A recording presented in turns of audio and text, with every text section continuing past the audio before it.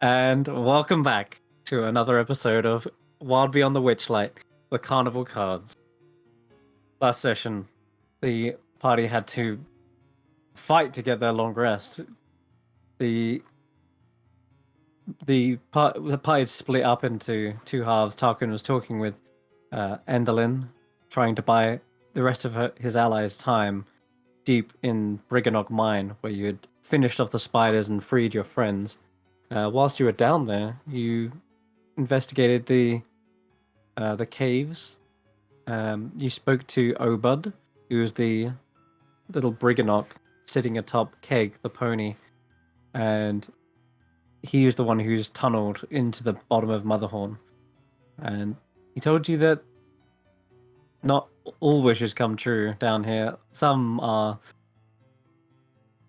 corrupted wishes, but those of true intentions do find their way, well, to truth. And one such gem was gifted to Xaxx. And Obud said that he had found this a long, long time ago. Uh, Mined it up several years ago when it was finally came to light.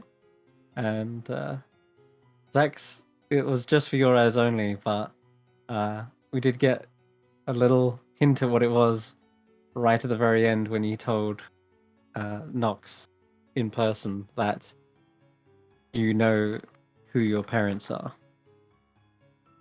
And then you found another strange creature was also trapped down here in a mess of barbed wire that those spiders had spun. This was another dretch. It seemed to have another crystal inside its stomach. And Rodolfo, you managed to get another vision whilst being near this dretch during the long rest. And it seems like it's another sort of fairy tale mixed with like a memory.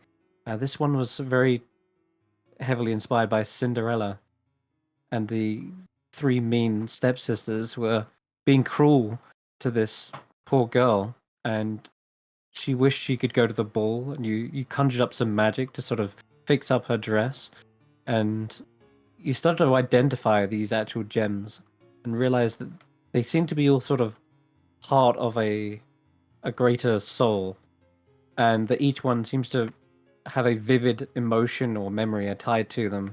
And this one in particular was wanting to get what was denied in early life. It was sort of like twisted into envy, but it's obviously more deeper than that. It's obviously more nuanced. After that, though, you've now got two of these gems, Rodolfo. But yeah, you did have to fight for this long rest. You came up out of the tunnel. You saw that Charme was here and overheard your little conversation about trying to turn on the hag, Endelyn. And so she didn't want to have to fight you, but she knew that she couldn't betray Endelyn either. So she animated a load of props. You got attacked by stuffed golems, stuffed boars, wedding cakes, and coffins. And even an owlbear went toe to toe with Juniper. And of course, Juniper managed to win out. And you sealed up the entrance to the cave with a mighty wall of stone spell, thanks to your Korod ally. And you conjured up a pit, got inside, and slept. And Tarquin also joined you. You could tell that someone was following you down here, but you managed to perhaps shoo them away. So you've finished your long rest. You're awoken now, but you have not long before either the summer court arrives or something terrible happens. You're not sure exactly what the hags are plotting up there, but you know all three of them have arrived in Motherhorn. The Korod, known as Mallow of Marble Clan, has just jumped out from the balcony and is trying to summon the Korrods to charge on Motherhorn. So, Carnival cards, what are you doing whilst the Korrods launch their attack?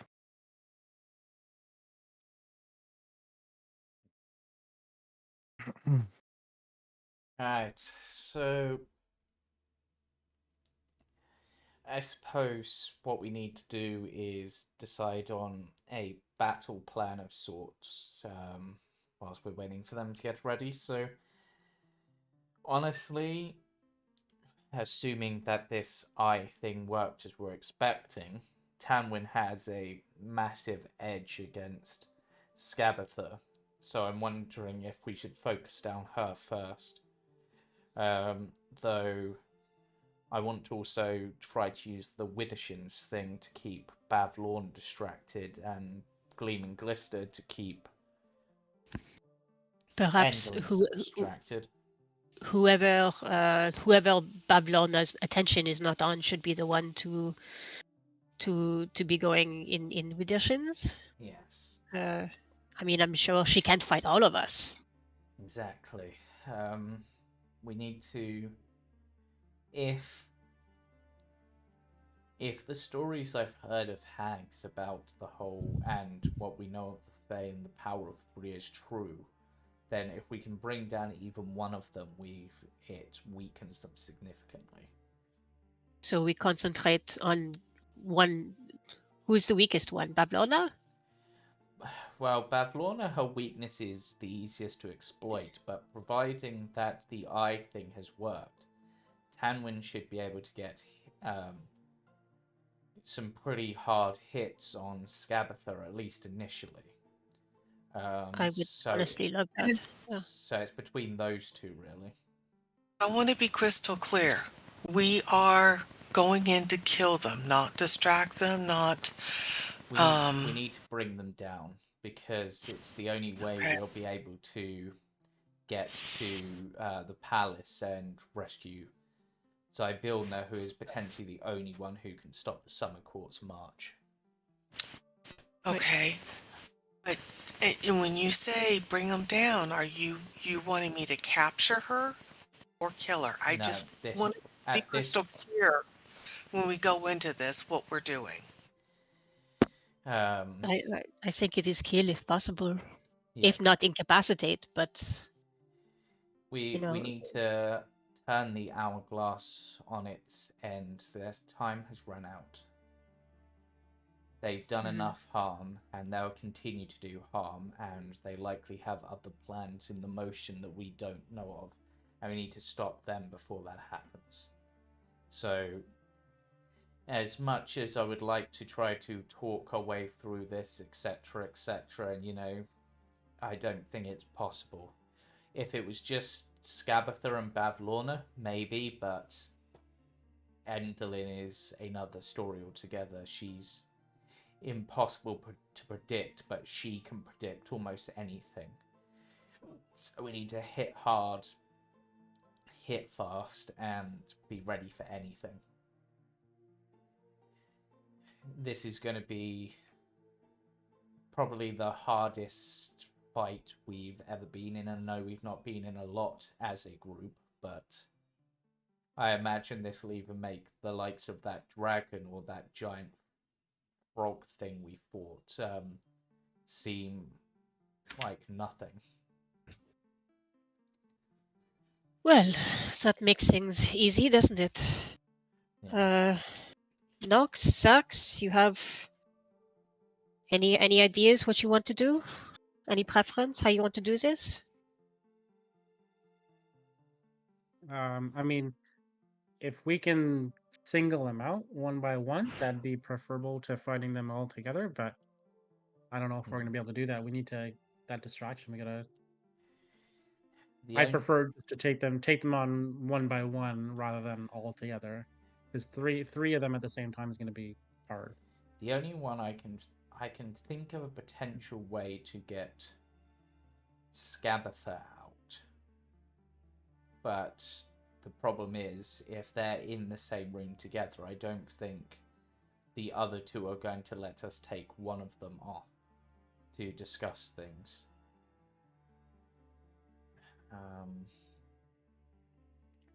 Unless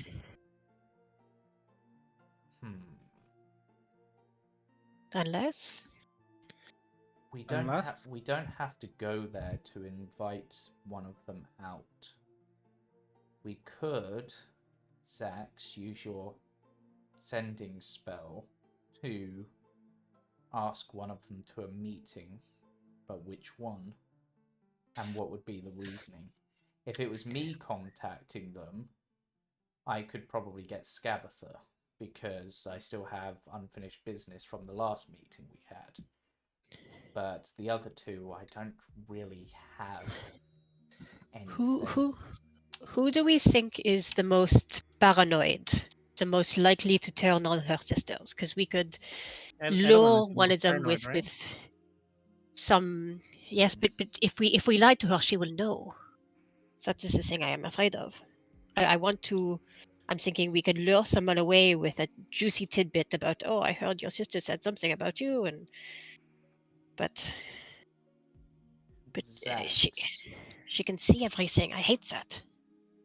If we go for Scabatha, we could just say something as simple as, we found what you've lost. If you want it, come and meet us. Ooh. Because we have her missing eye. We do. She would want that. Yes. But then again, are they likely to have protections from that kind of magic? I mean, if... Wait. Don't you still have the robotic birds that we got from them? I don't. Who... Didn't you have those, Rodolfo? The robotic birds? No, I think we left them in place because we didn't want to give away that we had been there. Yeah, well. Yeah, I agree. I think we left them there. Okay. It was debatable about what we did not know what to do with them. It's a useful tool if you know how to use it. But the problem is, if we try to lure one of them away, they're likely aware we're all there, and I imagine Endelin has at least warned them. So trying to lure one of them away, we need some sort of guarantee that we're because they're not going to want to leave and make themselves vulnerable. They're all too paranoid for that.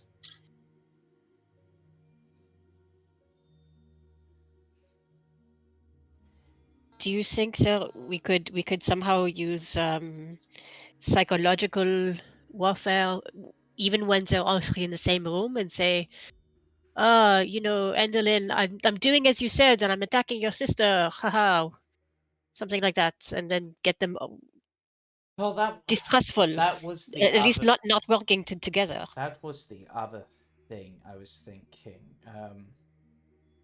It would. Does anyone have a lesser way of communicating remotely rather than Xaxx's spell, like a lower form of that? I can talk to people. Because, if we can get up to their room, we could say to Scabatha, from your perspective, Xaxx, that the one who ordered us to steal your portraits was Endelin. She's got plans. And I mean, they're all conspiring against each other, right? So why don't we just tell the truth? Literally just tell the truth. You're all conspiring against each other. But no, I think we want to stir the pot somewhat. So if we can incite them somehow without being in the room, so just put those thoughts into their heads and then get them on edge with each other and then exploit it, so get them thinking about that. So for example, Xaxx, you could say that to Scabatha that Endelin is the one who stole your portraits. They didn't. We know that that's with Bavlorna. And then you could also say, but we know Bavlorna stole your eyes. You can't trust either of them. And then for Endelin, we could say, Bavlorna's trying to frame you for stealing the portraits when she has them. I'm just worried that too many lies are going to trip us up. Well, these aren't lies, technically. These are the truth, or a certain amount of the truth. What I think has happened is Endlin stole Scabatha's eye and put it at Bavlorna's in order to cause a seed of distrust between those two. Then Bavlorna obviously got us to steal the portraits and frame Endlin. But to be honest, based on the conversation we had with Bavlorna, it seems like they expect these sort of petty things, but they don't want to go to outright fighting with each other. But so is there something that will push them if they are already inclined not to trust? So how do you push them into the? I mean, they don't even need to fight each other. They just need to not fight together. yes, You know, maybe we can just. I don't know. How do you? Does anyone have siblings? How does that work? I have 3 other personalities.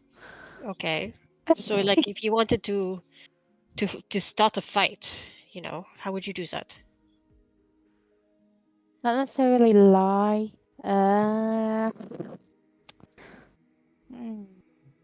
an easy. See, I always started a fight by saying, I'll tell Grandma. Yeah. That's an idea. Maybe we should tell them that their mom is coming. Like, threaten Oh. them with the... I don't know. Threaten them with the Mother of Bones? I mean, it's a play, certainly. Do we know? Are they afraid of her? We know Honest- that she is their master in a way, but Well, from what we understand, based on the letters and such and conversations, I think they're scared of her, but they're jealous that they don't get enough attention from her, and that's why they've done this to Zybilna in the first place. Because Zybilna was the favourite, the star child sort of thing. Tell them that their mother is coming to look for Zybilna. I mean, that's... I mean... If Zybilna's the favorite, tell them that we were sent by their mother to test them. your mother knows what you have done. Right. She is. And we were sent here to test them, and we're going to have to report back that we were told to steal portraits and do all this other stuff when, you know, The thing is... if Zybilna was really missing, they should have been looking for her. The difficulty there is things like treachery and betrayal and stuff like that. For a hag, is that something that a hag's mother would want to promote? You know? I'm wondering if maybe the way forward is to go through... This is just me. I'm loving the idea of involving the Mother of Bones. That's... I think that could be a fun play, depending. But, maybe get them to almost be competing with each other.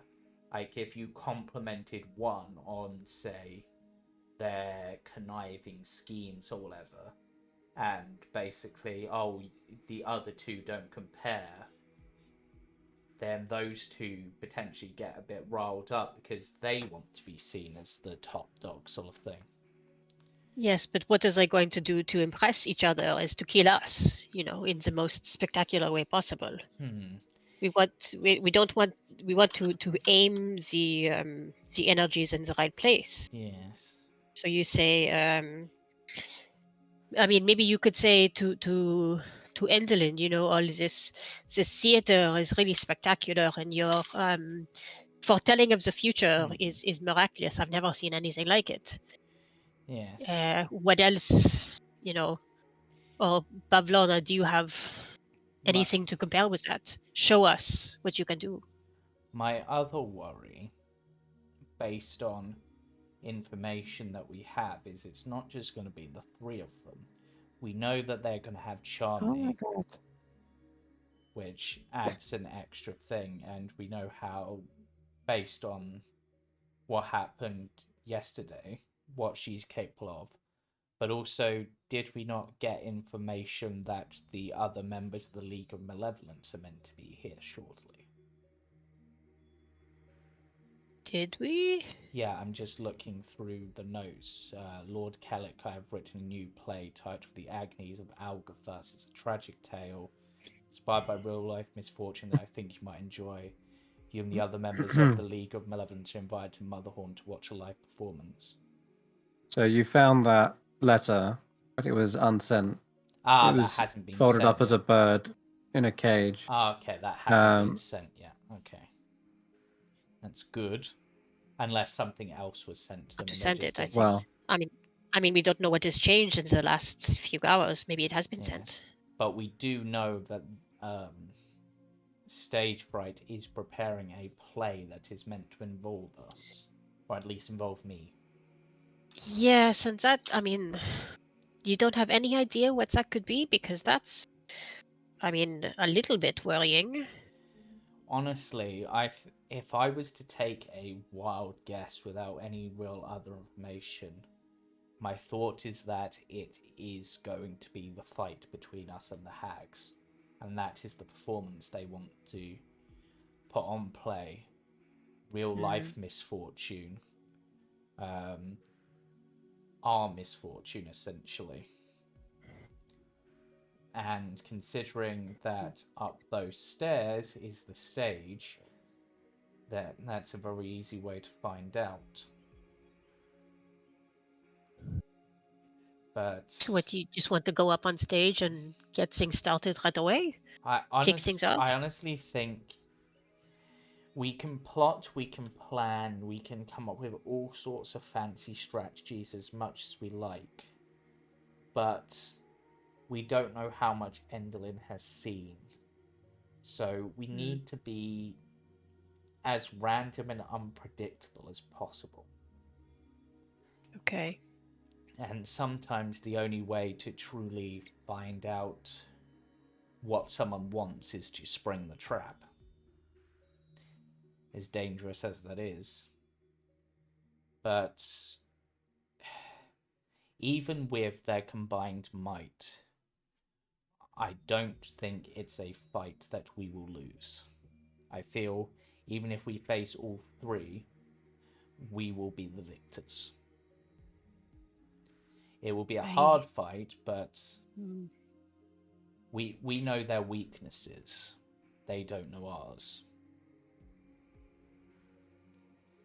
Well, I wish I had your confidence, my friend. It's not that I don't think we can take them, but well, I mean, there are three of them. We could barely take on Jamey with all of us together and her little robots. But then again, that was with all of these other things distracting. Whereas with our full combined numbers now, that was also with me and Nox severely hampered by. Exactly. We're all at full fighting strength. I can't see any way for us to go into this fight stronger than we are, unless we could somehow, I don't know, tame the Jabberwock quickly and get that to fight for us. But I don't see that happening. No, I mean, not. Maybe not this time. And I suppose if.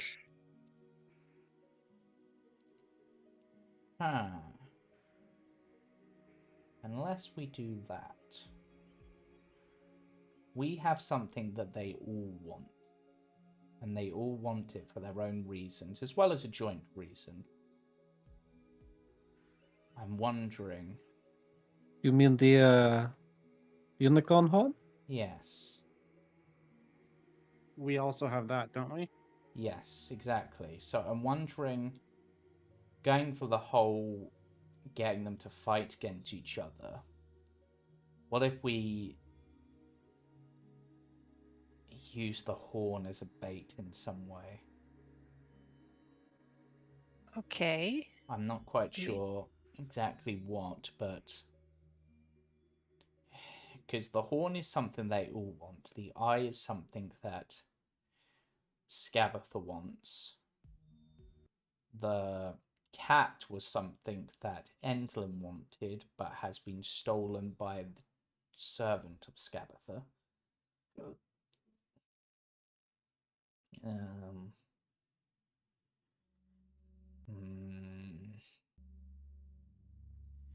Unfortunately, our other ace in the hole, literally, I don't know how we're going to get out the hole.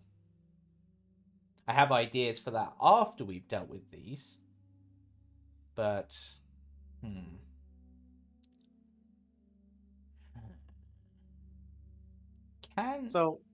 So do we have some sort of a plan, or are we just gonna like go up and start fighting whatever we come honestly, across? every plan I think of, I feel like they'll have foreseen. So I feel like we've just got to go with it, and we've got to improvise on the fly. Because with Edlin there, it's almost like they're listening in on all of our conversations. Exactly. They know what we're saying. So we just go in random. Yeah. No plan. Yeah. The longer we wait, the but we have to stick together. I think the group of us sticking together is the best way to do it. Yes. Not separating and going our own way. Yeah, okay. I definitely think stick together, but don't group too closely together in case they have any of those spells that target lots of people that are near each other. Yeah. Right. But I think that's our best move. And I would imagine by now, with all this conversation happening, that we're starting to hear the sound like boulders being thrown or something. I mean, yeah, probably. It's at this point, then, if you've finished plotting and planning, you definitely hear the sounds of battle, clattering rocks, smashing walls. You can hear shouting from perhaps the Darklings from the inside of Motherhorn. You can hear the goblins as well rallying. There's just cries of battle going on right now. Yeah. All right, let's go. Is the sound coming from like up above us, from the stage? Yes, absolutely up above. Okay. All right, let's go. I'm going to as we're heading up, like just before we get into battle, I want to arm the serpent dart, which is it's a 1-minute poison on a dagger. So, okay. But it takes an action to do, so I'm going to do it before we get into battle. Yes, it would. Okay. Love it. Keep that poison dagger ready. Poison dagger is ready. Does anyone have any dust of dryness left? I do. Okay. Yes, you may have it. I do. I think. Hold on. I also have a potion of diminution, I think. Oh. Yeah, I have dust of dryness. I should probably eat my goat heart at some point, right? What does that do? And I have a sycamore seed. The goat heart makes me like resistant to pretty much everything. That's probably a useful thing for this one. I'm gonna take out the goat heart, and then I'm gonna wait until we're like right about to get into combat to eat it. Dust of dryness. Throw that at Pavlona. I'm gonna give Tarquin. I'm gonna give you my dust of dryness. Okay. So I am out of dust of dryness. Now you can add one more to yours. Yeah. And Rodolfo, did I give you the malice, or am I still? I'm still holding the malice. Should I give that to you or Tarquin? Which malice? Malice is that poison that you got that poison that we got recently. They're blinded for an hour and I've got 2 uses of that. Give it to someone who can get in close.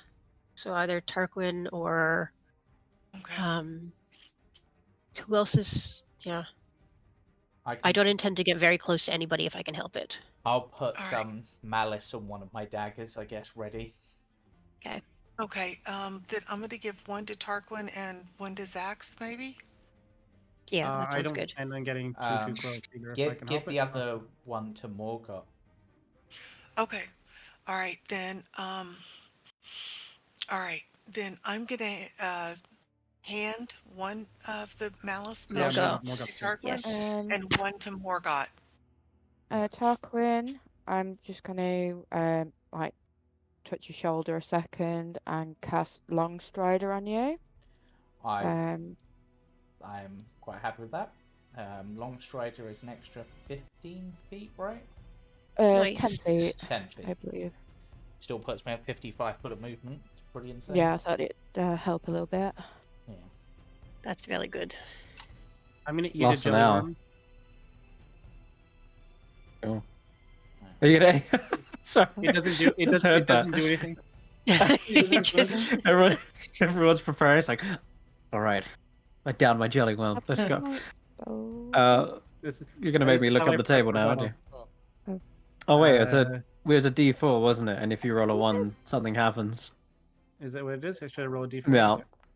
Oh, hey, okay, perfect. I better just quickly grab that. I'm sure it was. I'm sure I remember what it was, but I'm just gonna find it real quick. I forgot they do stuff. I'm not gonna do it. Oh no. Was it the Mill and the Mist, wasn't it? That's where you got it. Okay. How do I move Jelly. something off my sheet? You mean like delete it?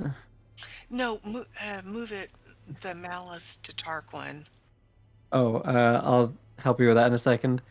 Okay, so this particular packet of worms that you've been eating, one of them, there's a couple in there that have a magical aura around them. And as you pop this in your mouth, chirp, it's delicious. No problems there. But then as you swallow it, you see the world around you suddenly enlarge. And to everyone else's point of view, you just spot Xaxx shrinking and shrinking down. Until you're like a small creature. Yeah, you'd be small. That make me harder to hit now. It just means physically you hit less it's hard. you're affected by the reduce spell. Okay, that doesn't which affect is my spells, so it's fine. It doesn't, no, thankfully. But if you do melee, then you do an extra. You do 1d4 minus. Yeah, it doesn't really change much, but here, have a little. Yeah. Have a little look. Oh god, you do have disadvantage on strength checks and strength saving throws. That's alright. My strength is not my Lily, look, Xaxx is our size. Oh, Xaxx. Okay, that's fine. Welcome. So that Wow. does Welcome mean to the that you small can club. move through squares and stuff easier, so that could be useful. Yeah, I can actually. maneuver a little faster. Alright, let's go. Guess. This was all planned. Let me follow you, Nox. Don't go too gonna- far away from me. Chris, I'm gonna be holding onto my goat's heart, and as soon as I think we're about to start a fight, even if it's like not right away, but as soon as we're getting very close, I'm gonna eat it. Okay, gotcha.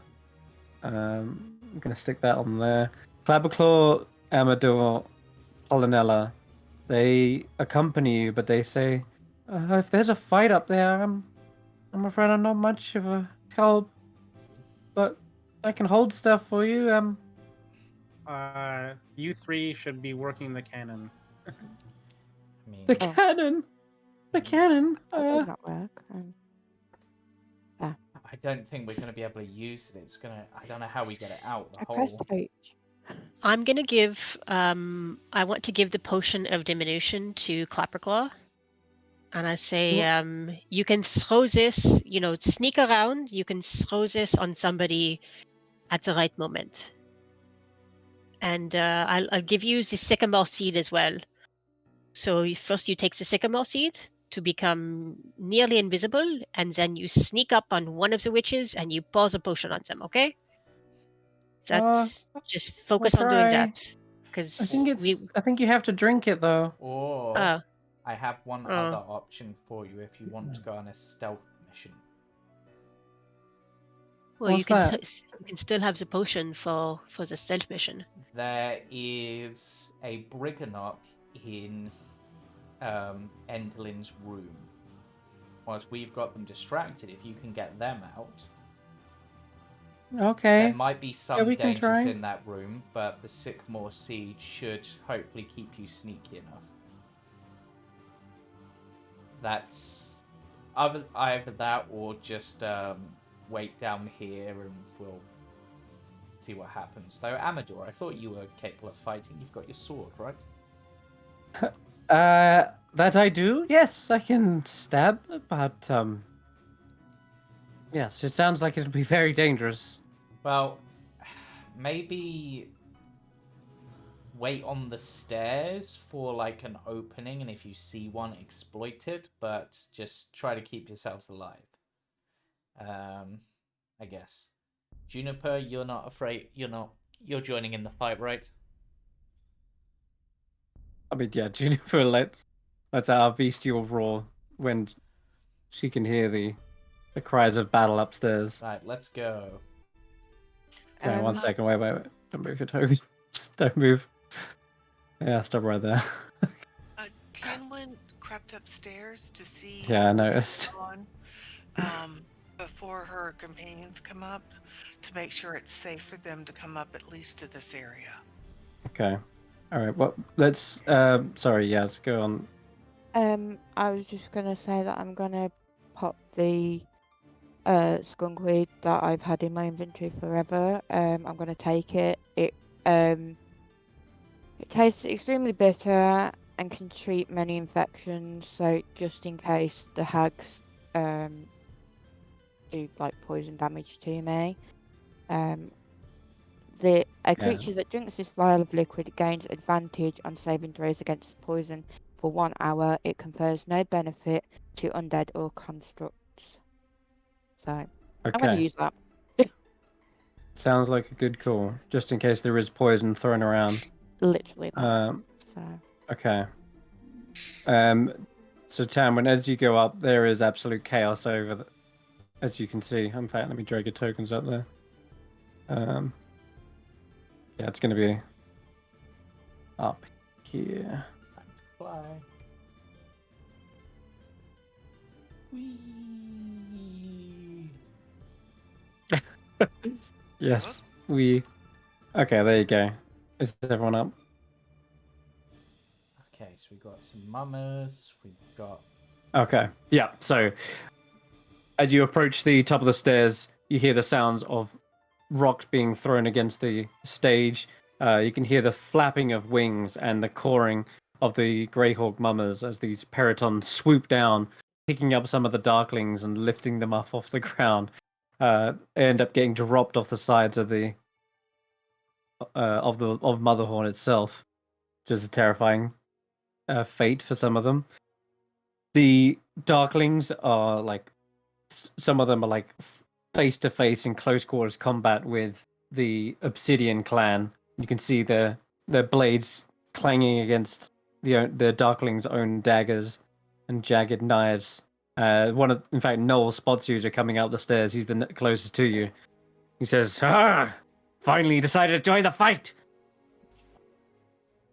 We're keeping the darklings busy for you. There's a lot more than we expected. Well, let's go out and fight some darklings then. Well, while this is your land, use it to your advantage and destroy them. But they underestimate us. And, more importantly, there's just as many as us, thanks to you uniting the clans. Exactly. Yep, you can spot the Granite clan. Their feats of strength. They're the ones who seem to have let these like cables. They've like tied their hair and thrown them over. If you can't see, I would heavily suggest reloading. Okay. Or I might just be able to do. Yeah, actually no, just reload. That works. Is Charlie actually on this stage? Yes, and Stage Fright appears from around the corner and says, and now for the main event! This was just the preliminary opening act. It's about time. And he shakes his little goblin staff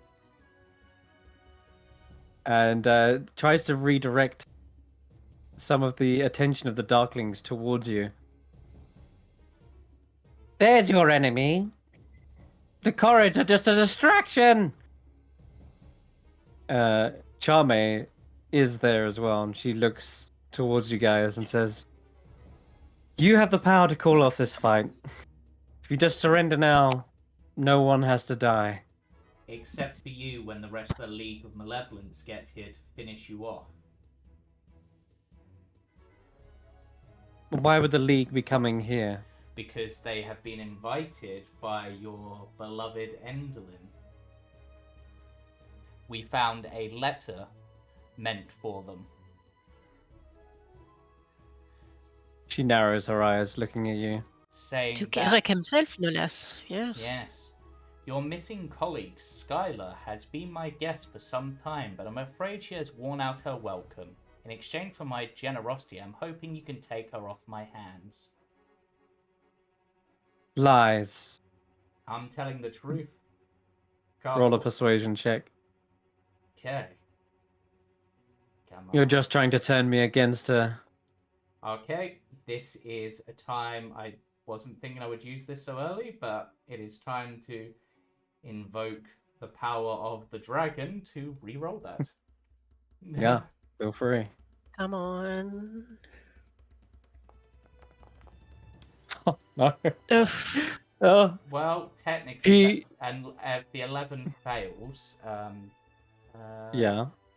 The usual reaction to re-roll the check. If it turns failure If into it a doesn't, success, then it doesn't count as being used, so I can use it again. which means you've still got it. Right, okay. She is not convinced. She says, "You're just saying whatever you want, whatever you can to save your own skins right now." Right. No, does she not use those birds above her little room to send messages, or was it sent by someone else? If the League were coming here, then they'd be abandoning the palace, and that would not be a wise maneuver. Well, And do they always do it as wise? Not necessarily. I'll give you that. and how else would we know that this play that has been put on is called The Agonies of Aligarthus? Oh, don't you spoil the title! But there is to be a tragedy here. Stage Fright pipes up. And you're the main actors. Exactly. And as you know, it never really pans out well for the main actors in a tragedy. True, but we all know that in any of these performances, the true main actor is Endelin, and I'm afraid that the bitter end is simply our sweet beginnings. Well, That was a good line.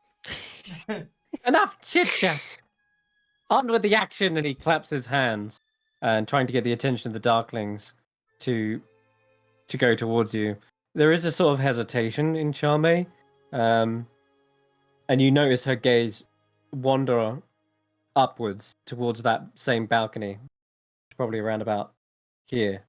So she's looking up at it and then kind of looks back at you guys. She's not convinced immediately, but you can get the feeling perhaps she does want to go check herself. But Jamey, for the you time may being, not believe us, but as long as you stay out of our way, I don't intend you any harm.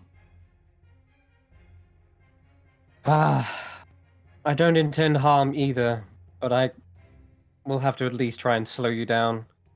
And she kind of reasserts her efforts towards you guys. Now, I'm going to ask everyone to roll initiative, but I'm not going to roll everything on just yet because I imagine you don't want to wade through an entire army of combatants before you get to the actual fight. I don't know why there's 2 Xaxxes on the map. That's weird.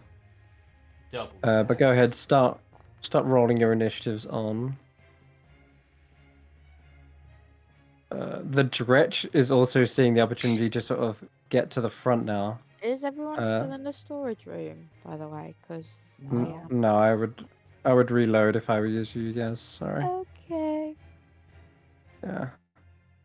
I'm gonna also say with Lily, can you take their turn at the end of Nox's turn? That makes it much easier to keep track of when and where they're going. And I'm also going to give you permission to use Lilia, so I'm not commanding as many NPCs. It just helps free up.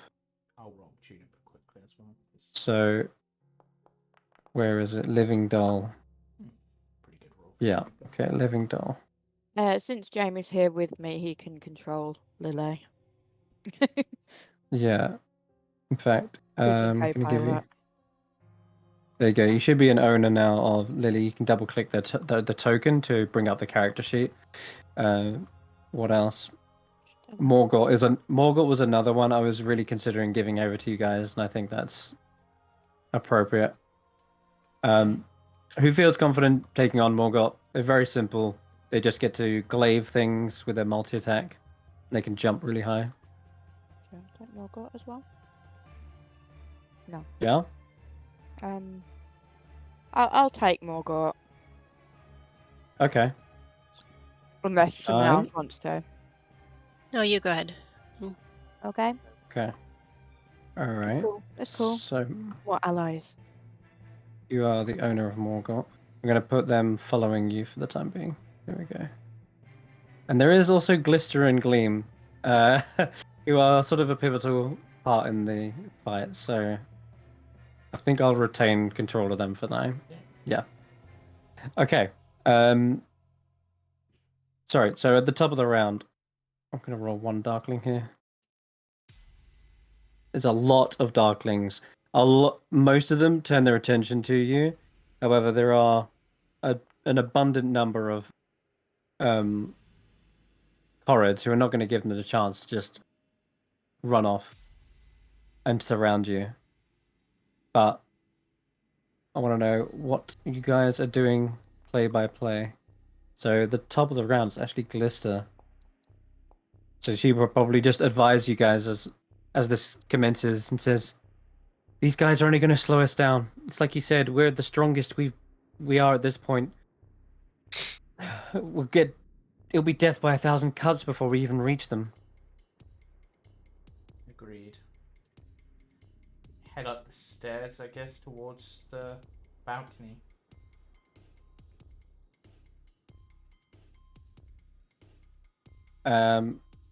So you know the stairs are actually through the library to get to. Yep.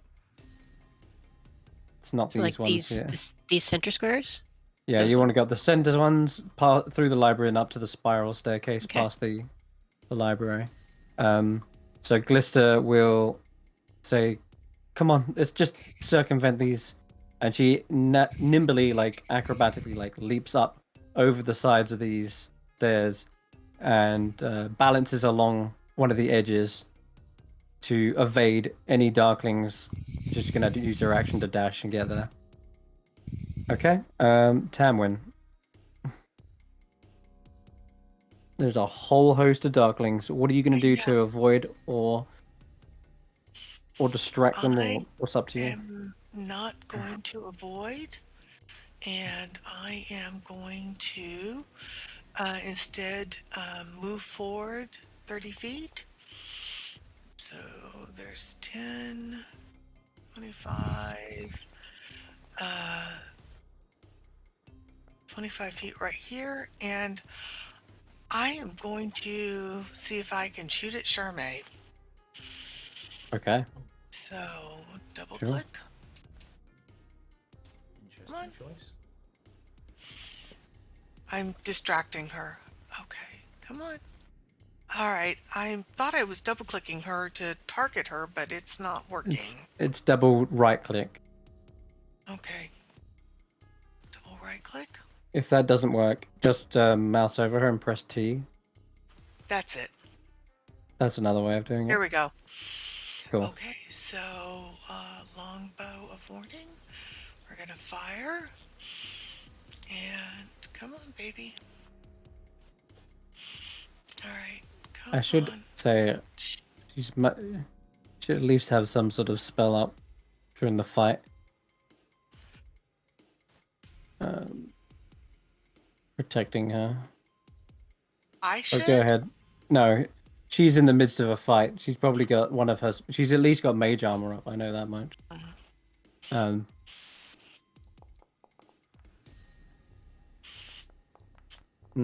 that mage armor works. You just see it appear just the last second as the arrow goes to impact her. Okay. It almost looks like this translucent like house around her that just cracks. Okay. But hopefully that will have distracted her for a second. And then my second, as a bonus action, I'm going to go ahead and cast Hunter's Mark. So if I do actually hit, I do some damage. And okay, so that's my bonus action. Come on, take it.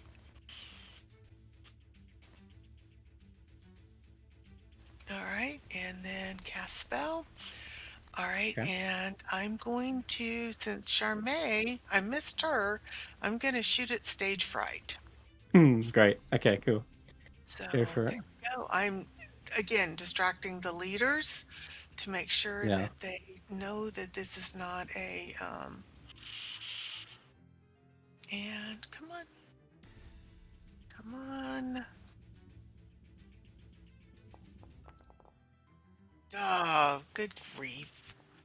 Yeah. Oh, it hits. That is a hit, yeah. Just. Stage fright doesn't suspect it. He's the one who sort of sits at the back and calls out lines. But suddenly the arrow goes straight into him. What? No! I'm the narrator! You can't shoot the... What are you doing? Ah! He yanks the arrow out of his shoulder. What greater tragedy than the narrator falling before the play is over? What is this, Monty Python? Okay, that is my 2 actions. Okay, cool. And that's your movement as well, right? Right, I move 30 feet. Well, I move 25 feet forward, so I could better shoot at them. And so, yes, that's my movement and my actions. Okay, cool. Just thinking, if you wanted to do extra damage to stage fright, what about your what's it called? Your insects for an extra d6. Oh, that's right. I forgot that I get to roll that. Can do that, yes. At this point, I should bring it down. You might as well. Now, it's probably at this point then. It's also another character dead. Yeah. Okay. It's at this very point when you realize as the swarm are like buzzing in towards him, and he's pulled the arrow out. He looks underneath, like where the wound struck.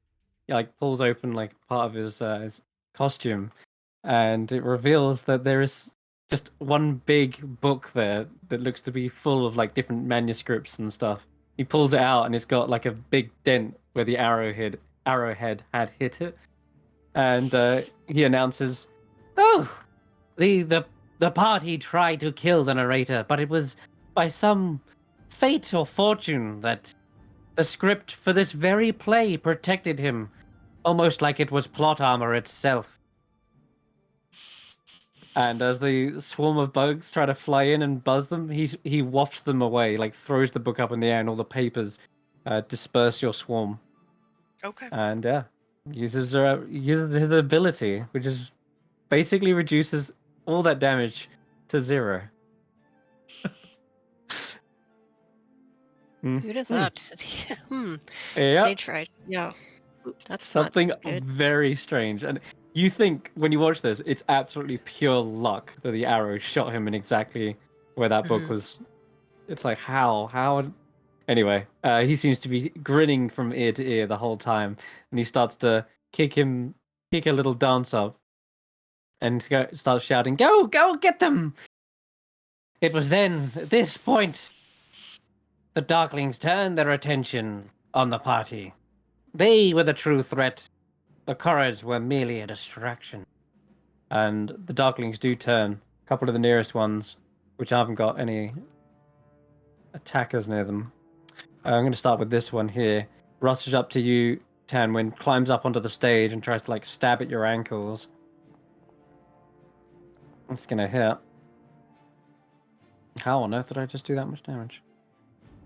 Because they do 2d6 necrotic on top of normal? Oh, I just rolled really well. I've rolled like near max. Yikes. So I'm afraid, Tanwen, unless you got anything to reduce this or dodge this, this dagger, as it hits, you see this kind of malevolent shadow spread around, and it's almost like sapping your life. You feel a cold sensation run from your leg. I need to make a saving throw? Constitution? That would be for your concentration check on Hunter's Mark. But yes, please roll. Oh, okay.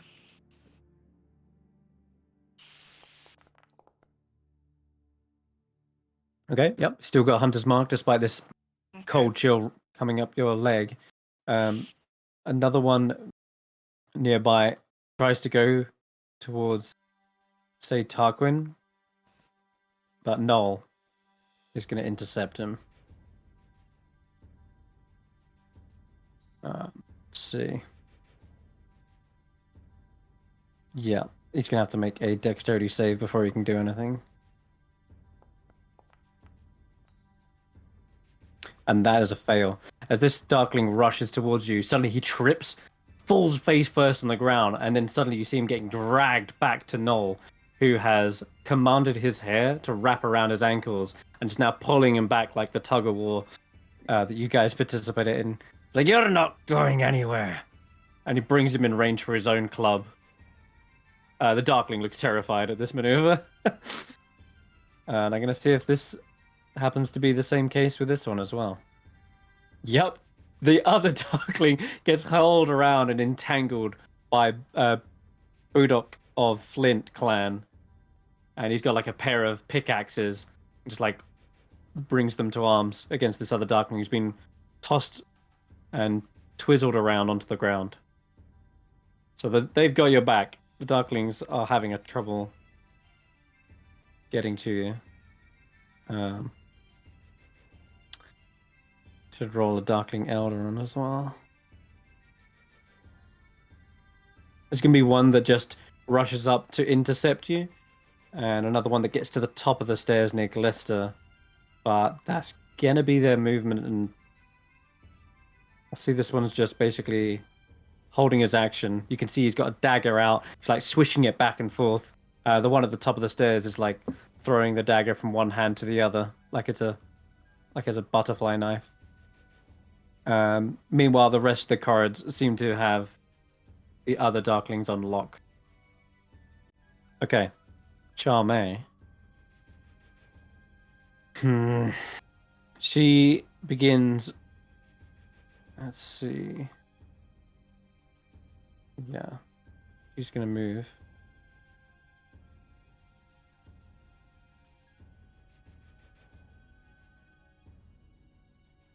Yep.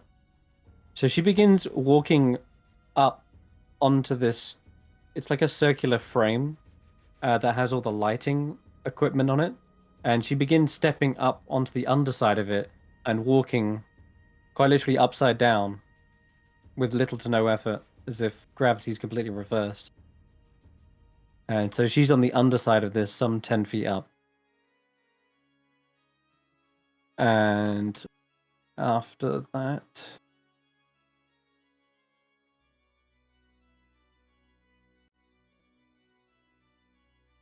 Huh.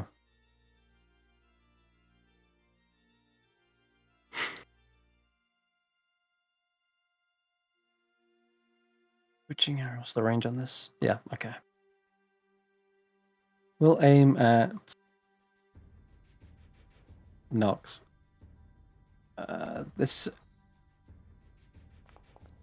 purplish-like arrow flies towards you, but... Get wrecked, Jamey. Get wrecked. At this very point, a Greyhawk mama flies in, swooping under the arc, and almost knocks her off balance for a brief moment, and her shot goes completely wide. Okay, speaking of the mamas, it is yeah. Speaking of, it is actually their turn, and a couple of them swoop down. Are going to try and pick up this Darkling that is in your way. Does make an athletics versus its acrobatics. What do we got? 9 versus 10. Damn. It seems to be ready, this Darkling. It just ducks and rolls underneath. It's a small creature, after all, and so the claws kind of scrape across the concrete as the mama flies up. Another one swoops down and tries to knock it off the top of the stairs with a shove. Sorry guys, these Greyhawks are not doing too good. It's a tough angle. If he was coming down, swooping towards the stairs, maybe, but it kind of does this little flyby and then has to avoid flying into this wiring where the Corrid's hair actually is. But they did their best to try and assist you in that moment. Other Greyhawks are off in the distance fighting against the other Darklings. Rodolfo, you're up. Yep. Rodolfo does not have a lot of actions or spell slots, so he's just gonna run and make for the stairs. Okay. So I'm gonna use my action to dash. Yeah, go for it. If I can move. Should be able to. As long as you got a token. Yeah, there we go. Yep. You got So 40 feet. 20 feet. Yep. Plus I got another. There we go. You know, this Darkling was ready and waiting. Yep. Oh yeah. He is going to try and stab you as you rush past. Not a lot of ways to avoid that. They're kind of everywhere. Oops. Let's try that. There we go. Okay, you did manage to.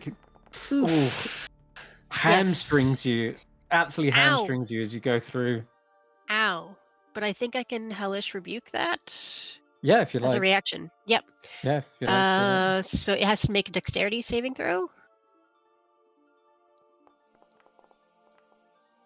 11. He fails. Yeah, that's a fail. So it gets 2d10. Ooh, roll high. Might blast him in one. They've only got like 12 hit points. Is it just 2d10 at this point? Because doesn't that cast at your max level? Does it? Because it's a warlock spell, right? It's a warlock spell, yeah. So it's a 4th level spell slot. That's an extra. So we get an extra. Oh, 2d10. I'm surprised it's not rolling that automatically. Yeah, we can change that. We can change that because it's not actually listed under your pact magic, but we can. Okay. We click that, bam, bam, it's done. But yeah, right, so how much damage isn't bad?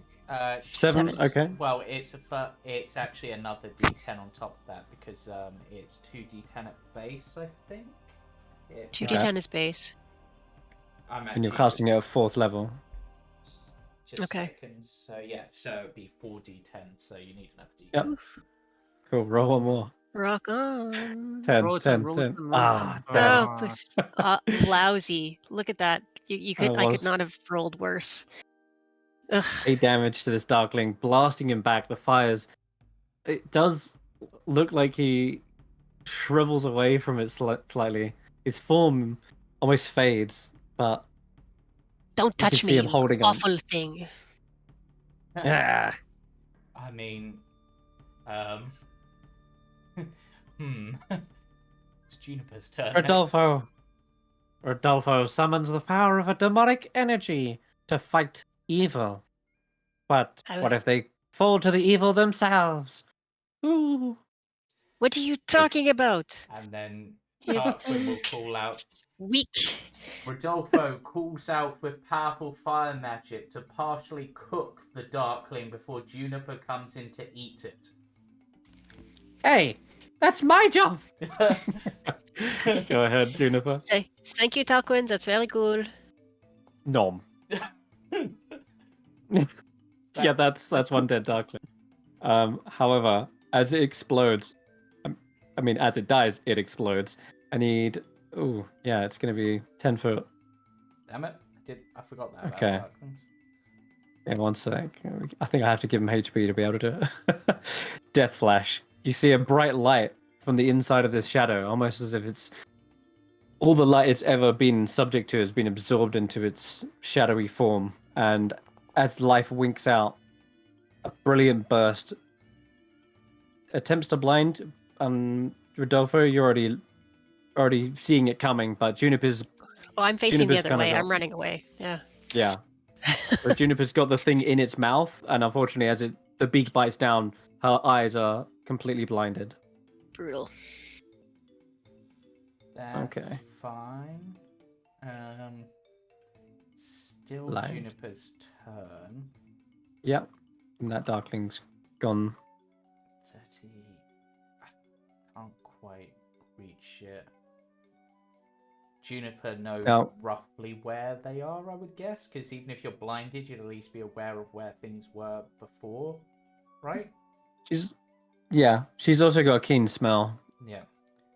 She could probably pick out where they are, but she's gonna have disadvantage on the attack. Yeah, I'm just yeah, why not? Let's just go for this one because it's in range and free up. Okay. This,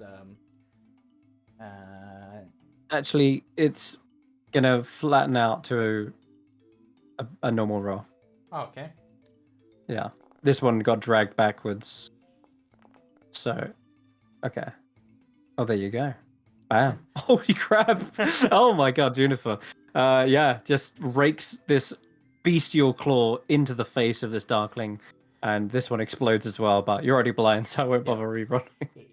Even without eyes, the mighty Juniper's nose cannot be defeated so easily, and their claws rend Darkling flesh like a hot knife through butter. This is really good. Have you ever thought of doing some writing yourself, Tarquin? And it's your turn. Yep, and I'm practicing for something, so I'm going to Step of the Wind, activating my Wings Unfurled ability, fly over the top of these, and with the dash part of that, land next to Stage Fright. Next to Stage Fright, okay. And then, he seems to have lots of paper on him. Burn. That's a shame. It's almost, again, this weird reverse of fortune. You're landing down, it looks like cinematic 3-point landing with a punch to the face, and instead you crack your knuckles against the stage backdrop here. It's fine. I still have my second attack, so let's try again. Roll a charisma saving throw before you swing that. Charisma saving throw. Yes, please. Okay, you fail, and until the end of your next turn, what sort of effect you are charmed by Stage Fright. It's a charm effect. I need to re-roll them because I have advantage against charm. Okay, re-roll. 13. That's a success. Damn. For a moment, you wanted to praise Stage Fright for his own commentary, but you're doing a better job. And so, you end up overcoming that sensation, and the punch goes through, hitting him for 9 damage. And... Ow. Constitution saving throw? Oh, no. Not going to do this to him. Passes. But the narrator has a hardy constitution. He will not be silenced. He will not be stunned. He will not falter in his narration. But the monarch warns the narrator that this is only the opening act. Okay. Any more, or are you? No, that's you gonna leave it there? Because I've flown, Okay. I've done my 2 attacks. I don't have anything Sweet. extra on top of that, I don't think. Okay. Shrunken Xaxx. All right. First thing, bonus action. Gonna get my wings out, Nice. and then it's a very straight movement and dash to get up here. Can I get up there? Oh. To get Yep, that's good. 60 feet, and that's my turn. Okay, making the I'm run listening for it. to I'm listening to Glister. Don't waste my spells on this fight. Morgort is also going to dash. She hasn't got many ranged weapons, so she has to get up in personal. Oh, sorry, it should be you controlling Morgort, Nox. What would you like her to do? Right, She's also... so we're gonna this one, that one here. We're just gonna move here a second, and then attack this Darkling right in front of us. Let me get the right which would be character sheet. advantage because it's prone, right? Yeah, this one should be prone. So we're not incapacitated. quick. Hold on. Yeah. Yeah.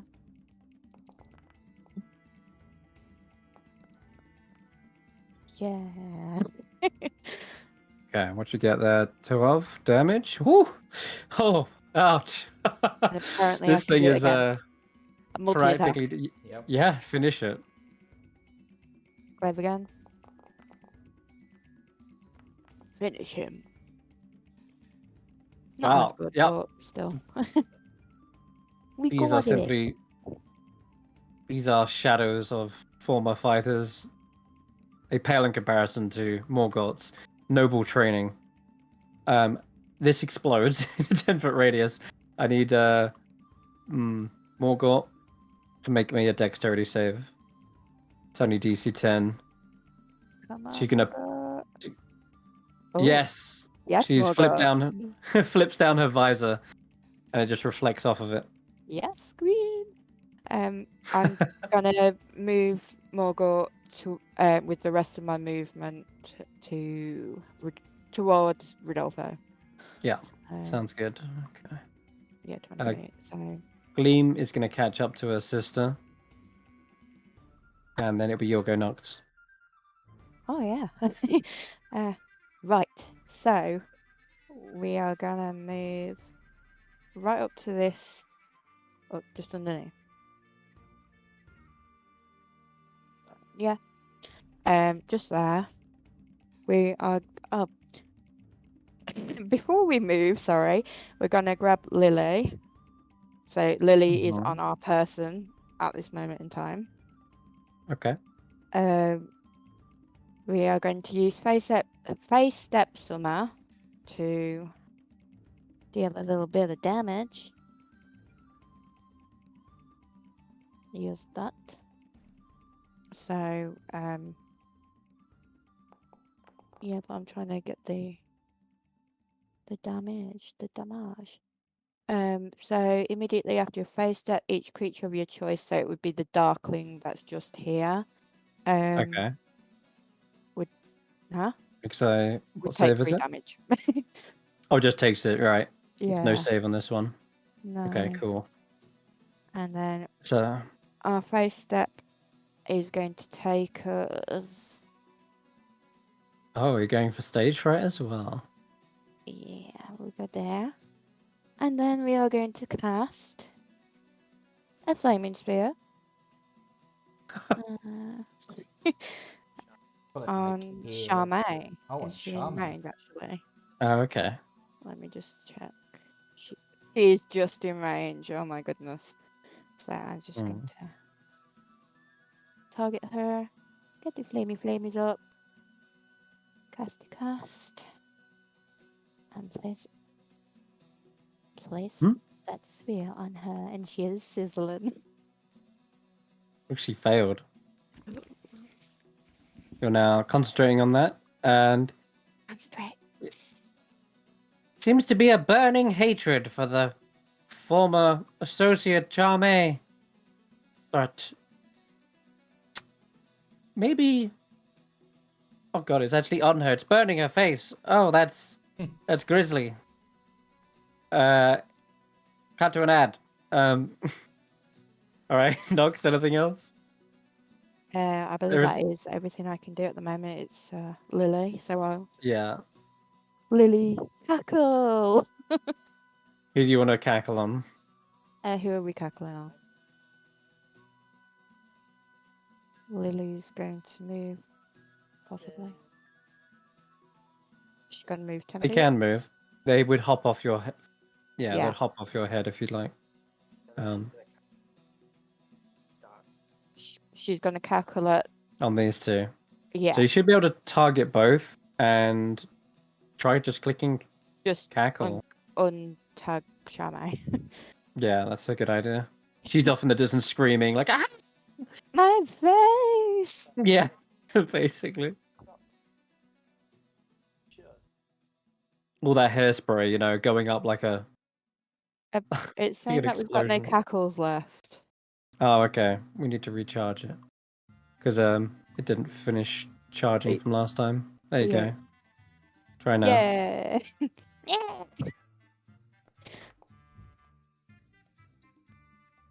Stage fright succeeds. Okay. But Dark Elder fails. It does, right. Cool. So this one's incapacitated. One of the Corrids is thanking you for the assist, and a zeal of Granites nearby to capitalize on that, no doubt. And then we're going to get Lily to come hop back on me. Okay. On Nox. Stage fright says, that's not a cackle. This is how you cackle. Honestly, that sounds more like you need a cough drop than a cackle. Well, do you have one spare?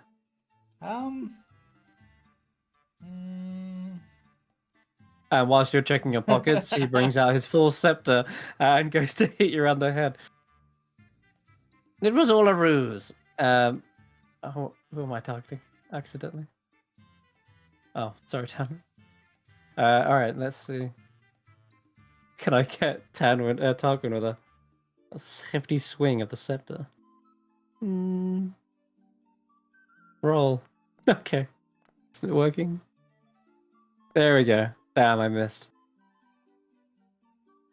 Ah. I like to think that Tarquin just opens one of his pockets, goes to open another one, and just accidentally blocks it as he's looking and goes, oh, a ruse, eh? Well, I would expect nothing less from as poor a narrator as you. No, I meant the attack was a ruse, you fool. And he slides under your legs and jumps off the stage. Disengaging from your attacks. And he's going to rush 30. Wait, why am I going that way? It's into the fight. Yeah, go into the middle. No, that's dumb way to fly. Okay, he's going to rush back into the equipment, like behind the stage, and he jumps behind the curtain and commands his other goblins to get down here. Stop playing with the cranes. There's a war going on. I need your assistance.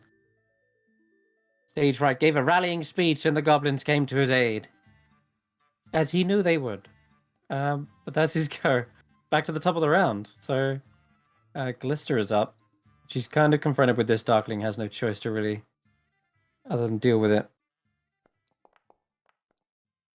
So, he pulls out the dagger that's been lended to her. Slice. Nice. I don't think she's got any multi-attacks. So that's going to end her go. And Tanwen, you're up. I think Tanwen Still got said Hunter's Mark. I think Tanwen said she had to be right back. Yeah. Okay then. So I will take over for Tanwen temporarily. Sure. That's what they asked me to do. So there's an enemy right in front. So correct. Using bonus action for Shillelagh, I'm just gonna swing. Well, actually, Batter up. did that actually roll? I didn't see it. No, neither did I. I'm actually just thinking this is Tanwen a moment, because they've obviously got that rising tide. It's only 10 feet. Oh, that's kind of lame actually. It doesn't disengage like the others do. Try that again. Okay. Weirdly not working. Or actually, Looks like I've got permissions to view Tanwen sheet, but not roll stuff. Oh, really? Okay. Yeah. But I can quickly do calculation for it. Oh yeah, you're an observer. There you go, you're owner now. Ah, there you go. Yeah, it's better. Let's try. Wait, who else am I target? Oh, I've still got them targeted apparently. Okay, attack 1 misses unfortunately.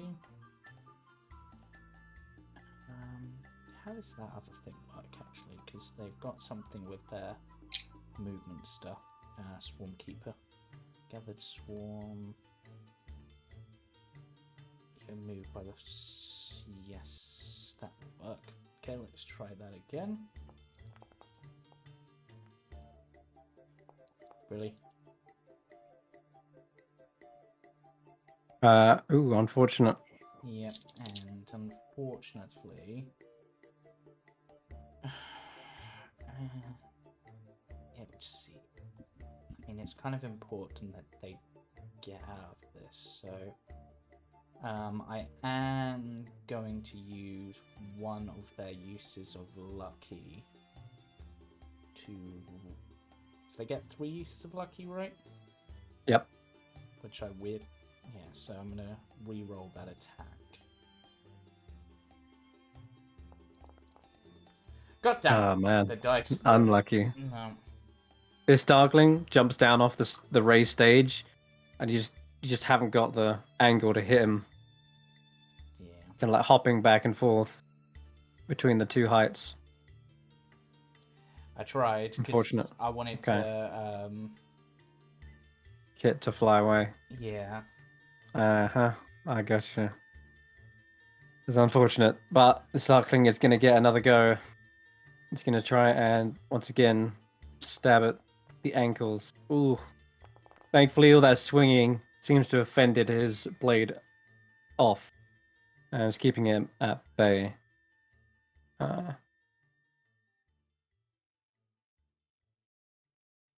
Okay. The Darklings, they just seem to keep coming out of the shadows. Another one jumping down from nearby balcony, rushes up to the steps here. Meanwhile, the Korrid clan leaders are dealing with the clearly more powerful Darkling elders, who are seemingly fighting like toe to toe. So at the very least, you're not dealing with all of those. Okay. Jamey. She pulls away from the burning sphere and climbs up further into the rafters of this frame, and she's probably about 20 feet in the air now.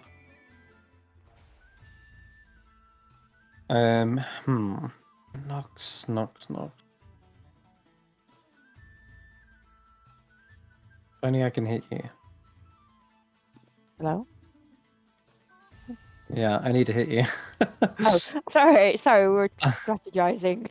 She again points not down yet. her staff towards you. Yeah, she's gonna maybe hit this time. No. 13 points of psychic damage. Yeah. As you see this sort of strange misty bolt hit you, your mind reels. Yeah. I'm just gonna check one thing. You are resistant to the charm effect, though. Constitution. Come on. Concentration breaks. Yes. She got rid of that burning sphere. She said, "I was merely trying to charm you, but I suppose the mental images work just fine." Yeah. What happens? This psychic damage is these horrid plucking noises. They're as annoying as they are painful. Just peck at your mind, and you can feel like chicken scratch across your skin. It's horrible. That's going to be her turn, though, I think. I'd love to do more, but you need to fail that wisdom save, so that'll be it. Right, yeah. Greyhawks. We're going to do that Talon swipe flyby once again.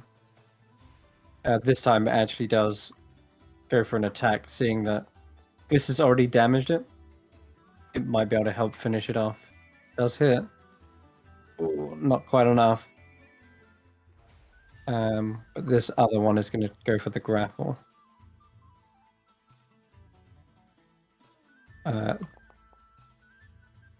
Oh, yeah, that's better. As one Darkling appears, leaps onto the onto the steps, it is then quickly yanked up into the air and flown 30 feet up. It's like, no, get off of me! Chris? Yeah. Are the Corrids getting a turn? They are effectively just keeping... I've not put the Elders or the Corrids on the turn order because they're considered battling each other to the bitter end. Okay. Yeah. If I put Corrids in, I'm putting Elders on, and they're face to face right now. Okay, I got it. So yeah, you've definitely saved yourself a big hassle. The Elders are seriously nasty, and you can see them pulling out shadowy blades, stabbing them at the Corrids, but they're made of rock, so they're faring better than you think. In fact, if you were to put these two to face, I reckon the Corrids would outlast them and win. But the Elders are probably fighting out of fear of what Endlin would do to them should they fail in their task. Yeah. So, Rodolfo, you're up. Okay. First thing I want to do is, I'm just gonna Eldritch Blast this guy who's in the way. This little Darkling. Yeah, get him out. Just to get him out of the way. Nice. Oh, lousy damage. That's All right, I'll enough. have him again. Oh, Finishes him. Yeah. He just flies backwards. Wow. Vaporized. And see. can I do another blast, or is that it? Yeah, keep firing. I still get Keep another firing. one. You can redirect your aim. Let's do stage fright. So I've got 120 Okay. feet. Or where is he's he? in range. Okay. He's up on the stage, but There he actually I is. think there's a wall. He's kind of got half cover there, but you can go for him if you like. It's I'm going to be a go for him hard... anyway. Okay. Just He's behind the because curtain. He's got this wall here, backdrops I know, but and he's such. behaving so suspiciously. I really don't like it. Oh wow, that's all right. Flip it up. Okay. So are we going to use his reaction again and reverse of fortune? That's fine. But if I get him down to 0, I get hit points back.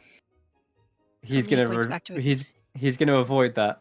Oh, so you no. you don't kill him. He's got a really neat reaction where he somehow, by pure luck, this Eldritch Blast that you're aiming, flying through, passes the backdrop, passes into the backstage, and it accidentally hits one cardboard cutout of another goblin that looked just like him, and then he pops out from behind.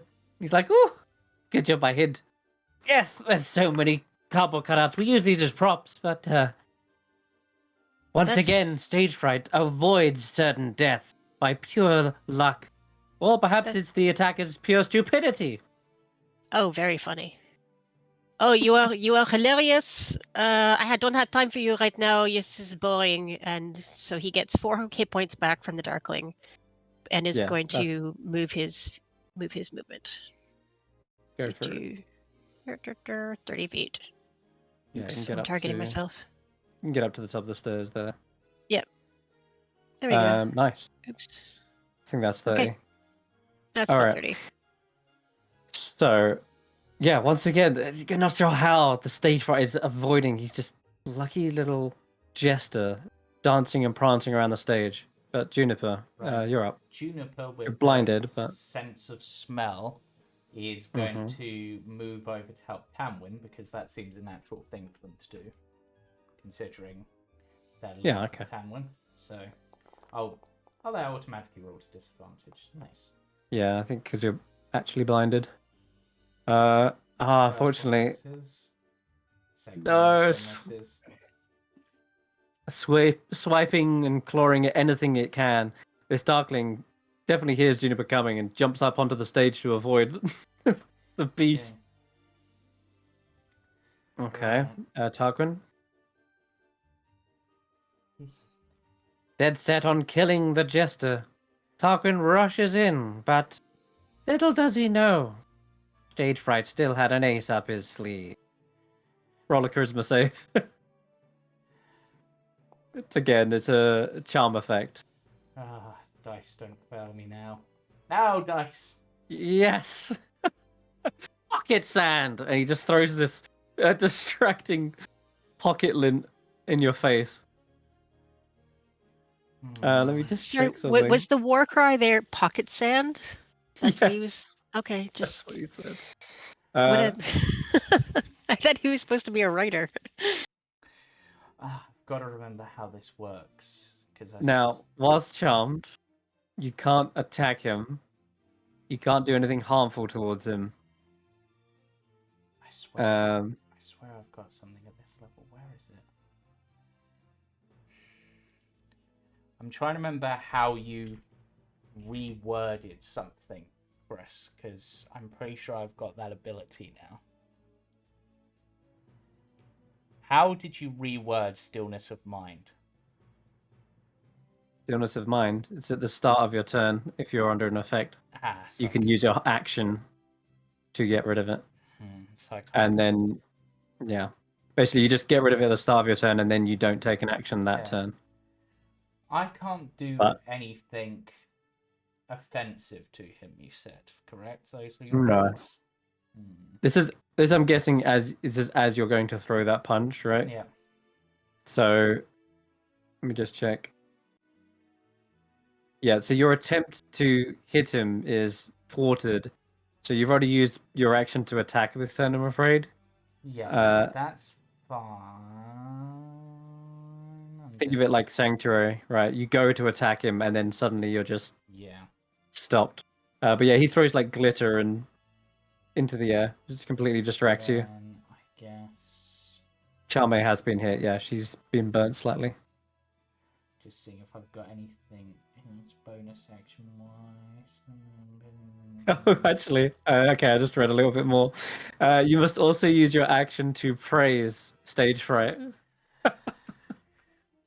Yeah, you have to compliment him on what a great job he is of a stage hand. Stage Fright, you are a magnificent stage hand. I have not seen any better. Many should fall all over just to be managed by you.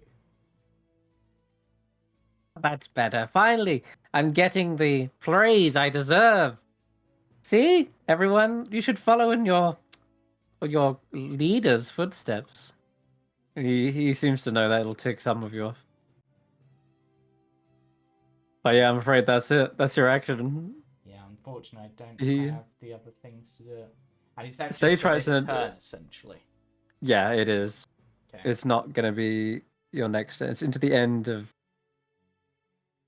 Until the end of the creature's next turn. Okay, that's fine. Okay, so yeah, this creature's an annoying little shit. Sorry, mate. Xaxx, you're up. Okay, I'm going to use my movement to fly here-ish. Uh-huh. And then I'm gonna, to quote my best friend, get wrecked, Charme. And I'm gonna target her. Okay. Going on. Target her with a wisdom saving throw. Tell the dead. Oh, this is mean. Yeah, she failed. Because your DC's... Oh, wait, no. She didn't? She did? She didn't? Yeah, she failed. Sorry. She's pretty hurt after this. The burning, the rotting flesh. It's a lot. And bonus action.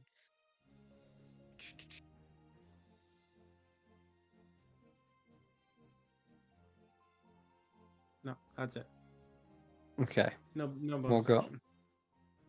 Action, yeah, for who's close by? Rodolfo's close by. Bonus action healing word on Rodolfo. Oh, thank you. Alrighty. Let's just. Pretty kind. make sure you are okay. Where's the healing word? Boom. It's Morgoth's go.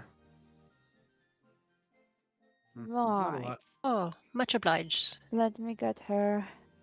Let me get her sheet up. Right. So we are moving. Here. More. Oh, can I move back 5 Mm. feet away again Ah. from Charme after my turn? That one. Yeah. Although I wouldn't move into those stairs. That one. That's a wall there. Although you're flying, aren't you? I'm So- flying, yeah. We're gonna do another glaive multi-attack. Okay. Which one is this? Oh. You're going for an elder. Yeah. Okay. Do the other one. Oh my goodness, Morgoth. The corridor. This this darkling elder is able to easily dance around your blows. The card next to Jagu of the Chalk clan says, Don't worry, Morgoth. We've got this one. You concentrate on getting to the hags. We'll take care of the elders for you." Thank you very much. That's my really worst, like, yeah, that's my movement. So yeah, Okay. that's Morgoth. They're tricky passes to hit. All right. Gleam catching up to you, Rodolfo. And then probably going to dash into the library. Nox. Right. No, I forgot it.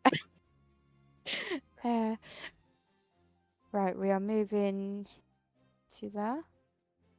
Okay. This one. And then we are targeting stage, right? You really want to kill this goblin, huh? And then we are. Let me get the right. Oh my The goodness. party's efforts to take out the narrator have not yet eased off. They really have it in for me. Perhaps it's my voice. We're storm whipping him. Yes, we got him. Nice. Oh, we killed him. It might be my curtain call. Oh, But I will pull him cannot. 10 feet and The laugh at narrator. him. The narrator will return in the next chapter.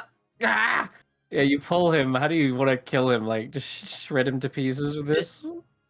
It's kind of, if you've ever seen Beyblade, you know when they do the ripcord kind of thing, kind of let it rip.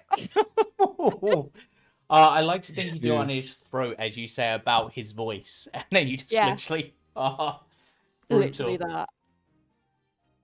Okay. Which I would assume would break the charm against me, because I can't be charmed. Yes. Dead. You cannot. Well, actually, for a moment, Tarquin, you do feel a bit bad for stage fright in this moment. And there's still a grin on the Scepter's face. So just even in death, he's kept a smile on his face, it feels like. You can't help but admire that for a moment, but... Then, as we'll see. my reaction as he is dragged past me, can I grab hold of the scepter? Sure. With my scepter. Yeah, okay. Your lightning fast reflexes. Because it's not an offensive action. I'm just relieving him of his scepter. Sure. Both the two goblins in the rafters here, in the cranes, suddenly look at you as you're holding the scepter. One of them tilts their head, and a strange grin begins to appear on Speckle-Nose's face that matches the scepter. It's very peculiar. Okay, so that's... Anything else, Nox? I'm gonna use one charge of my healer bee to heal 1d6. Okay. 1d6. 5, nice. So 38. 38. Oh. I wish I had 338. Sorry. There we go. So feeling a little bit more pepped up. And that's it. Okay. Lily, you can also click the cackle dice ability to see if it recharges this turn. So where it says uses on the cackle, if you click that, no charge, sadly. No charge. Right, so what's Lily doing then? It can do grabby hands on things. It's gonna grab this elder dude. Ah. Once again, it's almost like they really are out of the combat. They nimbly just spin around, blades in hand, and it seems like perhaps Lily thinks better before trying to jump into the fray with that. Yeah. Just jumps back into my arms. Yeah. And my Zelda of Slate's like, yeah, watch the blades. Whoa, whoa, whoa. That'll slice you up. Careful there.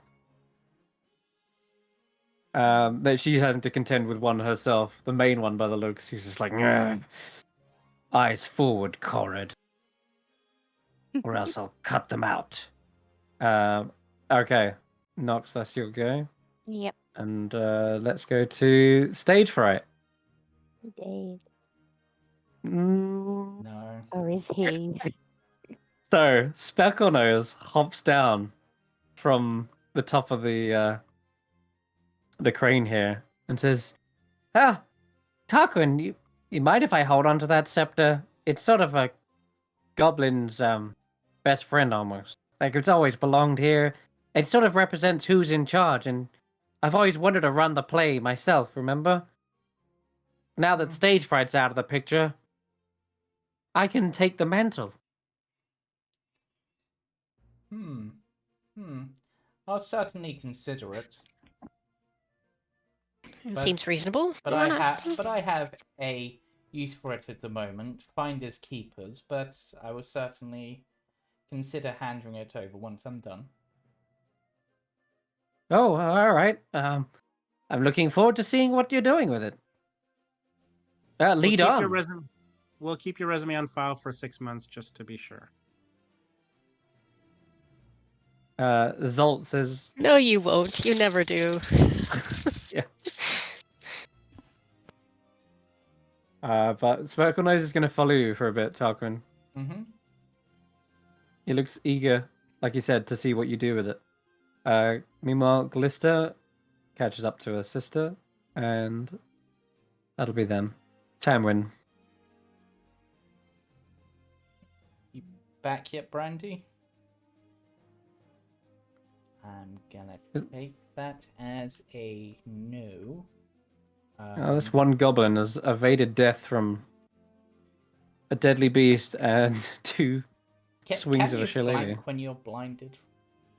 Let me check if they're still blinded. Oh no, it was at the end of that creature's next turn, so Juniper wouldn't be blinded anymore. Yeah, no more blind. Okay, then this should have whatever flanking gives. +2. As we attempt to once more. There we That's go. a hit. And then use the 5 feet of movement to move away.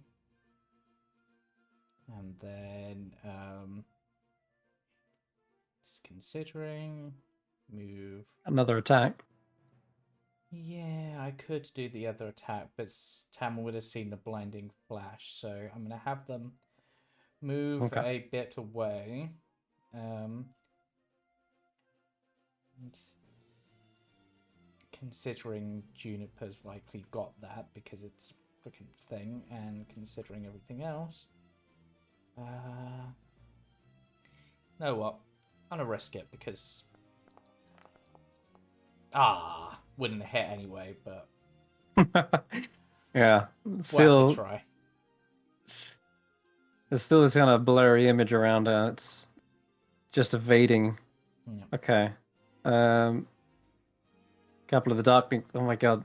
The Darkling is a attempts to run after Tanwen, but then is thinking twice as a giant owlbear the owlbear facing like... you. And seeing what it did to the other one in one shot. There's just the fear. There's just the fear of it. The Tarquin's going to disengage and run. Tries to get backstage or understage. Okay, we're back to Jamey finally. Okay, she's gonna move up to the center here. Uh-oh.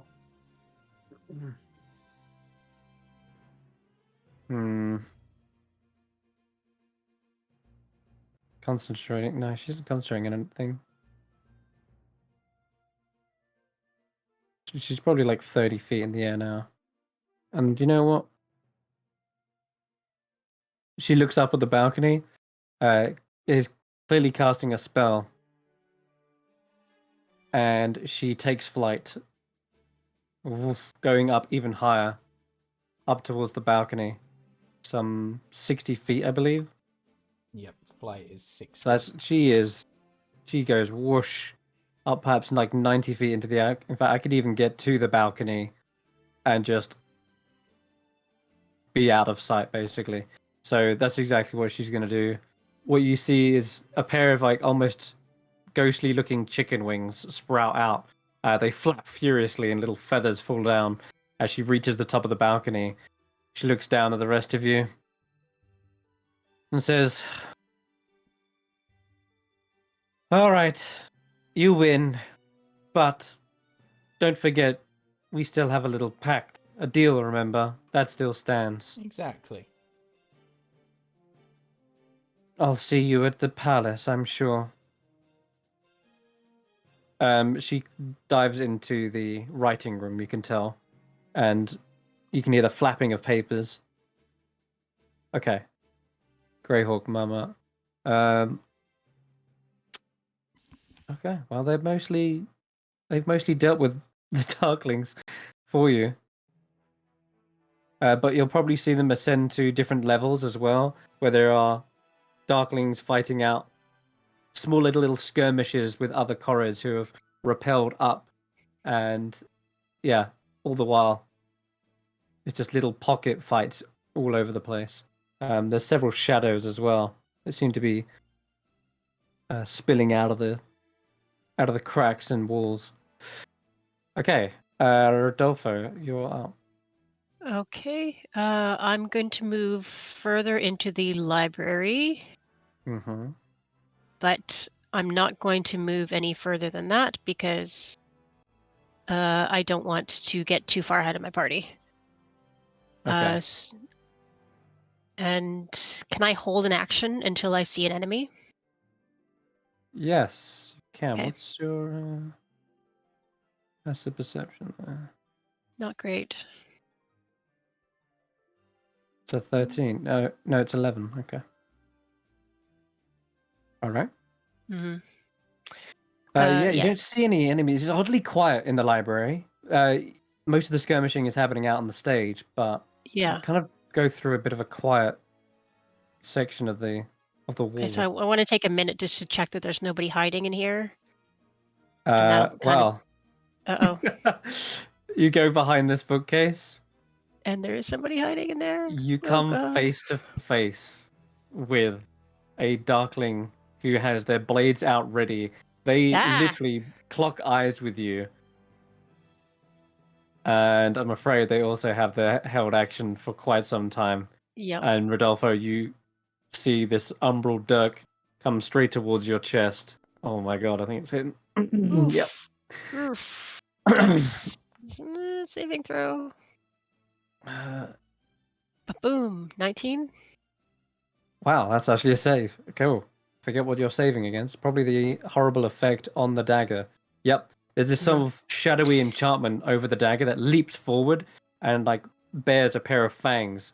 And as they come towards your neck, you're able to lean back past the bookcase just in time.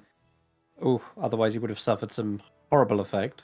Yep. But you still feel the wound where the dagger was like jammed into you, but yeah, the shadow kind of leapt.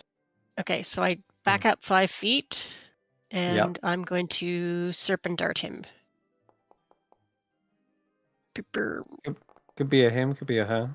Not be sure what it them. is. Yeah. Ooh. But he looks This is the they artwork. look nastier. Yeah, a whole lot nastier than the regular guys. So piercing and poison damage.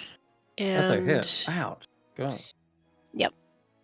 What else? There's also they're poisoned for 1 minute. Oh. That's a good effect to get off on someone. Very good effect, especially against a fighter type. Yep. Okay, perfect. And yeah, they can't take their reaction because they've already used it. So that's all your movement, I'm guessing. Foul fiend. Back. Yeah, so that's movement and action. All right. Juniper. Can have Juniper move over to Tanwen and basically toss Tanwen onto their back. Unless Tanwen objects.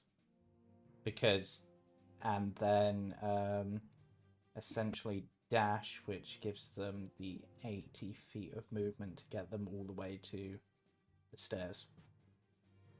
Cool. Tarquin then. Yep. So Tanwen, and so it's Tanwen still alive? Yeah, Tanwen is on Juniper's back at the moment. Okay, thank you. I did use one use of your lucky because I really wanted to hit this guy so I could get your way, but luck was not with me. No, that's okay. Are we winning or losing? We're winning.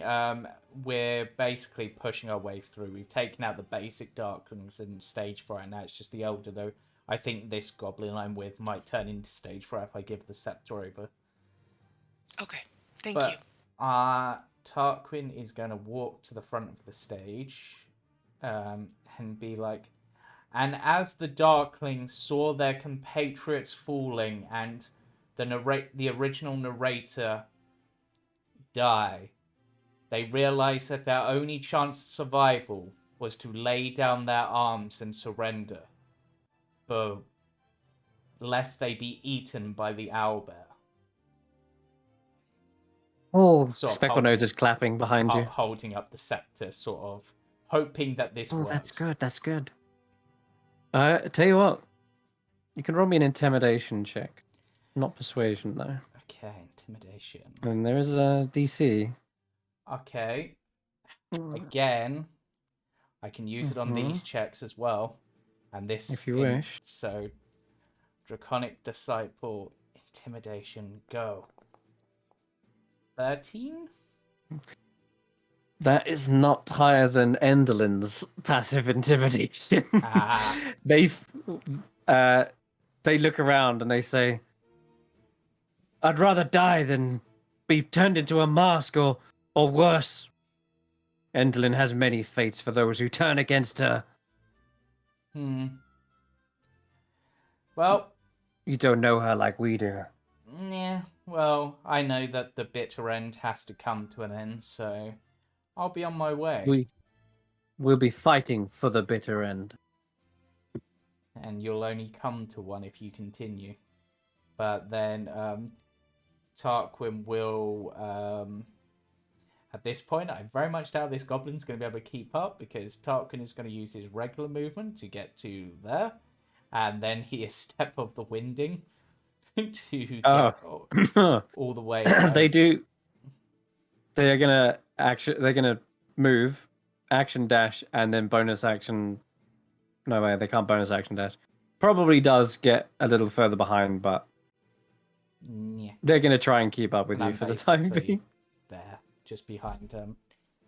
And gotcha. I'm guessing my intimidation was my action. Yeah, I'm afraid so. Yeah, that's fair. It would have maybe turned the fight, but yeah, these elders are still locked in. It was worth a try. But I have other uses for the scepter still. Okay. Xaxx up ahead. Just see the flash of steel behind a bookshelf and some sort of shadow leaping out at Rodolfo. Charme is out of sight now. Charme is out of sight. Everybody else is more or less handled. Who's this guy down here?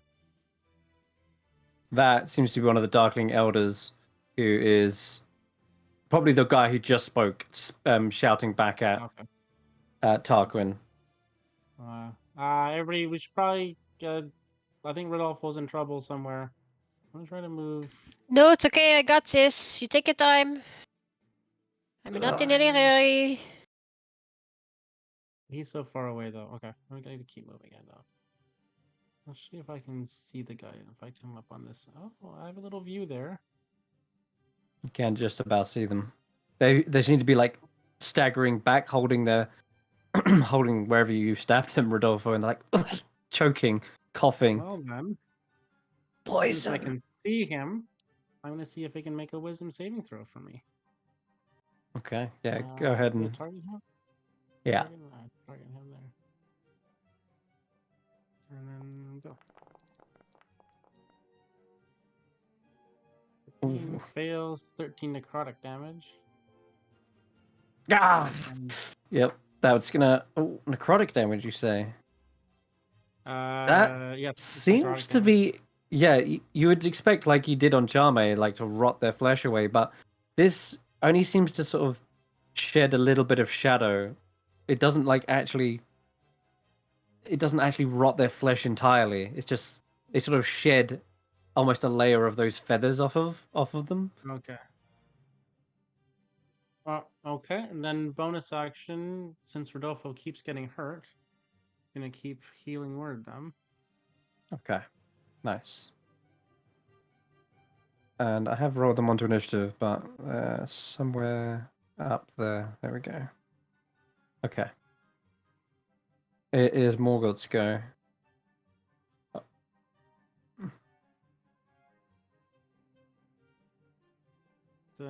Did it heal you, Xaxx? It doesn't say it has. Okay, I'm just gonna roll manually for it. Yeah, go for it. Oh, nice. 4 plus Awesome. 5, so 9 points. Cool. There you go. That puts you up to 41. Yep. Don't waste too much time healing me once we get. No, I can. I can get my stuff back after. Okay. Yeah. Okay. Okay. And then Morgoth. Okay, so we're gonna try and intimidate this hobgoblin beside us. So Hobgoblin? Where? yeah, What? this one here. Oh, Goblin. he's just a regular goblin. Oh, And he's not he's not even armed. You recognize this guy as Speckle Nose. He was one of the stagehands. Just wants to tell him, like, back away. This is not your fight. Oh, I wish to see the end of Bitter End. Tarquin's got the scepter. I must follow and see what he does. We will show you the body. The body? Yes, the hags. Well, that's the thing. There might not be a body if you don't do it correctly. That's the correct way? Well, yes. Endelyn's died before, you know. But because it wasn't her true end, she came back from the dead.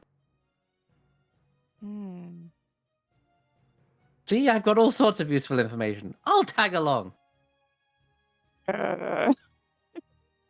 If you tag along, that's your new name. Tag along. Sure. I'm in the market for a new name. It's a better name than Speckle Nose, you've got to agree. I mean, who wants to focus on their nose?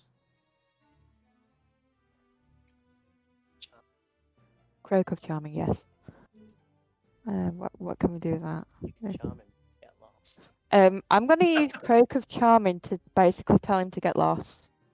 Okay, sure. Because he's doing my head in. Still grinning from ear to ear. He's creeping me out, dude. He is a little creepy. Oh, but he succeeds. Damn it, Speckle Nose. It's tag along, remember? And that's exactly what I intend to do. I'm just going to use my movement to move towards the library. And that'll be Morgoth's turn. Okay. All right. It looks like for the time being you got out of the fight in the back here, but I'm gonna keep combat going because it looks like this Shadow Dancer is a problem. Can't get a kit on with Gleam, I'm afraid. Wait, maybe? Flame and then Yeah, maybe, yeah. She dashes around the side of this bookcase, aims at the Shadow Dancer, and tries to fire a Moonray at it. Hits! What? Wow. Nice. Cool. There's a powerful beam of light. It shines through and dissipates some of the shadow, and because it is radiant damage, it doesn't have any extra damage, but it definitely seems to work to banish this darkling back. I do wish more creatures had vulnerabilities. Nox. Right, Nox is going to grab Lily and just move 60 feet, use bonus action movement. Yeah, action dash, whatever. So Get 60 there. Sounds good. Come on, Lily. Let's roll. And I'll be nice. 3 Darkling Elders don't make their attacks of opportunity against you. You are running straight through the like. It's like you use acrobatics, no man's parkour. Hardcore parkour. But it's like every time they perhaps even think about it, there's a corridor that jumps in the way, and Yana of Basalt jumps in, barely flops onto one, and even Argantul, the Queen Corrid, helps give you a boost, gives you like a swing of her hair, helps you get across the battlefield. Thank you, Random Citizen. Random, I'm the Queen. Whatever. Marble. Go. So that's your dash. Lily, anything? Where's the marble corrid that we had? Jamie's asking. Oh, she's down here. Mallow's down here. Yeah, what about her? Mallow. Yeah. She's actually not much of a fighter, as she's already mentioned. Well, she has proven she is, but she's actually getting the actors out to safety. She's trying to escort any civilians who aren't fighters. She's going like, guys, you need to evacuate. This place is a war zone now. And she's just getting them out. Here, use this rope and rappel down, or I can make you a toboggan, whichever you prefer.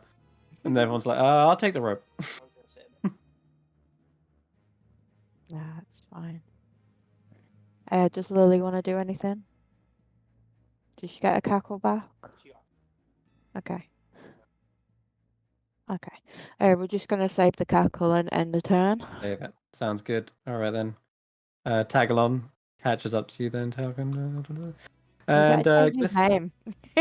He is. He's changed. Well, not on the turn order, but his name is on the token. I'll show you. There you go. Yay! Glister's ears up. These Darklings are in every corner. Sunray, fire. He hits. Nice. Good damage. Still succeeding on the wisdom save, so they're not getting the secondary effects, but they're slowly burning this one away. You can tell Xaxx and Rodolfo, this one's a bit hardier than the other Darklings you faced, for sure. Not going down in a one hit. Tanwen's up. Okay, do y'all want me to go after the Darklings?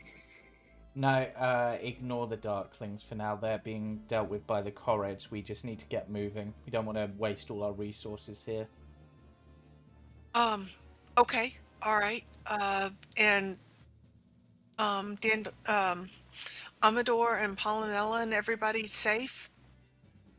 Okay, so the Dretch, I'll start with them. They've made for the front. Probably actually gets across the Mallow, where they're rappelling down, and you see the Dretch jumps in a toboggan and is off down the mountainside. Meanwhile, Clabberclaw, they've been skirting the edge of the battlefield. I've been following the wrong one. Let's say Amador is the leader of these little troop. Yep. And they're all following one by one. Clapperclaw's holding Squirt, but they are following around, yeah. Okay. And so I'm gonna hug Juniper really quick and say thank you so much for getting me over here so quickly. And then I guess so that Juniper's not encumbered, I'm gonna roll off Juniper's back and I guess go forward. Yeah. 10, 15, 20, 30. I'm gonna dash 35, 40, 45. I'm gonna go ahead and come right around here so that I've got line of sight in the room, but my back is covered. So. Okay. All right. Finally, the Shadow Dancer actually gets their actual go. They look around, see the two elves behind her, looks back at you, Rodolfo, spits out a bit of that poison that's already flowing through their system. And I have my mission. They're going to rush towards Glister and Gleam. Yep, they were actually they were actually going to go and assassinate them, but you found them first. Now, Oh God. as she leaps into the air, she does this sort of spin, and the flight of daggers just spring forward like a fan of knives, aimed towards both Glister and Gleam. So the first one here. I'm disadvantaged. They cough in that mid-twirl and land and slide across the ground. They have to pick themselves up as they do. They kind of sluggishly bring the knife towards Gleam. And, okay, that just hits. The poison saved Glister from the first attack, but... Okay. Gleam is succeeding on the dexterity saving throw, as once again this kind of umbral shadow flicks and flitters around them, but there's this moonlight that they're channeling. They kind of redirect it in the face of this creature, and it seems to dissipate whatever enchantment the blade had. And I've got one more. Yep, perfect. Okay, I'll go still focus our efforts on Gleam. 12. Oh, the poison. Oh, God. Clutch it's poison. Too much. Yeah. The acrobatic maneuvers, they kind of manage to grab onto each other and twirl themselves around, both battering the blade away and keeping this creature at arm's length. Ah, curses. Curse your poison. That's it. 3 attacks, only 1 hit. Rough. Darkling over here. Oh, that's the one who shit the bed and ran from Juniper. I'm not going to worry about them. Jamey, she's out of the picture. And the Greyhawks are dealing with threats on the outside, so they can't really get to you. Rodolfo. Okay, well, obviously, I'm gonna blast this guy. Go, what is your deal, man? Why cannot you just let it go? 16 to hit. Is a hit. Okay. Max damage. One more time. Enderlin's orders are absolute. The sun and moon must never meet. You guys are so weird about that. 17 damage is pretty solid, though. Well, not as much as I would like, but there we go. Yeah, and go. 17. We need some help over here. There's a ugly thing. Those blasts really do a number on them. They're sort of getting shot from the back. They sort of flail for a moment before falling to one knee, still coughing up poison. Oh. Yeah, not good. Juniper's up. Okay, so Juniper can't make it all the way to the enemy, so the most effective thing, they're going to grab Tarquin and move their full movement to get Tarquin closer, basically. Actually, you know what? I'll just dash. No, not so as well. I'm gonna Would it be an I'm actually action? gonna put the kibosh on the whole. Juniper grabs you and does that because I think Tanwen, if you jumped onto Juniper, yeah, fine. You could then assume them as a mount, but Juniper doesn't have the strategic foresight to sort of grab anyone and just ferry them closer. I see it for Tanwen for protection, but less so for others. So yeah, that makes sense. Yeah. That makes sense. I'll just have Juniper charge him then to like Okay. probably knock over some tables out the way. Yeah, it definitely charges through, smashing the books and such. Yeah, it's fine. I can still. So then, Tarquin's turn. He's just gonna move 55 feet to here. Yeah. And let's go. With, because this is actually something I'm not sure of. With monk weapons, they get the monk unarmed damage, don't they? Which is why things like darts are so powerful. So I'm just going to check that my daggers are correct, because yep, they are. Cool. Have a dagger. Oh, she meets your dagger with her own, and they clink into the air, falling onto the ground in the middle. And have another dagger. Oh, impressive. Hiding the second dagger in the shadow of the first. Yeah, and then flurry of blows can only be an unarmed strike, I'm pretty sure. So is there anything else I can do as a bonus action that would be useful here?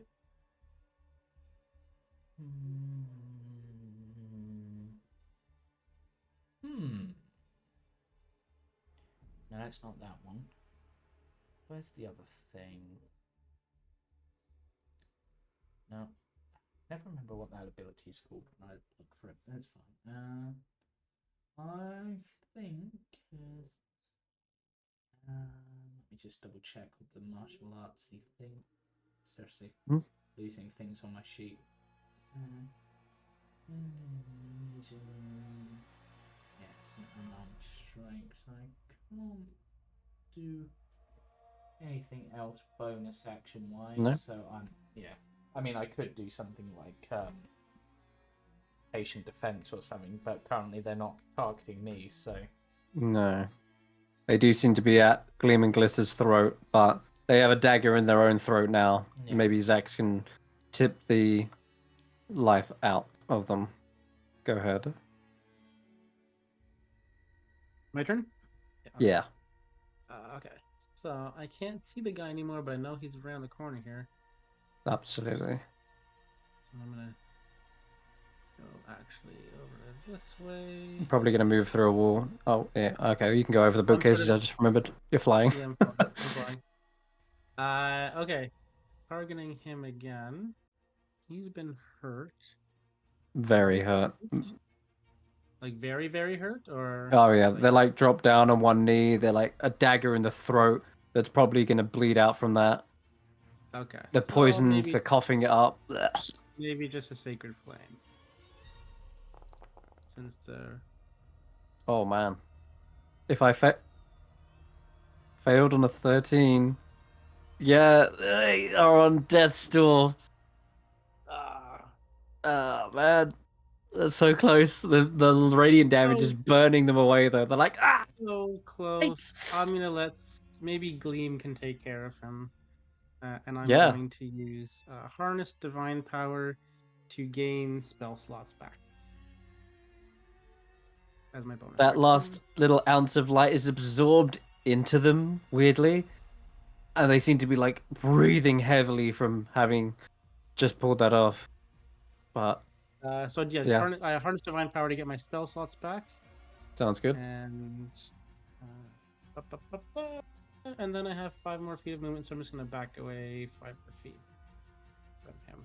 Morgott. Right, Morgott is just gonna straight up dash toward Juniper just to get into the room. Yeah. So yeah, that's all she's gonna do this turn. No problem. Gleam, Glister, they do this little, again, acrobatic pirouette around them, and after like kicking off from each other, probably one jumping off the other's shoulder. Gleam lands after a somersault and pulls out their own dagger, or perhaps the one off the floor in the same motion, and then slams it into the back of this creature. A natural 20, yes! There it is. That's why I left to them. You did leave the glory for the twins. Tarquin you're too late. Yeah. Tarquin smiles as he goes down, sort of waving the scepter, and just like, ironic that a servant of Endelin would be sent to the grave by a moon. It's not just bitter ends prophecy, but yours as well. She pulls the dagger out. All the darklings. Something moon pun. Just as they fall to the ground, that light that was absorbed from the sacred flame then suddenly bursts, and all of it escapes out in a 10-foot radius. Oh, it's going to hit the twins. And let me just check. Yeah, that's actually a nastier one. In fact, we just check. No, I'm not able to. Hang on. Dancer's incapacitated. Oh yeah, I need HP again. It's funny I can't do this ability unless they're actually on 1 HP. There we go. Boom. So that sacred flame is just, it explodes outwards. Looks like one of them succeeds, one fails. Gleam is, yeah, I guess it makes sense for Glista to be able to react to the radiant damage. They are the sun after all. And as this light shines through, Gleam manages to take the full brunt of it and takes 2d6 radiant damage, but she's still standing. To give her credit, she's probably pretty bloodied at this point, but she survived an assassin with the help of you guys. I'm still okay, but I can't see. Glista, help me. And she's like, "Don't worry, sister. I'll be your eyes for the moment." And she sort of like manages to pull them away from the body of that now shriveled corpse. And combat is actually going to be on a pause for the moment, so you can freely move around. That was the last major threat for the time being. There is still an ongoing fight, and goblins still tagging along. But you can regroup, catch up to each other. Are Glister and Gleam pretty hurt? Gleam is Glister's. I'm fine. It's just a graze from earlier. But Gleam looks like they got pretty hurt from that. Okay, so Gleam's gonna take a cure wound. Thank you, Xaxx. They pet you because you're so tiny. You kind of look like a fairy dragon. Let's do it second level with this. When this 18 points. Oh, that will put her right back up. When this assassin died, did he leave his daggers behind, or did they go with him? The umbral dirk vanishes in a flash of light as well, almost like it's in a kind of magical enchantment on it. When the death burst of light went off, it's almost like the same dagger just burst into light as well. Shit. Is Gleam back up at full health? Gleam is pretty much there, yeah. Like, okay, because I can one. offer her a good berry if she would like one. Xaxx has put me back. I'm back on my feet. Thank you. I should be good from here on. Is everyone here? Are you ready to keep going? Does anyone need extra healing? I'm gonna use a charge of my healer bee on myself, and then a healer bee charge on Rodolfo as well. So where's Rodolfo's only missing 7. I'm only missing 7. I'm not too bad. Oh, I'll do it on Tanwen instead then. Oh, where's Tarquin? I'm here. Tarquin's here. 6 for myself, and then Tarquin, I'm gonna give you Vigilant Blessing. Okay. Okay, So I'll. just, Can I swap that around and Tanwen have the 6 and I'll have the 1? It's okay. I'll eat a good berry as well. Right. Okay. Tarquin, you have advantage on your next initiative roll. Cool. Well, we took a bit more damage and stuff than expected, but we did get Stage Fright Scepter, which I feel is a win. Yep, and we're on the way. And apparently Endlin has died before, but it didn't actually kill her, so not quite sure. Oh, Remember, yes, yes. Moon, what is it? Sun obscures the moon, or moon obscures the sun? Which one When is the it? moon obstructs the sun. Yeah, so we need. And that shadow creature really wanted to take care of the moon and sun, so we need to protect them and make sure they come with us. Yeah. Somehow, we haven't quite figured out how to make that eclipse happen, but it's definitely important. I still think it's literally just glistering gleams standing in front of each other. Yes, but we tried that and nothing seems to work. Oh, tag along. What did you say there? Oh, I saw the hags in the orrery of tragedies.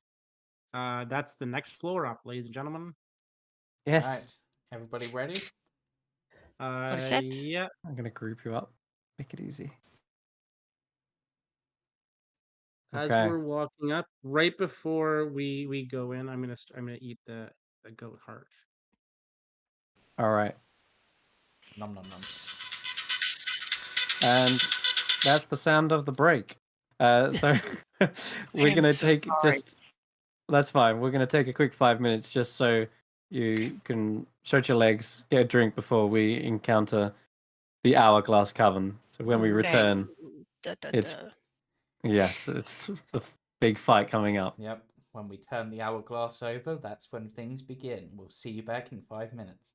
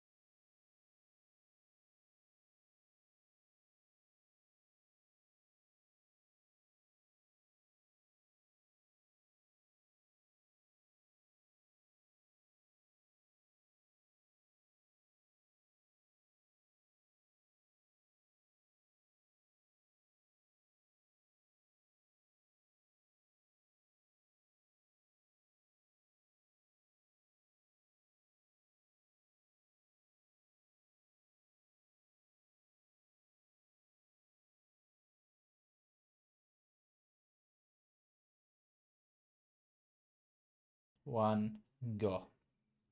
So we're doing that. And we're back. All right. Let's not waste any time.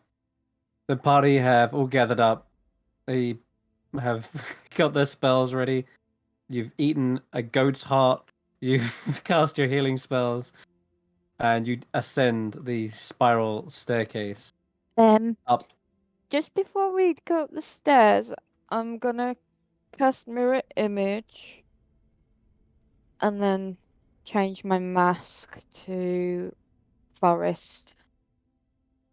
If that is good with you guys. Yeah, do that. Oh my goodness. Okay. Oh, okay. Just ignore that. So, Dandelion, Amador, Polonella, Squirt, Clapperclaw, they are terrified of the hags. And Clapperclaw says, I don't think I'm brave enough to go and sneak a potion into them. No, And thanks. Squirt's like, yeah, I don't know, guys. I think we should just stick in the stairwell. And Amador is like, I'm happy to cheer you on. Watch. Maybe sure you you can will- just stay in the stairwell and keep an eye out. Give us warning if anyone else comes. Yes, yes, we'll be your eyes in the back of your head. Yep, and watch the fight well so that we can sing songs and write plays about it later. Excellent. Yes. All right. Good luck out there. Give him hell. Do it for Prismir. Do it for your shadow. And come back safe. Okay. As you ascend, then Why are there two you can. engines? Where? As we're There's ascending, one with like the bird, and then there's one next to them. Is there? There's here and here. I don't see that on my screen. What the hell? as we're ascending, if I have a chance, do I have a chance to do one more thing? Yeah. You I'm haven't. just gonna throw Twilight Sanctuary. Okay. All right. I'll just refresh real quick then, because there shouldn't be two Enderlins. And if you see two Enderlins, let me just refresh real quick.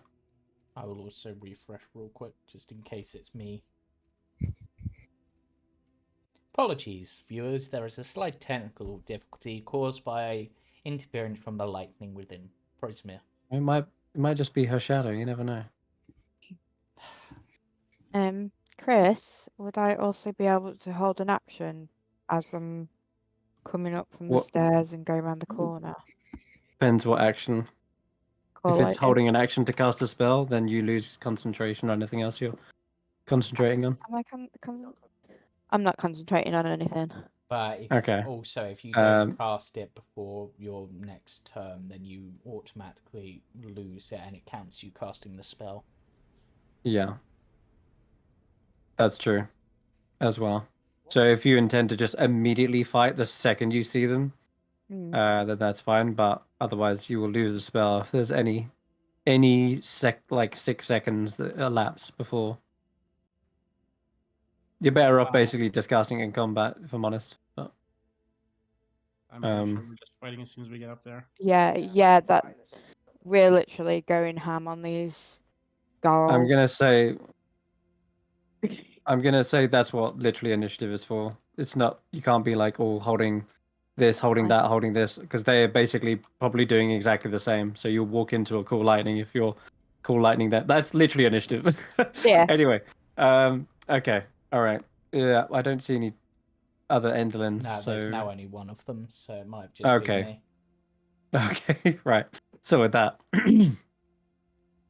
all right, threw me slightly.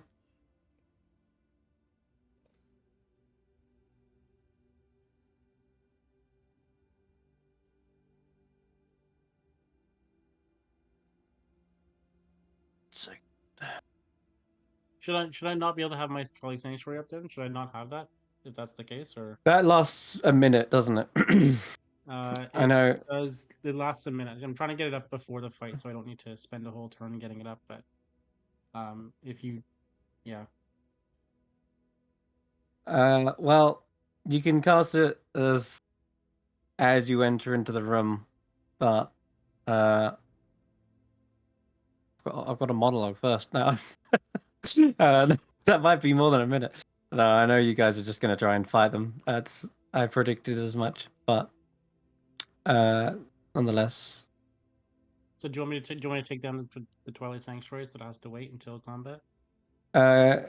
If you've already clicked it, don't worry. Okay. Okay. Anyway, sorry, got totally thrown.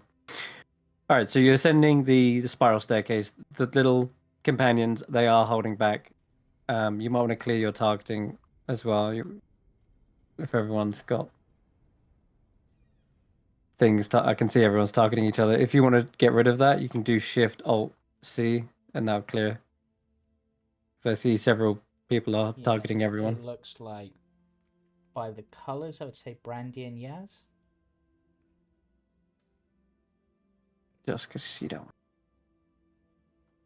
Yeah, you I don't took want to get mine that all off, messed so up. I think There you it's go. Tanwen. Okay.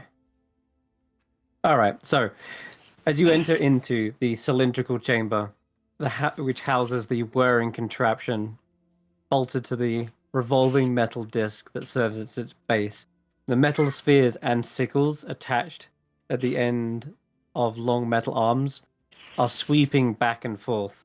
They're clicking loudly and rhythmically like the hands of a giant metronome. And the apparatus is inlaid with those strange, misty alphabets. You can see them sort of rising into letters as the contraption slowly revolves. So you'll just have to use your imagination. This whole thing you're seeing is spinning. And in fact, we're going to use this as a better representation of the room. Yeah, this is what you didn't see last time. Tarquin's seen it, but this is the full proper array. Rising from the middle of the mechanism is that 80-foot pole that is made of copper, and it acts as the lightning rod. And it ascends all the way through Motherhorn. And there are goblins, several of them, wearing the tinted goggles, and they notice you first. And those are the first things you see as well. A set of goblins just like dart round, turn to you. They're here! They're here! And from the balcony above, just slowly coming into view, you see the Hourglass Coven in full. Endlin Moongrave atop her contraption, the Ornithopter. It's like this patchy bird-like thing. You got Scabbeth and Nightshade atop the wooden rocking horse, still with its missing horn. And her one unblinking eye staring down at you. And there's Bavlorna Blightstraw, who you haven't seen in a while, sitting atop her floating lily pad. A number of other lawnlings are sat around her as well. And they seem to be just like snuggling in close, holding on tight. And alongside them, you do actually see April is counted among their ranks. And what else? No, I think that's it. That's the three of them. And Bavlorna is the first to address you. It says, my dear subjects, it's been a long time since I've addressed you. But today is a special day. Today I reunite with my sisters. It's been some times. But they tell me of the truth, deceit, treachery. You've been lurking beneath the pond, like scum, plotting against us. Is this true? You mean treachery like you stealing your... getting us to steal from your sister, Scabbetha there and blame Endelin for it? What? Oh, you speak of just simple pranks, jests. I would never. Or for perhaps a more dangerous one, not sure how it got there, but perhaps you'd like to explain to Scabatha why we found her other eye in your home. Because I feel like that's a bit of a bigger deal. Scabatha darts at her head like a toy. Like, well, this is up to you. Tarquin, in your head, you hear, I'm on a clock here with my Twilight Sanctuary. If you want to use it now, yep. I can say roll initiative. Yep. But they definitely look at each other, just sowing deceit in amongst the ranks. They are wondering what's going to happen here. Let's get everyone on. Yep, and that was purely because they started mentioning treachery, so I thought I'd turn it back on them. Just don't have time. Just don't have time for back and forth for. Nope, 10 minutes. That's fair. That's fair. Okay. So I've kept the initiative, but if you want, I think it's been long enough. We should probably re-roll. Yeah, and I have advantage this time because Xaxx did his whole. Okay. All right, let me end this one.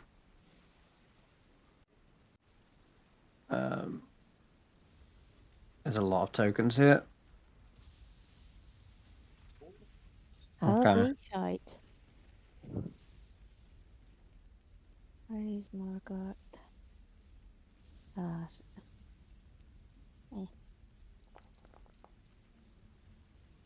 have the goblins go on the same. Don't need the vehicles. Margot. Don't need squirt. Don't need Lily. Don't need Samantha. No. So Lily will always go after you. Oh my goodness. We rolled really bad. Again. Amador's gone. For some reason, when I rolled, it rolled for Samantha, not for Tanwen. You might have had Tanwen selected. I have Tanwen sheet up, and yeah, but you got to have the token selected. I thought I did. Sorry, but... I rolled for Juniper, and it was really bad. Yeah, it's fine. You rolled for Morgoth and Juniper. Yep. You need to stop rolling. I heard that. Crying on the inside. Jamey giving you a hard time there. At least we'll all be at the bottom together. Okay. Oh my god. I did wrong. Holy. Morgoth's right at the bottom too. Yeah. I did roll a 16. Morgoth right at the bottom. Oh man. At least okay. I rolled for all three of them. Bad rolls. Okay. Looks like time's up as first. He's one of the lawnlings. Yeah, it is very fitting. Like, time's up, enough chatter. We kill now, yes, kill. Jumps down. And it's I said jumps down. It's quite a drop. These things are fast. I forgot just how flippin' fast they could easily make it. Oh yeah. I don't know which marching order you'd be in, but at the moment, Tanwen's in the front. That's fine. Okay, cool. Let's make it happen. So time's up. Just immediately starts pulling out the little jagged cutlery that they probably brought all the way from the cottage, and just blurs across the floor towards you. With little tiny stabbing motions, gonna go straight up to you, Tanwen, and begin this combat. Let's get some magic music. Okay. Yeah, you're concentrating on Hunter's Mark, aren't you? No, I figure it's probably dropped by now, so I was gonna cast it again when it was my turn. No, it hasn't. Oh, okay. Then I will roll my It concentration. lasts like an hour, doesn't it? Yes, but I wasn't sure what happened when I was. Yeah, it didn't My drop attention was divided. How's that? Mm-hmm. So roll that con save. Natural 20, okay. but just as fast as they pull the dagger out, they shove it back in, and another stab straight towards you, and another con save. All right, I'm gonna roll another saving throw. Ah, That'll drop it. Me. Yeah. Yeah. Okay. So if you get rid of that, okay. And the stabbing does not stop. Just as fast as they got down here, it seems they're able to stab you just as fast. Yes, they have 3 attacks. And you hear Clapperclaw from behind saying, "Oh, those things are pretty deadly. They're not strong, though. You probably should finish him off quick before they stab you to death." He is being very annoying, but so far I've been able to dance away from most of the worst of it. Okay. It is Gleam. Okay, she's gonna step forward. Seeing Endlin up there, she seems to be in this moment trying to pluck up the courage to face her. Endlin just looks down with this scorn in her socketless eyes, but Gleam knows it's almost her destiny to sort of face this. She aims up and is actually going to fire a moonray directly at Endlin. Say, your time has come. We know your fears, and that you have no grip on us anymore. And she fires and actually hits. Let me just check, actually. See if I can do something. I've got 1,000,001 reactions. Maybe nudge fate. Would that be worth? Yeah, it is. She's gonna nudge fate. Let's see. Does it roll it? It does. Fantastic. Whew! So, as this moonbeam flies towards her, you see she wafts out a hand, and there's all these little puppet strings attached to her fingers. And for a brief moment, you see like poor Gleam like jerk to the side slightly, and her own hand, which is aiming the moonbeam, suddenly flies off to the left, and the moonbeam ends up going wide and striking into the back of the wall. And Endlin continues to puppet Gleam for a few more seconds before she snaps her hand away and like looks at her own wrist, almost confused as to what just happened. And I guess it would be Endlin to explain exactly what's going on. It's her turn next. Oh. Yes. I've heard this prophecy many times. But you see, I've been gifted with a rare ability. The power to see the future. And just like an hourglass, I can peer through the grains of time and unravel the threads of destiny. My death will not be here. It will not be at the hands of you.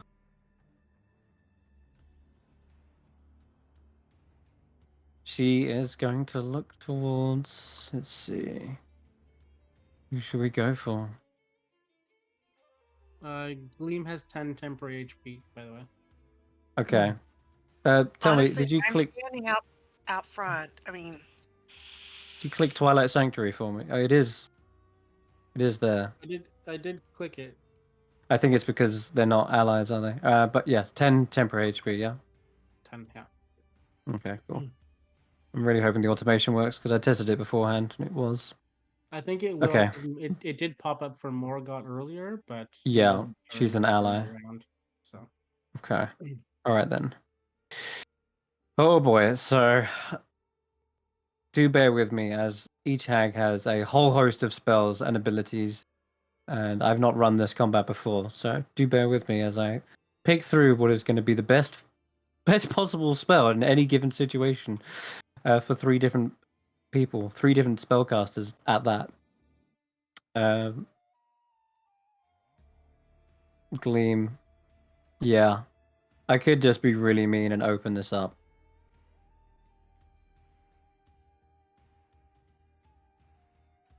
Good lord.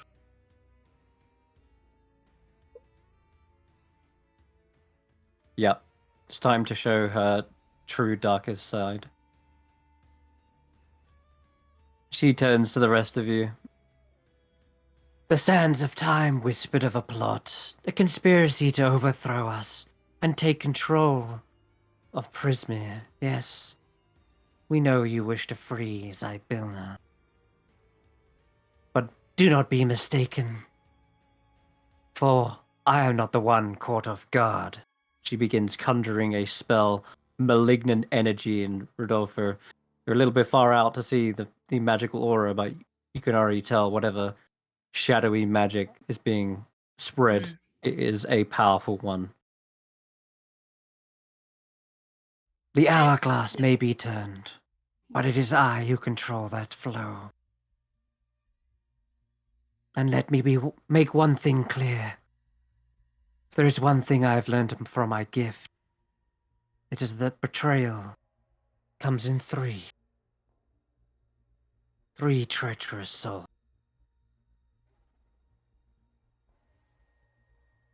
Those souls are the ones who I will be taking today. The others will suffer a fate worse than death. And the conjured shadow reaches to a fever pitch and then seems to pressurize around the tip of her bony finger that she extends out. You can hear the knuckles crack as her finger straightens out and points directly at Gleam. And she lets loose the spell. She is 60 feet. Yeah.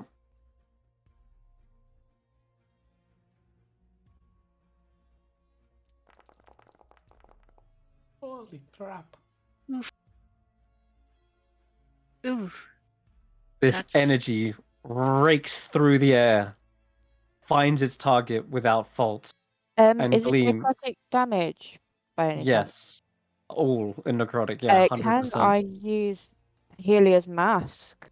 It has got a reaction effect to it. As a reaction, when you see a creature within 60 foot.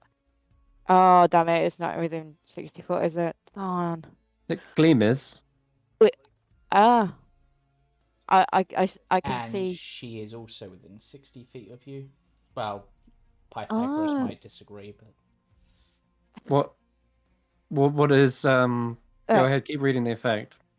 So within 60 foot, cast a spell or use an effect that deals cold or necrotic damage. You can use the mask to shoot flames towards the creature and deal 2d6 fire or radiant damage to them on a failed dexterity saving throw. DC equal to my spell save, which is 14. Or take half on a success. The cold necrotic damage is reduced by the amount of damage you rolled. So you have a chance to reduce this damage.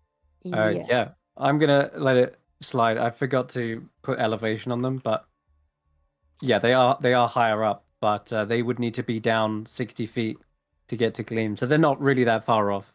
I'm going to allow you to just use this. 11. Actually, pretty good. Okay, and you said I've got to roll a dex save, correct? Yeah. Gleam takes 11 less damage. 11 less. Even though it's a save. Okay. I'm afraid Gleam is still hit. Yeah, she is still hit with enough damage to knock her out. And it's a success, so it takes 5 or 6 damage. Radiant. Blaster with a sun. Yep, I'm just checking. Did I apply that damage already? Gwendolyn took damage from something. How much? 8. Sorry. You rolled 11, so she takes 6. Yeah. Okay. I'll take that. Is she? She's not dead outright, is she? She's just unconscious. Well, let's get to that now. Oh no. So, a creature killed by a finger of death is a very dreadful fate. It is one where her soul immediately betrays its own body, as she was alluding to, and they would normally rise as a zombie. However, Nox, you reduced the amount of damage enough that Gleam is no longer outright killed by this, but instead simply knocked out, unconscious. Yay! I'm so Ah, happy. nice. Clutch. Help. Oh, they really don't have a lot of HP, eh? Okay. How much No, health does Gleam actually have? Is it a lot or a little? it's like not as 20, much as you like- guys.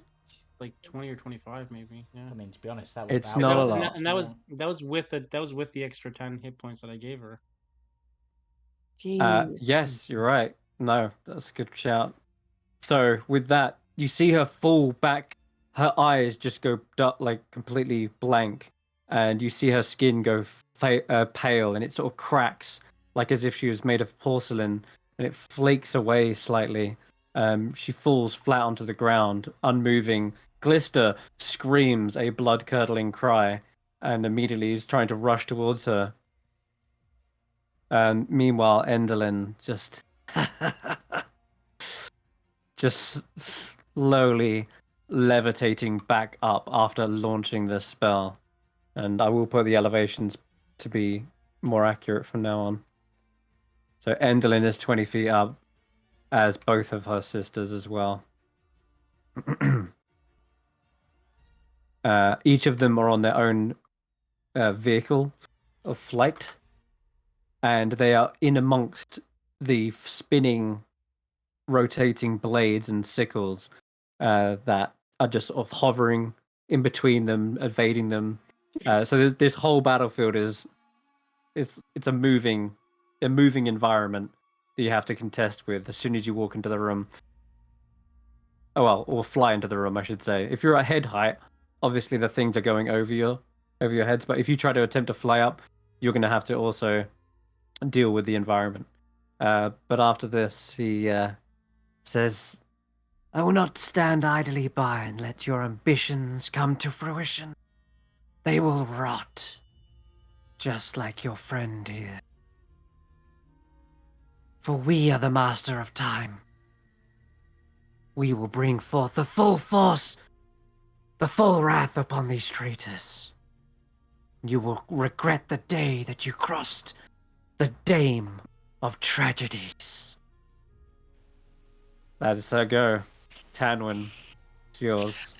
All right, I am gonna play golf with a little thing in front of me and my quarterstaff. So I'm gonna shillelagh this little puppy. You have disadvantage to hit them, as they are so swift. They are like a blur in front of you. Yep, it's just as the nature of them. They're so fast that every attack is made at disadvantage.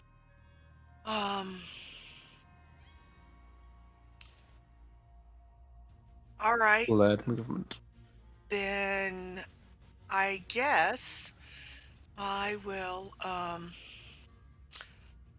if I can't hit them with my shillelagh, I will use my longbow and target Endelyn. So it's going to be at disadvantage regardless. That's actually a smart move. I like that. Okay. All right, come on, move over. Target. Actually. Oh, is the vehicle getting in the way? Yeah, the vehicles are kind of in the way, aren't they? I don't know. There you go. Get Scabatha instead, because you should have advantage on them, which will make it flat. Because I don't think they can see you if this plays right. Okay. Because I'm gonna find out. I guess we're going to. Because that was the whole thing. Like, she forgets the first person she sees, and we tried to make that you. So okay. Hopefully that works. Let's all right. see if your mocks were right. She's down here on her lily pad, right? No, it's this one on the rocking horse. Okay. Yeah. Yeah. So you can roll flat to. I think. Okay, I think I've got her targeted. Yeah. Okay, all right. My longbow. All right, come on. God bless it. Oh, you did that with sharpshooter. Were you meaning to do sharpshooter? Oh. Well, no, I didn't. But I guess that's okay. I've got a second one. Are you going to sharpshooter or? No, I didn't. I meant to hit the longbow of warning. I didn't mean to hit the sharpshooter one. All right. So, but I've got my second attack. Okay. So I'm going to fire again. So I missed the first time. That's a hit. For 2 points of damage. Great. So Scabatha looks around like, what? What? Well, 5 points. What's that? What just? What? I think I just got hit by a stray arrow. And she looks down at it. Where'd this come from? There's an assassin. Oh, goodness. I've not even said anything. All right, then I am going to move 15 feet over here, so I've got a better angle at her. All right. I'd imagine 5 feet of that was caused by your insect, so it doesn't provoke the attack from the lawnling if they have a reaction. Oh, yes. I'm sorry. Yes. Yeah. But no, I can't, because if I start to fly. No, it's not the flying thing. When you hit a creature, you can choose to use your insect. Your insects can move you 5 feet. That's not a flying thing. That's just part of your gathered swarm. Yes, you're right. Yeah, so I was trying to use that earlier to get you out of combat with the Darkling, but I kept missing. Okay.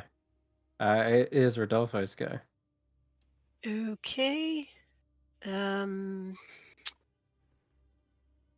I am going to move. Oops. Just a little bit south of Juniper. I think that's a wall there. Oh, okay. Well, just a little bit south of Juniper. There is a wall, I'm afraid. That's a wall. That's a wall right there. This here is a wall? Okay, never mind. I just want to move into casting range. I can't really tell what's casting range and what isn't. You have to get into the orrery. We're all in a hallway right now. Yeah. Yeah. Okay. Let's move up here.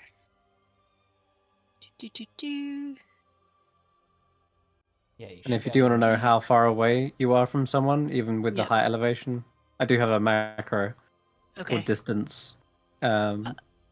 No, it's okay. I don't need it. What I want to do is I have 120 feet, and I want to cast slow in a 40-foot cube, which I believe should be able to catch 2 of them. 2 of them. Yeah. So I'm gonna get Endolin and Scabatha. So they have to make a wisdom saving throw. Yeah. If you click the spell for me, and it should ask you to place a template. Spell, where am I? Slow. Oh, here we go. There, in the chat. Nice. Oh, yeah, we got it there. Oh, I could get quite a few. Slow's a lot bigger than you thought, huh? Okay. Hang on. Who succeeds? Scabatha succeeds. Endolin succeeds. Bavlorna fails. All right, that's good enough. So, anyone who's affected, so Bavlorna, April, they have a -2 penalty to AC and to Dexterity saving throws. They can't use reactions, and for the next turn, they can use an action or a bonus, but not both. And they can only make 1 attack during their turn. Yeah. Okay. Quite a lot of effects. Quite a lot of stuff going on there. Endolin almost like sees this coming. She says, "I am the master of time," and just sort of pushes herself away from the spell in time. which is good because she has a lot of reactions. But funny enough, Bavlorna, that makes total sense. She's too sluggish to even want to move. She's the lazy one after all. Totally fits. And Skabatha's clock, the key in her back just suddenly starts rotating really fast. Click, click, click, click, click. She seems to be counteracting it. Okay. Okay. Now, it also says that like the vehicles which fails. Yeah, they're not creatures, so to speak. Creatures? No, so they've got actor tokens, so yeah, they're getting hit by the automation, but it's not gonna actually affect them. I'm they're afraid. not active. Okay, fair enough. No, fair enough. No, they're just objects. Mm-hmm. So, okay, I'm gonna have to try and remember which. Oh no, some of them do have the little symbol on them, so I can keep track of this. Okay. Okay. All right. Anything else, Rodolfo? And I'm gonna duck down behind. Get out of the way. Okay. I can't even see where I am right now. There's too many people in the way. You're underneath Gleam. Yeah, which you're right. Here. All right. Okay, Bavlorna. She is slowed. Oh, this is such a hassle. All you had to do was be good little subjects. Do as you were told. None of this needed to... I can't even be asked to argue. She looks down at the rest of you. Everyone else is grouped up. But you know what? That is a good idea. Rodolfo, I think they're going to try and do the same thing back at you. Okay. So now when they're casting a spell, they have to roll DC 10, right? Yeah, basically on an 11 or higher, the spell doesn't take effect until the creature's next turn. Mm-hmm. On an 11 or higher. So wait, what? They have to roll low? Yeah, basically. If the creature attempts... Yeah. Yeah, I think essentially it's meant to be Rodolfo rolling the d20. Oh, all right. There you go then. Would you like to roll a d20, Rodolfo? I would love to roll a d20. Let's see if you can completely negate her spell. Come on, baby. Roll. No. No. Just under. Roll. He's the worst at rolling. So. Okay. She's so lazy, she can't even come up with her own idea. She's gonna copy yours and cast slow right back at the party. Oh, come on. That's cheating. How dare you? That's literally how lazy she is. I'm gonna flip it right here. Yeah, that looks good. All right, so everyone, roll me those wisdom saves.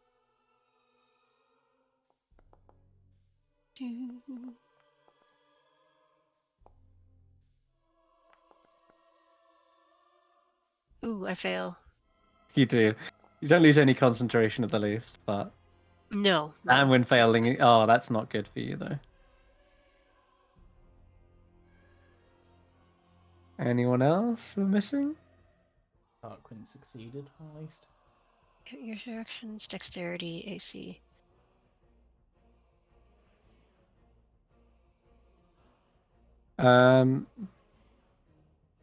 Lily? Lily could be affected. Did you get a roll to come up with Lily? Or are you going to roll that yourself?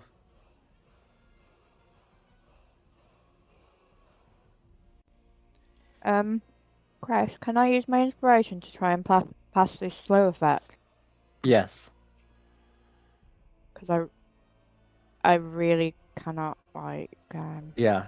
Dig deep. Roll again. Roll a wisdom save again. Come on. Oh, no. Oh my goodness. Don't worry. What is with these rolls? That is unlucky. Oh well. You're definitely slowed. Okay. DC? DC is 15. Right. pretty much the only one How that's do we? passed. How do we all roll so badly?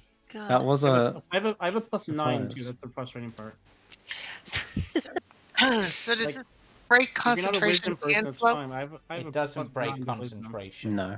No. Nope. So the same thing that was listed And you can earlier. re-roll this you can re-roll wisdom at the end of your turn too, so it's Okay. not forever. Yeah. Thank you. Correct. Just checking. Did Lily roll yet? Just if you can find them, click them up. Thank you. Glister is also slowed. I don't know why that roll for initiative. Wait, what? I just put it into the chat.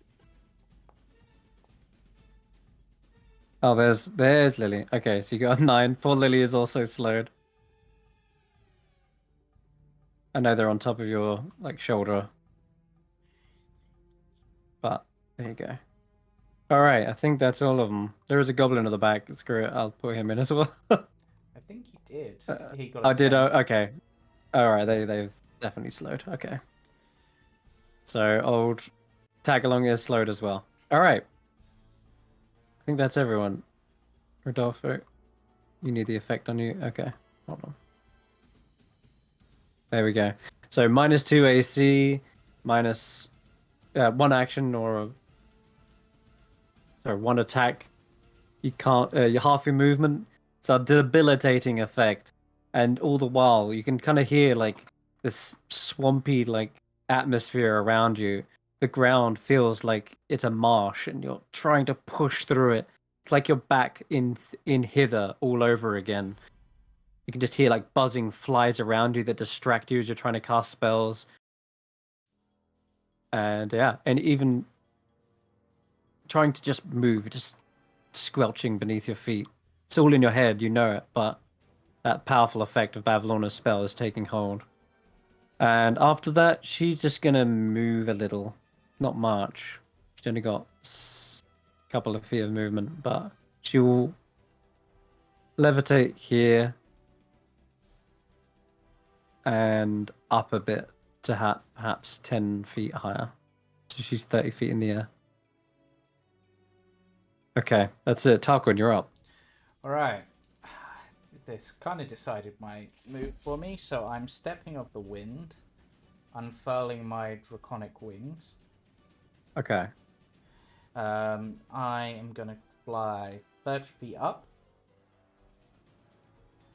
But this only lasts the turn, so no point worrying about the elevation too much. It does not. You're using your draconic thing, right? Yes. It vanishes at the end of my turn. But I changed that.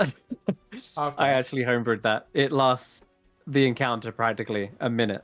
Okay. That works for me even better. It's almost as if you're already used to flying around, and your crown from the monarch, Yep. the Witchlight monarch, glows brightly in this golden aura, and you can describe your wings as those little, I guess, little butterfly wings from the. So I'm imagining monarch, it or draconic ones. I'm imagining at this point it's almost they're larger and almost like a mixture of draconic and fairy wings. Oh. Into Fairy dragon. Yeah.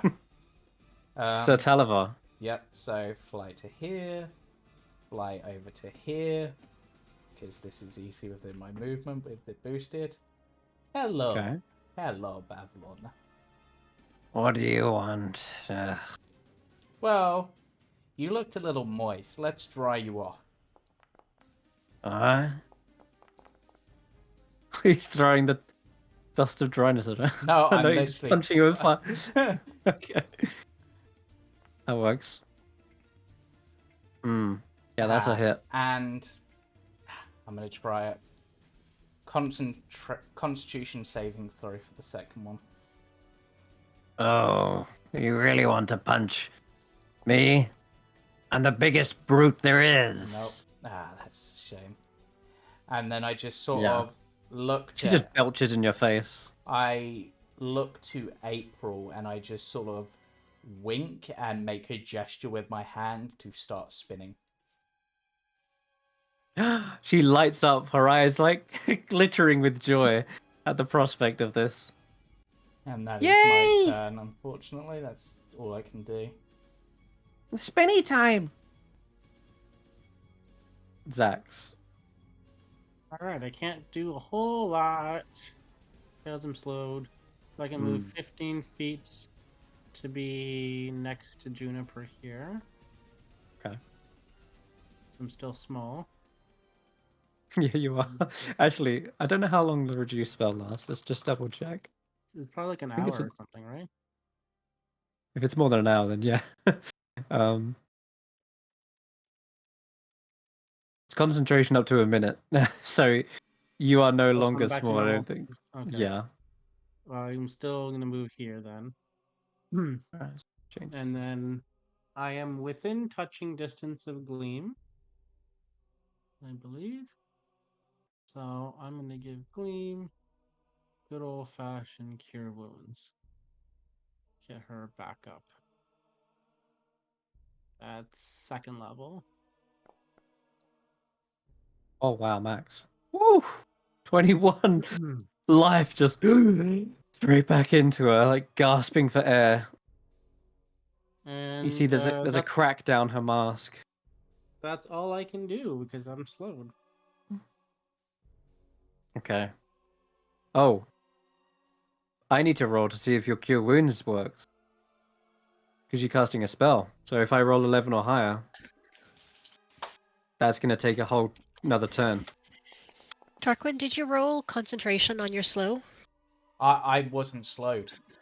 Oh, you weren't slow. No, Okay. he's the only one who passed. I'm so terribly sorry, Xaxx. You go to heal this, and you can feel the working of your magic, but it's taking its time. The Hourglass Coven has slowed down time. Oh, great. Yeah, you're stuck with that. Actually,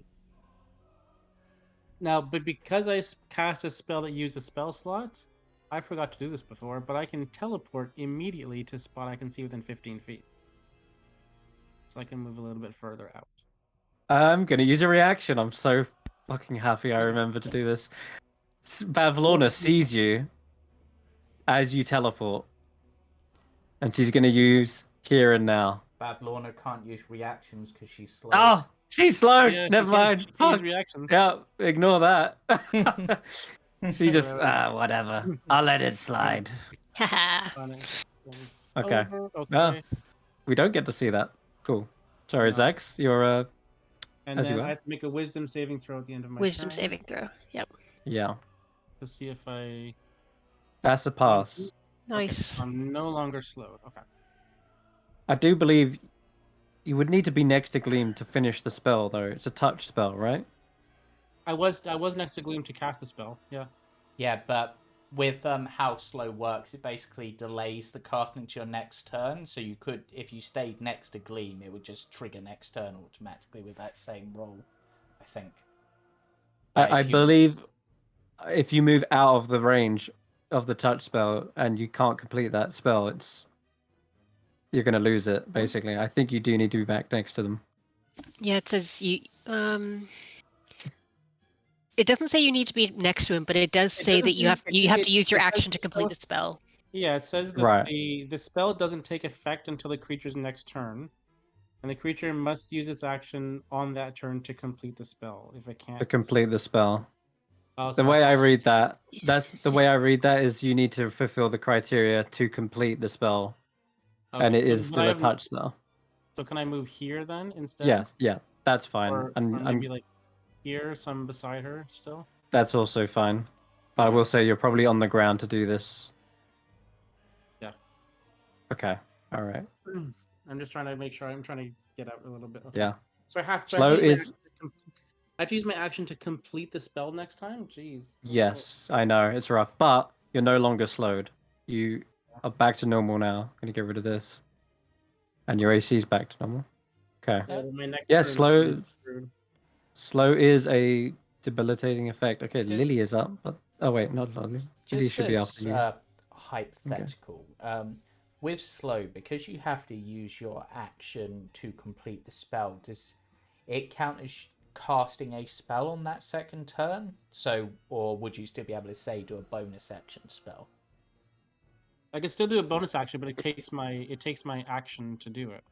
To finish the spell. So I'm not I'm not casting a new spell. Yeah. Complete the spell. The wording of complete a spell, I read it as they're casting a spell still. It's just stretched over the course of 2 turns. Yeah. No, okay. That was the... That's a really weird Okay, spell. Let's move on. Okay. Yep, no worries. It's back to my turn. Granny Nightshade is up. Now. Oh, excellent! You brought your friend along. Your fluffy little owlbear. So cute. I've been meaning to see this one.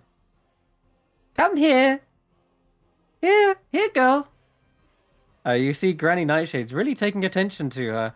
And while she's doing this, you see she's clicking her fingers. There's some sort of spell. She's warping the mind of poor Juniper. Can Juniper make me... Hey, no, oh my god, she succeeded. No! No! Don't turn against your master. Become Granny's pet. You may try to turn their mind, but she is a carnival card and has a 2 heart. Ah, that would have been so good.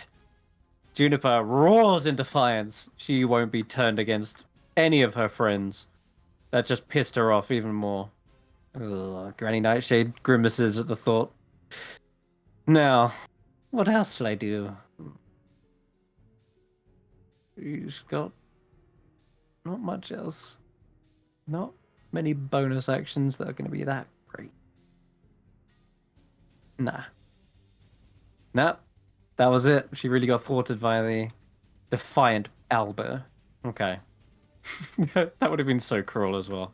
Have Juniper fucking try to kill you guys. It's just mean. Alright, let me fly around. She's going up and back. Screw it, even further back. She gets right into this alcove. There you go. That's her. April. Okay. So, April is your secret little undercover ally here. They only want fun. Where is she? There she is. Hiding underneath one of the mangroves of the lily pad here. She just swings up and onto the lily pad. Spin! And she will do a full circle, but she's slowed at the moment. Yeah. So she can't do more than one, I'll say, but she does spin around Bavlorna. And immediately she starts sneezing. I mean, was that clockwise? Oh, wrong way! And she like breaks to a halt and then uses her action to dash, I guess. Yeah. And goes the proper way this time. Okay. Now, Widdershin's allergy kicks in. So she erupts into a fit of sneezing. And she's trying to cast more spells. She's like, as she's pronunciating the verbal components, she's constantly getting interrupted. And it is ruining all of her spell casting. So, there we go. She has no reactions and she can't cast spells next turn. Okay. That is... Yeah, it's not bad. Not April, however. Sees you, Tarquin. Jumps onto your back and shank. Not April. I thought Tiny... we were friends. I gave you your name. Not April. Not friends. Oh, crit. They are incredibly deadly, and you're noticing how painful they can be. One more dagger. Oh boy. Tarquin, every stab of it into your back is agony. You can see them got a little knife and a little fork just embedded into your spine. You know, it's kind of funny you have a knife and fork, because I'm sure Babylon will want to eat you later. Huh? It like looks a look of fear in your eyes. Glister is up. She sees you're administering the healing there, Xaxx, so she looks at you. And then nods, kind of a nod of deep appreciation. She aims back up towards Enderlin and tries to continue the assault. Though this isn't a spell, so it's just her ability. I'm not going to need to roll for this. Sunray. No. Again, by some cruel nudge of fate, Enderlin maneuvers around the Ore, and instead you see a planetary body move into the way of the sunbeam just in the nick of time, and probably the sun itself. And Glister's just like, damn it! Ugh! Is it true? Maybe she has just seen this whole fight out. I'm having doubts we can really win. Tagalong. Tagalong is just gonna try and overcome the slow effect real quick. Glister gets some temporary hit points. Okay. 8 temporary hit points for Glister. Cool, thank you. She's still slowed. Tagalong chills for a bit. They're just not gonna do anything because they're slowed still. No problem. All right, moving on. There's a couple of goblins here. They don't have weapons, these goblins. They have sweeps, they have buckets, they have tools. And they actually flee away from the fight. Maneuvering probably to the back of the room. That's all of the goblins. They are terrified of the spells flying back and forth. They just witnessed a finger of death. They don't want to get caught in any AoEs. So they're very clearly trying to avoid. They're like got their hands over their heads. They're ducking out of the way. Is there anyone I've missed? I think that's them. There's 3 of them, right? Yeah. And they sort of dive behind anything they can, like a table or a bit of apparatus. But that's it. They're on the initiative for a reason, though. Anyway, Juniper. I would guess Juniper with disadvantage and only being able to do the one attack is going to go for the Lawnling in front because it hurt Tanwen. And that seems... of the 2, Claws looks like the most damage. What about his disadvantage now? Should try control. You can't always set it, but it looked like that worked. Oh! Rip and tear. Juniper finishes it off in 1. They're so deadly, and yet they seem so frail. Glass cannons. Perfect. Good girl, Juniper! Thank you, baby! And then Juniper's wisdom save into the turn. And they're no longer slowed. Juniper overcoming dominating beasts, slow effects, and the incredibly hard to hit creatures. Go, Juniper. You are amazing. You are the best owlbear ever. No, they're probably roaring. They probably got their bear like. Argh! Juniper gets temporary hit points. 8 temporary hit points. Cool. Do that. It's not automatic for her. Yeah, it's the tokens are set to ally or friendly. I'll put them as friendly there. There you go. That should pop up next time. All right, nice. Any movement or any other thing you want to do? Juniper can just chill there for a bit, or they can move up. I guess there's nowhere. This would be at the end. Because there's nowhere really for. I mean, I'll have them move up a little bit because they don't have. Yeah. That's fine. Okay. All right. So it is down at the very bottom somewhere. It's a turn order.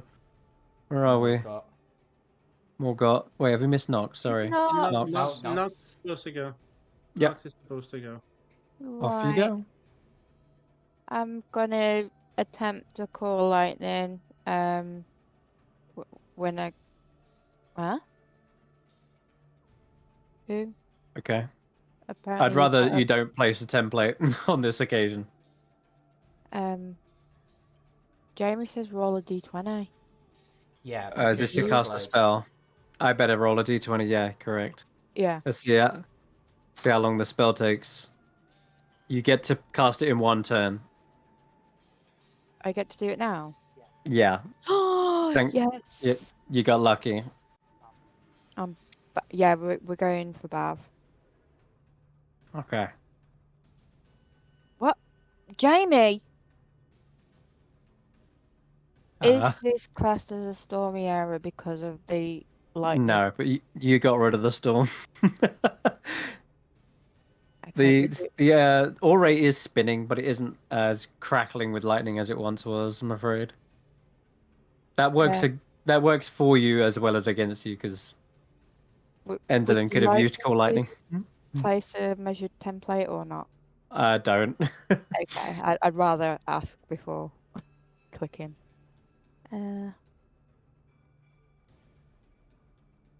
Because as we know, that one fills the entire screen. What?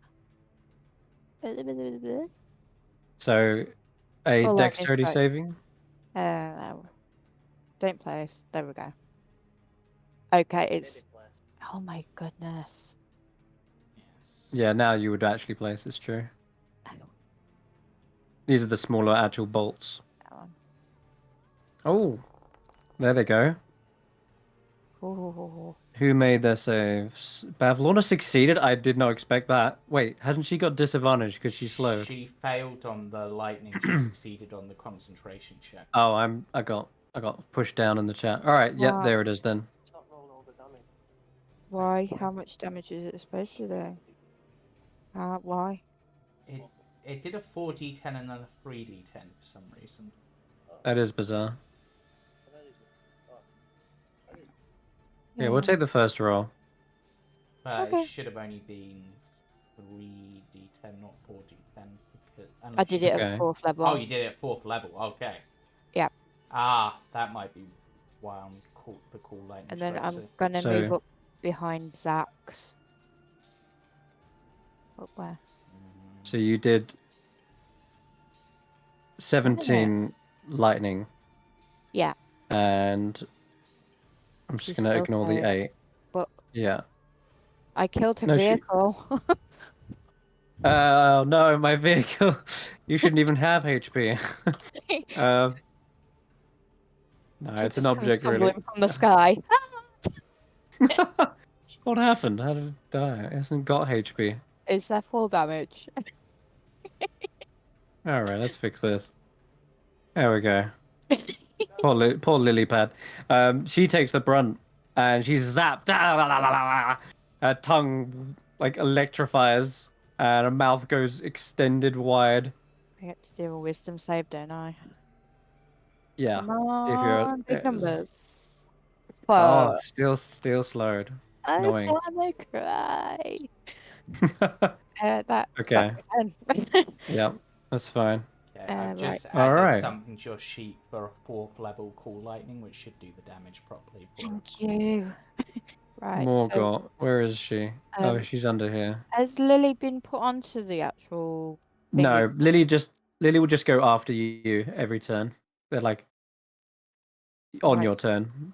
Okay, so Lily, what is Lily doing, Jamey? Lily.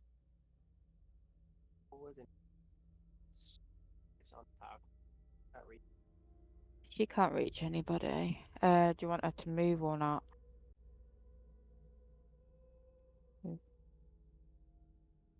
15 feet. Okay. So that's Lily's go, and then we're up to Morgott now, right? Yeah. Right, so whereabouts is Morgott? There she is. What are you thinking, Jamey?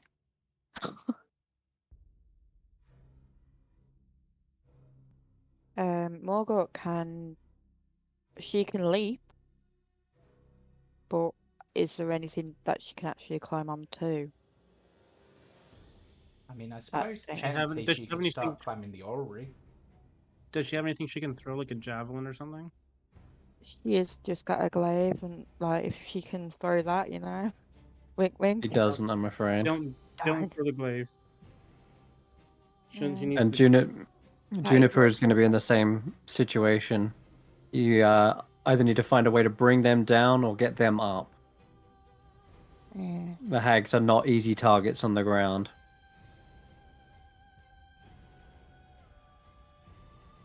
Right, so Morgott's just gonna move towards Bavlorna. Okay. So you can dash and get 30 feet, right? Yeah. Is she slowed? I don't think she. No, there's no effects on her or anything. Well, I meant, did she fail the save earlier? I don't know. I don't think anyone even rolled for her. So could you roll now, actually? This ain't gonna be good. Yeah. I will tell you If now. she is. Tell you. She is definitely slowed. Okay, roll another one. Yeah, she's still slowed. I'm really slowed. Oh my god. Let me drag that onto their effects. Normally I roll really good. I don't know what's going on today. Well, Morgott hasn't got the highest wisdom, so it's going to be a struggle. Yeah. Which is exactly what they intend to do. Make this fight annoying as possible. Time's up is dead, so I'll get rid of that. It's sad because Nox has got really good wisdom. Yeah, Gleam is technically unconscious. It's kind of funny that the cleric and the druid failed, like, because you're the wisdom saving throw people. Chris, Gleam gets 8 temporary hit points. I don't know if that brings her up or not. It doesn't, I'm afraid. But she will be up as soon as you finish the spell, and then I'll add it then. Okay. Okay. Endlin is... Yeah, they are 21. Yeah. Alright. Who shall we charm? She's seen the future. She knows who has the best save. Perhaps we hover down a bit.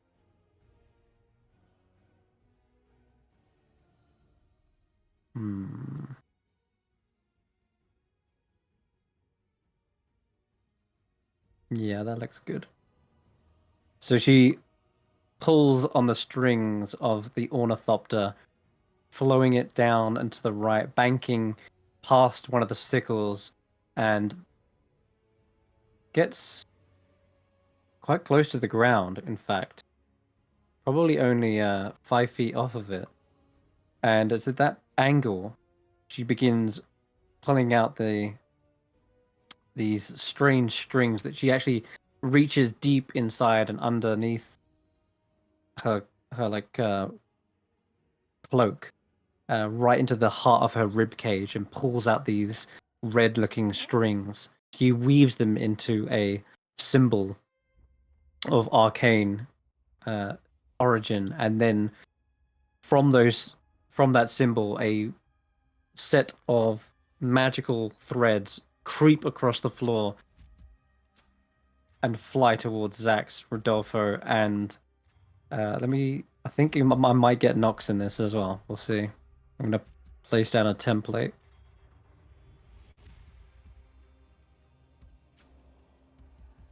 Yes, I do. Fantastic. Yeah, somewhere like there. Okay. I'm gonna need you guys. Should have come up to roll those saves. It doesn't say anything for me. What am I doing? Yes, No? slow is still up. Oh, those are for the concentration checks. Okay, it's all right. It didn't come up with the other one, so I'm gonna ask you to roll a dexterity saving throw for me, please. Each of you. 12. Xaxx passes. 22. Nox fails, and so does Rodolfo. And the strings begin to wrap themselves around your limbs where puppets would have been tethered. And as a result, you take a horrible amount of psychic damage and are charmed. Yes, a charm on a deck save. You're charmed for 1 minute by her. As the strings capture your hearts, they like reach up into your limbs and then strangle your heart. A charmed creature is in awe of Endelyn as she performs this fantastic spell that you've never seen before. Then on check and fresh, I've got to have a look at this. It's a charm effect, so you'd have it's a charm. advantage. You will have advantage. You do, but I'm gonna say when it comes to rolling the save, that's when you'll have advantage. But right now, it's more like you're being puppeteered by her. But when you get to the roll, when you get to roll the wisdom save at the end of your turn, you will have advantage to end the effect. Though, having said that, Xaxx's Twilight Sanctuary is going to be a pain in the ass. So, knowing this as well, she's already found out about your abilities ahead of time, learning from the Charme. She's going to immediately follow this up with a bonus action. And it gets worse. Oh, no. Yeah, she's maybe go for Rodolfo. Don't go for Rodolfo. You've got Adage, haven't you? Oh, and you've got Lucy as well. I do have both of them, yep. Okay. Yeah. Yeah, whereas Nox doesn't really have many weapons in hand, so it makes more sense to you. Okay.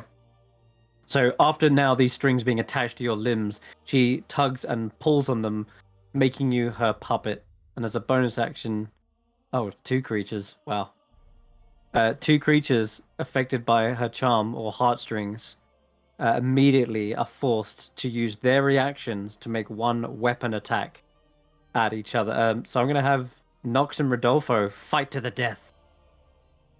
Each of you can make one attack. One attack. So Nox, you're going to use your quarterstaff against Rodolfo, and Rodolfo can please make. I'm going to say go with Lucy. With Lucy. Oh, no, I can't use Adage again. Okay, well. Plus 1 attack. Yeah. You badly miss. That's fantastic. That's the time you want to roll a 1. And also, it's getting rid of a 1. Yeah. Yay. Sorry. Hopefully this rolls badly. Dance. Oh, yeah. Yeah, you did. Yeah. Just missed me. That rolls for the win. It's because we're alive. Nox sorry, so badly. I'm so sorry. I didn't mean to do that. I don't know what happened. I'm so sorry. I love you. I love you too. No, fight! Don't hug! Ah! All the strings get tangled up, and she's like trying to puppeteer. You can see to everyone else, Nox's and Rodolfo's motions look very jerky and unnatural. Does my swinging of the axe cut through any of the strings by any chance? These are magical strings that don't seem to be. Like the physical strings are seemingly her components, but the ones that shot across the floor seem to be like almost shadowy and not real. Which means you might be able to overcome them with your mind if you just will them to go away. So it will be at the end of your turn. You get to make another wisdom save against this. Cool. And on a success, it'll end. Okay, that's all of her go. After that, she's just going to fly it like a little bit back up to 10 feet, and that's it. All right. Tanwen, it's your go. For the slow spell, I know that means that my movement is slowed, but will my arrows be slowed as well? No, they won't. You just can only fire 1 shot this turn. Okay. Since Skabatha is so incredibly far away from me, Endelyn's across the way, I'm gonna have to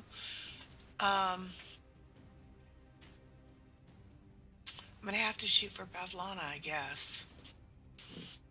Okay. So, because there's nothing I can do to cut the strings for Nox or Rodolfo. Yeah. If you break that concentration, that's still a big win. Oh. Wait, I'd like to cast Hunter's Mark a second time. So I still have 3 spell slots left. What does Slow say about bonus action spells? No bonus actions. You don't have one. You've got an action or a bonus action. Yeah, action or a bonus action, but not both. Okay, So then I'll just fire my longbow of warning. Okay. Is this sharpshooter or normal? I'm just gonna shoot normal because I don't trust it. She is slowed. Slowed does reduce her AC, but okay, solid hit. 9 damage. And She fails. fails her save. Oh, I can't be having this. Oh, hold on. Let's see if I get a reaction. And do the extra d6 as well. No reactions. Oh yeah, no, I was talking about Bitter End. She has stuff. Oh. She can nudge fate. But her premonitions only sabotage the odds of success. She can't actually bolster her sisters, and that makes total sense. Why would she help her sister? Yeah. And okay. I get an extra d6 for my swarm. Yeah. Sure. And go ahead. So it's only 2 points, but 2 points is 2 points. Okay. And I get to roll my wisdom save, right? To see if you I'm don't need not to slowed. because you broke the concentration, so there is no slow. Yeah, you did it. Okay. Yeah, where do you shoot her to disrupt the spell?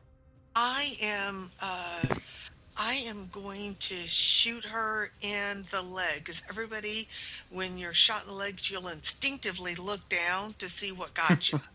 So she instinctively looked down to see what on earth had gotten her leg, and that's what broke her concentration. Nice. Yeah, she's gonna squatting there as well. I have a vague question with slow, actually, just quickly. Because the concentration was broke with the first attack, does that mean that they get their bonus action second attack back this turn, or would that be next turn? I'm gonna say next turn. Yeah. Okay. Yeah. That was I had the exact same question as Tarquin. I'm like, do I get to shoot again? Okay. And since I am no longer slowed, I am gonna move 5, 10, 15. I think you can't go any more than 15. I'll at least move 15 feet. I'm trying to get back around to Scabatha. Gotcha. Rodolfo. You're out of my aura now, so I can't heal you. Oh, never mind. You're right. The automatic healing needs to happen. You need to stay within 30 feet. I am so sorry. You're right. I would have seen the purple glow and not to go around it. Right. You're just 30 foot of dim. Yeah, you're right. I would have seen that. I'm sorry. Okay, so I'm no longer slowed, right? Tanwen?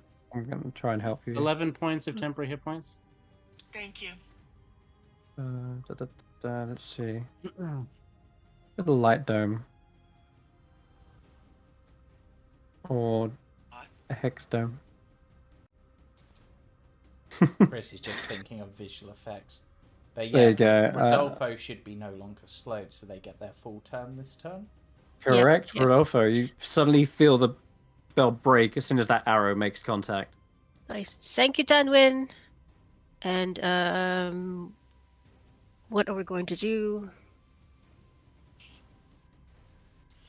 I have a couple of. I mean, I suppose. Should we try and take up Revlorna? Because of the effect. I can't go for Endolin. Nope, charmed. Moongrave. Yeah, I say. Or not Scabatha. We've hit Bavlorna quite a bit. Now seems a good chance to bring her down if we can hit her with anything we've got. Okay. Yep. So it's going to be a Eldritch Blast then, because I've only got a few. That was terrible. Woof. Whiff. All right, number 2.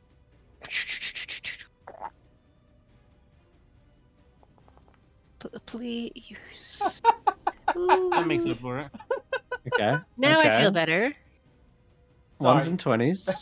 That's Ones and 20s, swings and roundabouts. It just reminds me of yesterday when I rolled on Friday when I had the halfling lucky trait and I rolled a 1 and it re-rolled and got a 20 and I'm just like, yeah. Nice. Lucky's the best. Yeah, so I'm happy with that. I'm going to spin around in counterclockwise circles just in place as my movement. Yep. Excellent. Do you have another Eldritch Blast or just the 2? Just 2. It's level 11 when it goes to 11. 3. Yeah. Okay. Almost. Completely went past and forgot a layer action. So. Oh, and I get to see. do a wisdom saving throw. Oh no, wait, never mind. I don't need it. No. Sorry. Don't need it. Sorry. Are you still charmed or no? Yes, she is. Yes. Do I get a save against that? Now, Xaxx, you can choose whether you want to give someone temporary HP or nullify a charm or fear. Well, that's why I'm asking, because does she make a saving throw at the end of her turn? She does also make the save at the end of the turn. Okay, let me make the saving throw first. So she makes a save, and then I can because my things happens once you're done your turn. It's Constitution. It should be Wisdom. Wisdom. All right. That's not going to do it. So at the end of your turn, I'm just going to end the charmed effect on you. Xaxx, you are valued member of this team. Those shadowy strings that are wrapped around your limbs suddenly dissipate in the light of the Twilight Sanctuary. Yeah, he shakes himself off as if he's just, coming out of a cobwebby cabin. He's just sort of brushing himself off, like he's trying to get rid of all the spider webs. Yeah. So no like temporary HP this time for you, but you're not charmed. That's awesome. I don't need him. Perfect. That's better. Okay. Okay. So I'm going a little bit backwards of myself for a layer action, and Tarquin, you're the prime target up here inside the Ore, trying to dodge out of the way of these blades. Mm-hmm. As one of them brushes past you, lightning arcs out of it, and I need you to make. I think you and someone else needs to make a strength save, but make yours whilst I strength pick save. the other target. For a lightning effect? Yeah, wow. You'll see why. That's a pass. So let's see. Who's going to be your partner to tether the lightning to? I mean, I personally Let's go with think not it should be April. not April. Oh, sorry, considering they're on me. I was going to say not April, but I meant April. I'll roll April's. She's got terrible strength. Yeah, okay. Oh, it was almost an 18 though. Yeah, almost. So what happens is as these blades brush past, they seem to charge both you and April with this static, and then suddenly a zap of lightning arcs between the two of you like a tether and attempts to basically pull you together. That's why it's strength. And thankfully you're able to break that and so it's not have to worry. Lightning lure, but pulls two targets together.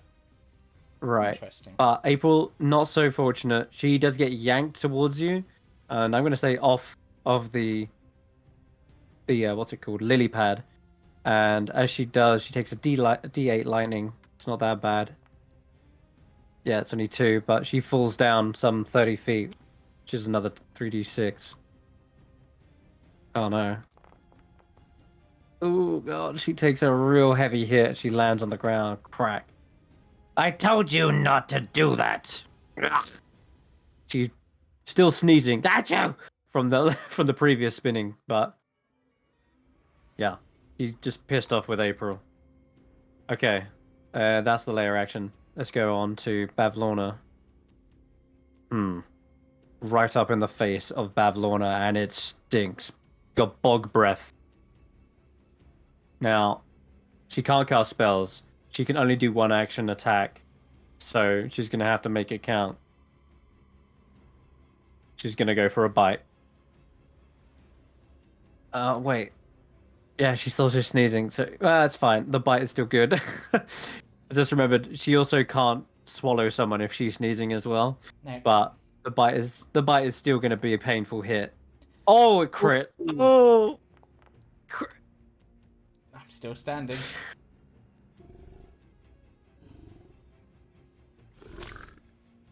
long tongue toad like wraps around you, pulls you in, and crushes you in between. And I think you are considered grappled, but you're not swallowed yet. You're just grappled. Okay. Yeah, it stinks. It's horrid. Your bones are being crushed in here, but you're alive, just barely. Yep, that's Tarquin, fine.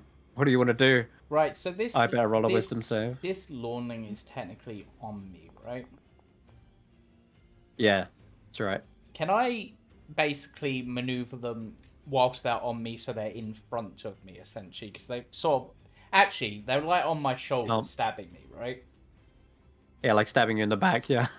Okay, this is going to be a weird angle. I'm going to sort of reach behind me so they're in line with my hand and Bavlorn is in line with my hand. But I'm not, so it's sort of over my shoulder, if that makes sense. Yep. And I'm going to Dragon Breath. In the face of Bavlorn, nice. Yep. Cool. And in this case, you know I'll what? put them both here. Acid or fire? Acid or fire? I'm trying to remember. Actually, I need to double check because I gave these different effects depending on which one it was. I'm pretty sure fire is a beam, which is what I want. So this will be... What the hell is my... Oh. Wouldn't acid drip down on you?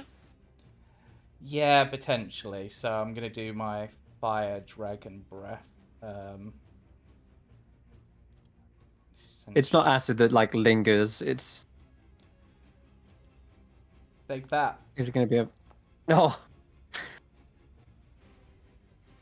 Bavlorna fails. Not April succeeds. And I'm afraid, is it Dex, right? Yeah. I think they have evasion. Yes, they do. Little slippery suckers are actually able to avoid all of the damage and just crawls around to your other shoulder and stab. Doesn't let up. But Bavlorna isn't as lucky. That's fine, because due to key fueled attack, I believe it is, I can still make an unarmed strike or a thing, so will that be disadvantage? Let us try to punch this Lawnwing in the face. Damn. Yeah. I'm afraid you're starting to figure out these little buggers are really hard to hit and really good at dex saves. But if with them being so fragile, I could do with maybe something else. I could do with a hand. Maybe a foot. Run. Food doesn't talk.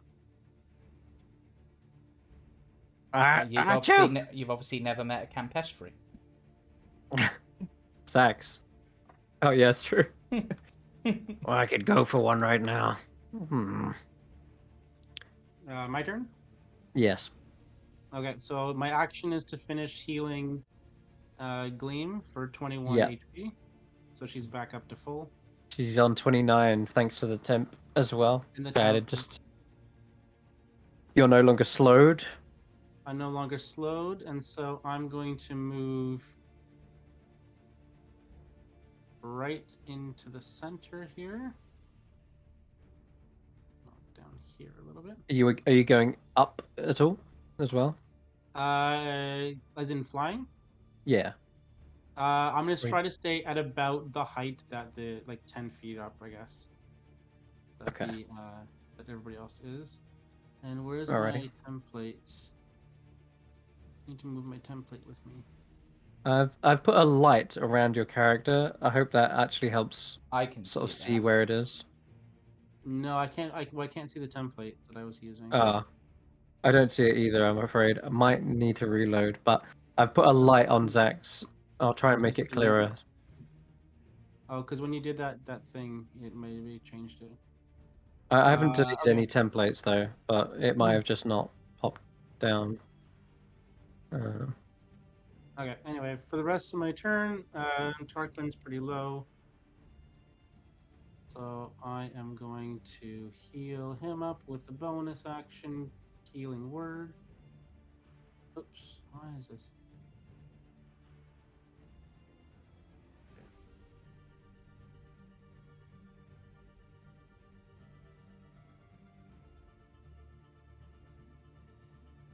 I think you might need to reload if you haven't. Oh no, it did it. I'm good. I think I know what happened. Yeah. No, I moved something on the screen and it. Okay.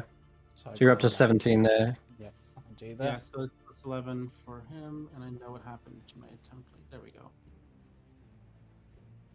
There. Yeah, I don't see that template, but as long as you can, I guess it still helps you. Yeah, I see where it is now, so it can follow me around. Alrighty. And then because I cast a spell, no, I'm just gonna stay where I am. Okay. Scabatha's up. And let's see. What should we do? Can I do that again? No. Tried it once.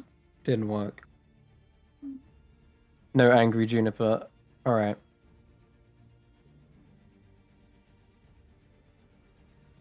Nox and Rodolfo, just be aware you're sort of right out the edge of my my thing now. Got it. Thank you. Okay. Well, she's also slowed, right? Scabatha? Oh no, that's a mount. Sorry. That's just a random horse slow. I'll get rid of that. But I was thinking instead of casting a spell this turn anyway, she was going to fly in. She's got this bandolier of potions that she definitely didn't have before, but seems like she came prepared. She's flicking through some of the corks, mixing them together, and it almost looks like an art, like this alchemy in motion. And with a quick flick, she flings it in one of your directions. That I haven't picked yet, because it's an attack, isn't it? No. This was the ability I was saying. Take some reading, because there's so much. I can be right. Thrones as an action, yeah.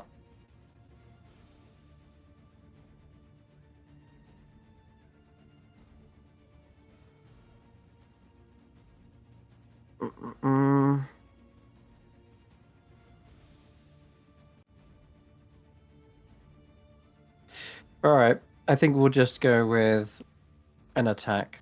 Makes the most sense. And who?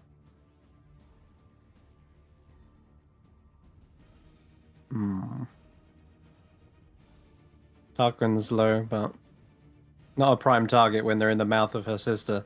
So I think we're actually going to go for Xaxx. And let's see. I'm going to use the claw as a means to hit. Is it a melee attack? Yeah. It's not. I'm just going to use that because that's like her throwing ability. So it's not the claw, which you didn't want it to be because it's pretty painful as well. Though 25 to hit. Would that hit you? 25 does hit, yes. Okay. So as this bottle shatters, can you roll me a d8?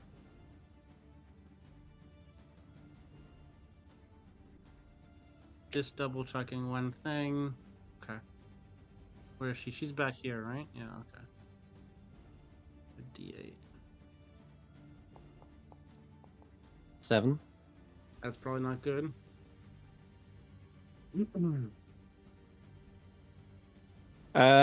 Reroll that. I'm obviously not reading this ability right. I'm supposed to pick which one I'm doing. Hey, okay, that makes more sense. Spite of Nightshade, meant to deliver vengeance against thieves. That makes sense. This potion looks and smells pretty nasty. I need you to make a Constitution save as it shatters on you. 15 is a fail. Yeah, you need way more for this concoction. And you are poisoned, and you do take 46 poison damage. Oops, ignore that one. This one. It's halved. Whatever damage I take is halved. Right, that's fair. Poisoned though, it's nasty. So you take 9 points of poison damage, and are poison. Okay, and finally. Oh, Oh, nasty. Okay, whilst poisoned in this way, you're gonna have to roll a Constitution save every turn. It's basically a dot, like it's a damage over time. Yeah. And if you can accumulate 3 successes, then you're no longer poisoned. If you accumulate 3 failures, the poison takes full hold and does something nasty. So it's like you're gonna have to keep track of, almost like death saves, right? Similar to the contagion spell. Yeah. Okay. So this is going to be an ongoing effect for this combat, but at least you down that heart. Should I look up the contagion spell just so I know what I'm? It's not the contagion spell, but it acts like it in the way you have to roll 3 saves or 3 successes before it either ends or does something terrible. Some of the contagion stuff is brutal. Like every hit, you get stunned. Yeah, it's nasty.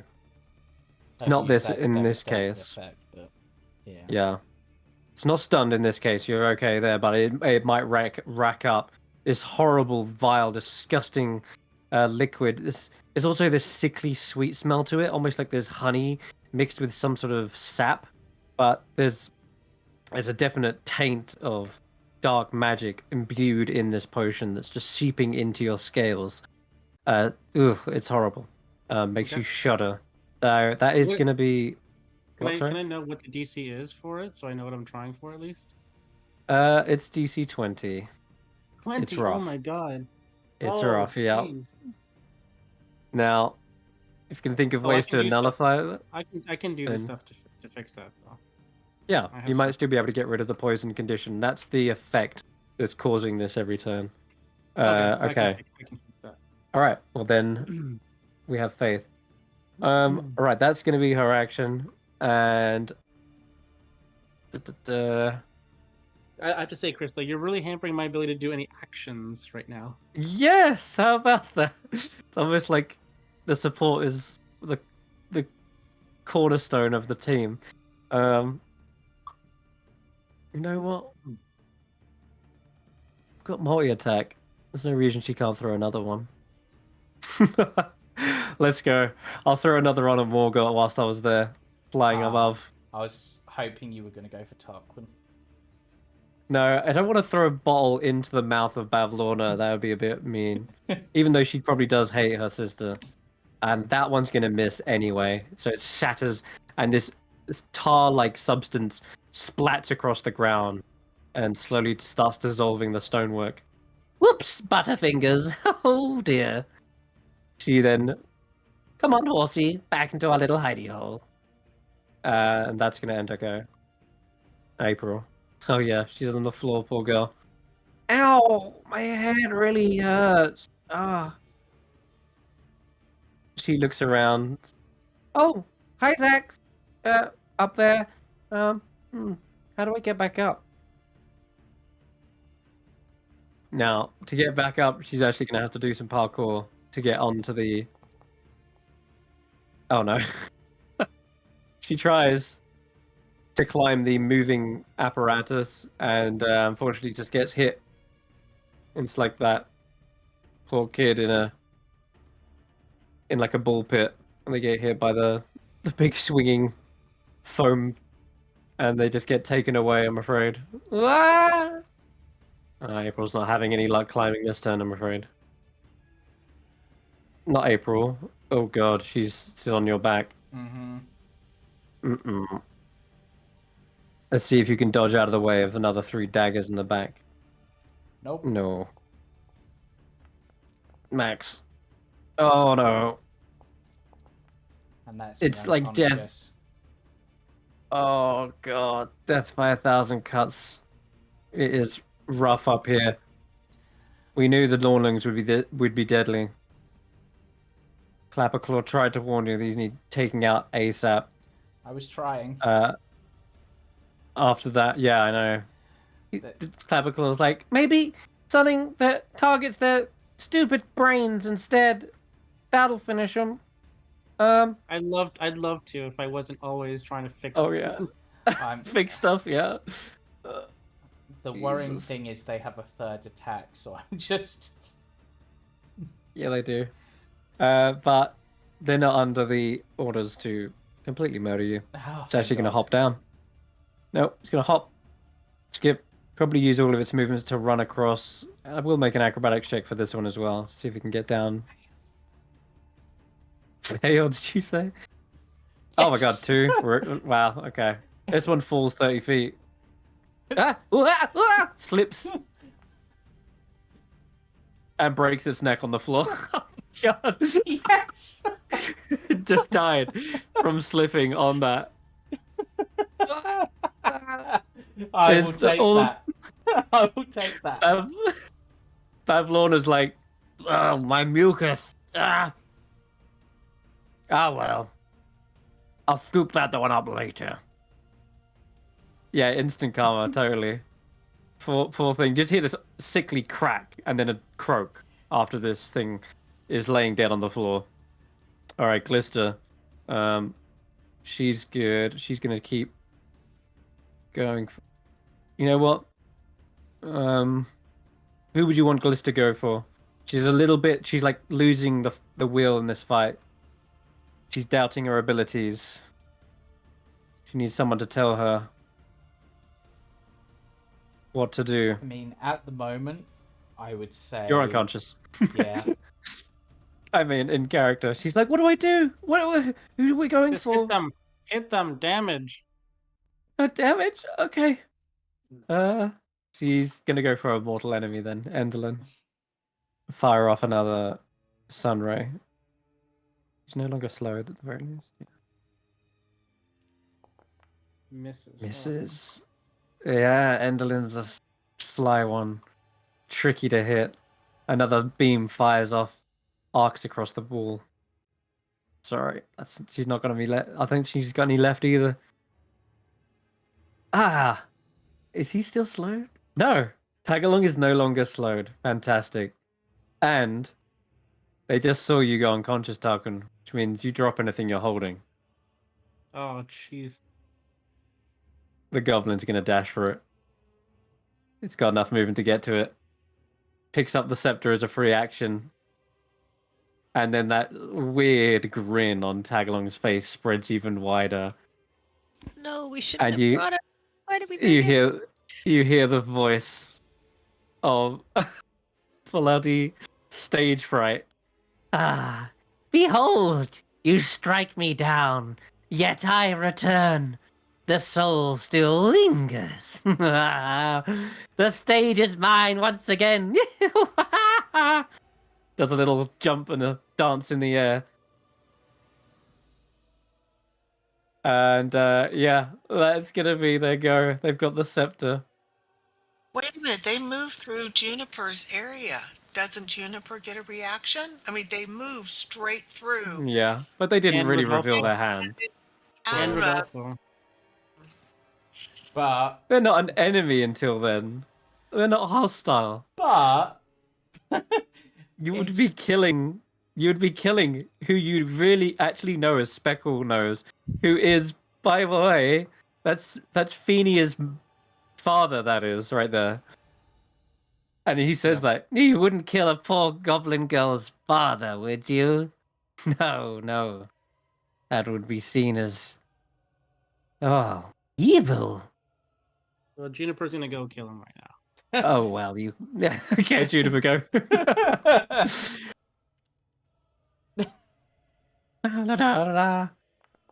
It's like when Gollum gets a hold of the ring just before he's viciously kicked off into the lava. He's still alive. He needs one more good bite. Claw. There we go. Oh, no. I'll be back in chapter 3. Not what I was planning staff... to do, but I don't trust that guy being alive. Poor Specklenose, you actually did just kill Phineas' father even. Well, Juniper's a wild beast. What can you say? The staff falls and clatters to the ground, and one of the nearby goblins suddenly goes from a cowering little thing in the corner to suddenly taking off their goggles and looking eyes wide at the scepter. But that was just before Juniper, so they don't really get the turn. But Nox, you're up. Anyone know what this creature is out of game, by the way? What stage fright is? It's the only thing I can think of based on the sort of design is a Nilbog. Yep, you got it. Okay. 13 HP temporary to Juniper. Okay, nice. It did not do the automatic. All right, I did it manually. There you go. Sorry there. Nox. Okay, so we are going to move a dead one there. We're going to heal Tarquin with a couple of charges of my healer bee. I'll make it 3 charges, so 3d6 healing on Mr. Tarquin. Okay. Why won't it? Oh, if you can apply that to your HP. To me. You are alive, Tarquin. Yay. It might not be on my next turn, but... And then I'm going to call lightning at Bav. Bav it is. It's already at level, Jamey. Tarquin is in Bav's mouth. What? Wait, what? Yeah, I'm currently in her mouth. Now... Can I not attack her back? You can still do it, but Tarquin's in Bav's mouth. The lightning is... You fell out. No. No. Oh. So the lightning hits in a 5-foot radius, okay? And it comes from above. So there's no way you couldn't not hit Tarquin. The other option is you can lightning strike anyone else. Let's go for Scab then. Yeah, okay. It's just... Yeah, in this one instance, they are on the same square. And Tarquin is a small creature as well, after all. Yeah, I think. let's go for No, Scab. I'm actually not at the moment. Oh, okay. Due to the human. Well, that's still... Ooh. She doesn't expect this, though. She's like tucked away in the corner here. I got your horse. My horse? No! The horse is dead. Okay. Get wrecked! No, it's not my horse. Oh, there we go. It's back. Ah. Wood shouldn't be attracting lightning. What? There's a charred smell wafting from that corner now. Yeah, it's good. Nice damage, too. Just sort of glanced over. It's probably the key in your back. You should be dead. I'm going to do my wisdom save to get rid of this charmed effect. Is that a pass? No. Oh, wait. 16. Yes, it is. Yay! Now I can attack Lynn. You can, yeah. Get wrecked. And did you get any temporary hit points? I think we need to end the... Do I get to... It should pop up now. Oh, no, it didn't. Yeah, if you pop it, you move the thing forward. Yeah, it's automatically added them onto my sheet, so it's fine. Yeah. So good. So good. I accidentally went back onto Morgott again. So go ahead, Morgott. Morgott? Yeah, it's Morgott. Oh, it's Lily as well because she counts. Yep, that's it. Okay. Go ahead with Lily. Jamey. It's like lower. It's just Jamey. It's just Jamey. He's co-piloting. Time for some laughter. Check. Cackle against Enderlin. Oh, we've still got Scab targeted as well. Whoopsies. Well, you can technically target 2, but I don't think they're in range of each other. No. Let me undo the... What was it? Undo that one.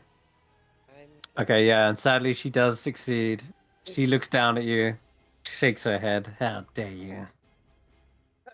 Right, it's Morgoth's turn finally. I created you. I created. Turn on your master, Lily. That's a tragedy. I'll be pulling your strings next. Morgoth is up. Oh, you Oh, did yeah, I say should that ask. betrayals came in threes. Right, Morgoth is going to pick up the scepter and attempt to snap it. The scepter. Yeah, the thing Oh. that the goblin dude dropped. Good job. Yep, I was gonna do that too. Let's Yeah. Yeah. that. Damn. Okay. Yeah. No roll required. It's Morgoth's strong enough to easily snap a wooden staff. Yeah. Breaks right over their knee. Yep. Yep. Toss it to the ground. Well, toss both pieces to the ground. And then Morgoth's just gonna walk off, go up towards Enderlin. Yeah, and start cutting her to pieces. 30 feet. Next one over. Next one over. Oh. Okay. 10-foot range. 10-foot range. Yeah. Is that right? Oh, yeah. You'd have to be directly underneath, and Darn it. I think. Oh, yeah, she's up. Yeah. No. She deliberately went up 10 feet to avoid any kind of melee there. Can I standing leap? Yeah. She gets a standing leap. She can standing leap. That's true. If she's run a good 10 feet there, she could do that jump and get a hit in. She did, yeah. Yeah. All right. I'll let it. Morgoth's great at jumping. It's her thing. She's a frog. I'll let her get a swing off on Annalyn. That is actually really decent. That's probably the most decent roll I've done all night. Okay. Yeah, you get a little slice on the bottom of her dress. Didn't see that one coming. I think. What's yeah, that? no, I didn't. I passed it, Jamey. Get with it. Cool. We're back to Gleam. He sits up. She still has some moonbeams. Oh, or moon rays, rather. Gonna fire them at you know who. Oh, we got a hit. Hits. Good. Lots of damage. You failed the saving throw. What does that do? It is blind? No. No. No. I sound like the Sith. Now, it's DC 13 Wisdom save, or be transformed into a bat for 1 minute, as though affected by a polymorph spell. The target, you can repeat the save at the end of the turn. Well, so I did not see that coming. Gleam, back from the dead when she thought she'd finish her off with a good finger of death, suddenly rises up, fires the moonbeam. Let's get her, Glister. And it's almost like Enderlin's look of fear and fate in her face, as she knows these two are potentially her undoing. And well, the story speaks for itself. The dice too.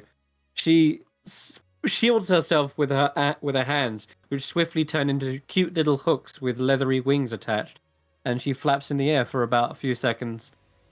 Before being completely helpless right now. That's interesting. We're gonna have to get rid of that ASAP. Whew.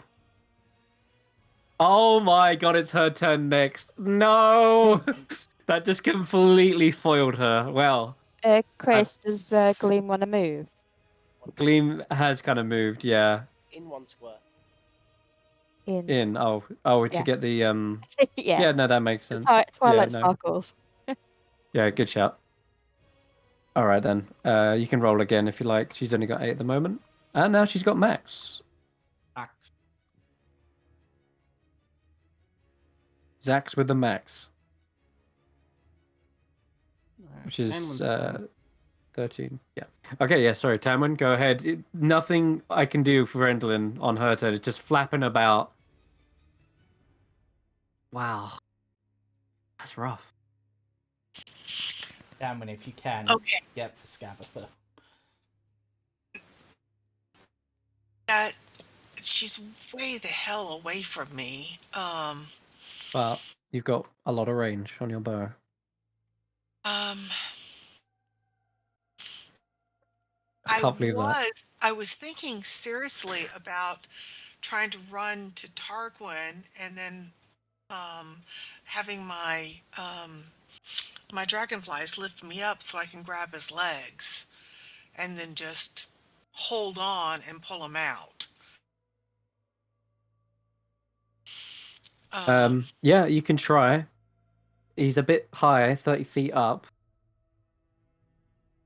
Your fly speed isn't as fast or as swift as the others. Don't know if you'll get up there in time, but okay, no, I'll try to go get Scabatha, but I am gonna move a little bit further, closer. So sure. Hang on, if I 20. I missed my layer action again, didn't I? Right, I'll do that after you. Okay, and I that way I shouldn't provoke a reaction. All right, so hover and T. All right, you're marked, and we are good. Was that you or me? Yeah, ignore me. I'm trying to put something on the turn order. All right, and then I am gonna do my longbow of warning, and should be advantage, right? Other than magic. Yes. Yeah. I got an 18. Roll a d20 just in case you crit. Yeah, if you can, you might be able to crit. All right, hold on 1 second. D20 roll. Also, no, I'll take the 18. I'll take the 18. Also, yeah, that's before fine. you do your second attack, Hunter's Mark. Oh, yes, you're right. My bonus action. Let me click Hunter's Mark. Cast spell. All right, and then so my second attack. Well, wait. Try holding down Shift as you click the attack. That'll give you advantage. Hopefully. Okay. But before I do that, don't I roll my d6 for my swarm? It's on. Yeah, you can do. It's on a hit, so you can actually choose which attack to do it on. I'm gonna go ahead and roll my d6 now. Yep, that's sensible. All right, so another 3. That's another 3. All right, and then Shift and longbow. It adds up with advantage, so the re-roll. That's fine. Just roll it again. All right. Oh, I'm gonna use lucky. Unlucky. I'm using my second lucky. Go for it. All right, so lucky, all right, usability, and then, all right, come on, baby, come on, one more time. Let's do it. 6 plus 12. Misses again. Ah! Damn. She is shielding herself behind this little... I got the first one, and... Mm-hmm. Okay, that is all I can do then. She doesn't even realize where the arrows are coming from. She's just poking her head out and seeing arrows fly from thin air, and she's like, What the? Where are these coming from? I don't understand. Have they got an... Oh, it must be an enchanted arrow. Yes. Oh, an arrow of dancing. That's intriguing. What? Like a sword of dancing. Like you can get dancing swords. This must be a dancing arrow. I swear I didn't click anything other than my longbow. No, it's Bavlorna. Not Bavlorna. Scabatha musing on where these arrows are coming from because she can't see you. So she's assuming it's an enchanted arrow enchanted to attack her like a dancing arrow, like a dancing sword. It is... Xaxx. Sorry. Yeah. Rodolfo's go. Okay. Rodolfo is going to move into Xaxx's lovely circle on the edge of the platform here. I need to start doing some damage. And I mean, if you stop doing damage to me, I'd be okay with that. I have very few spells left, very little power left, but I'm going to give this one last go for Bavlorna. And I'm going to cast. Where is it? Where is it? Where is it? It's not here. Okay, I'm casting Blight. Whoa! So that is big spell. That is a Constitution saving throw. And let's see how we go. On Bavlorna, yes. Okay. It does seem to be a stat, but she's a hardy one. Does she fail? But I'll roll. Here it comes. A natural 20. She still takes half as much. She still takes half as much on a save. 5 damage. Yeah. That is still big damage. She begins to wither. She's very plant-like in appearance. All these mushrooms and growing all over her. It says if she's a plant-like creature, if she's a plant creature or a magical plant, she makes a saving throw with disadvantage. Is she a plant creature? She is a fae, but damn it! I will say this absolutely irritates her to no ends, to the point where she's so scratching. You know how desperately she wanted to bathe in her pond, while all her skin immediately shrivels and goes cracked, just as dry as the first time you saw her. Nice. And she's like, this is the worst. She's like trying to spit up Tarquin and itching herself all the same time. Does she spit me up? Let me see. She has to at least make some kind of concentration saving throw, right? Well, it's her turn. Let me decide what she's gonna do.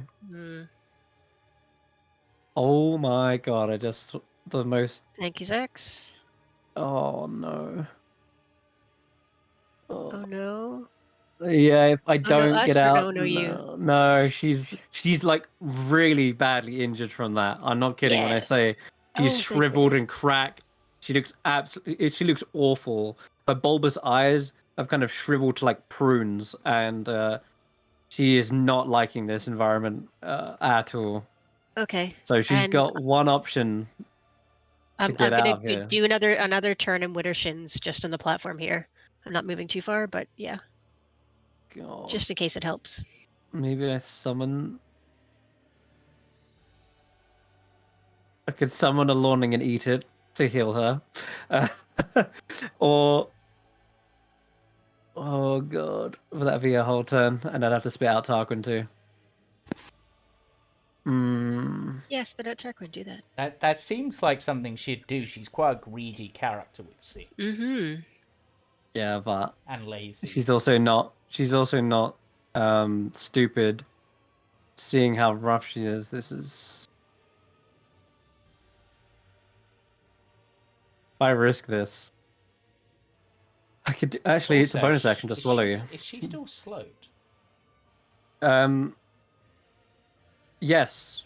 Unless Rodolfo's concentration's broke from anything. No, it hasn't. And Blight doesn't require concentration, so no, slow should be still up. So she is still oh my god. Now she's even more trickier situation. I can't swallow you because it costs a bonus action. So I can only either swallow you or do an action. So you've actually cornered her really well. So I am gonna make the roll. Can you roll me a D20, Rodolfo? Me? What, me? You are rolling for slow. She's gonna cast a spell. Yep.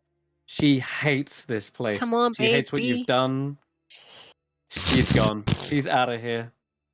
She casts a spell whilst Tarquin's in the mouth.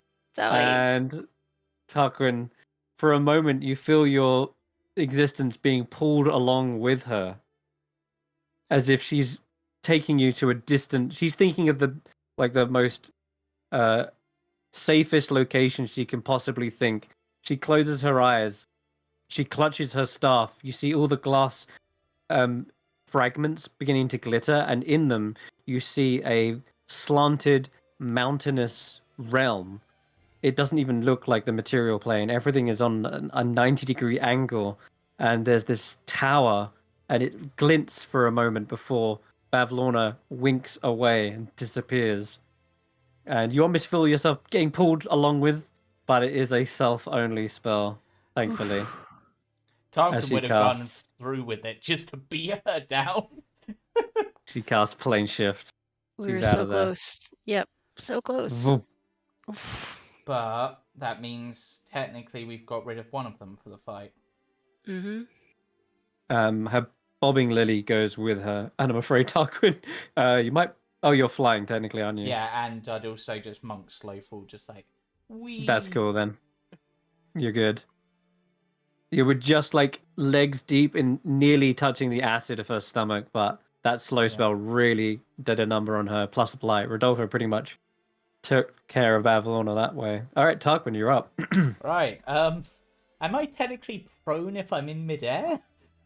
Yeah, but you can write. Oh no, you're fine. You're fine. You just sort of. I was just sort yourself. of considering that from like a.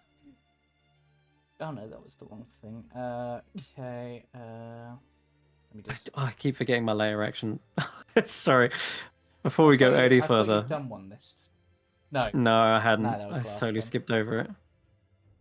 It's not going to be that big of a deal, though. I don't suspect. Paint it black. No, let's do the spotlight. A 10-foot radius of bright light appears from one of the stages, like shining down. It's like one of the spotlights earlier, and it's gonna shine down on Tanwen. Can you make me a dexterity saving throw?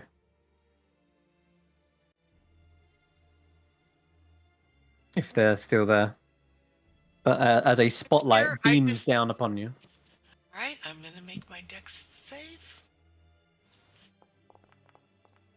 Yeah, okay. Man. You're affected by fairy fire as you're brimming with brilliant light.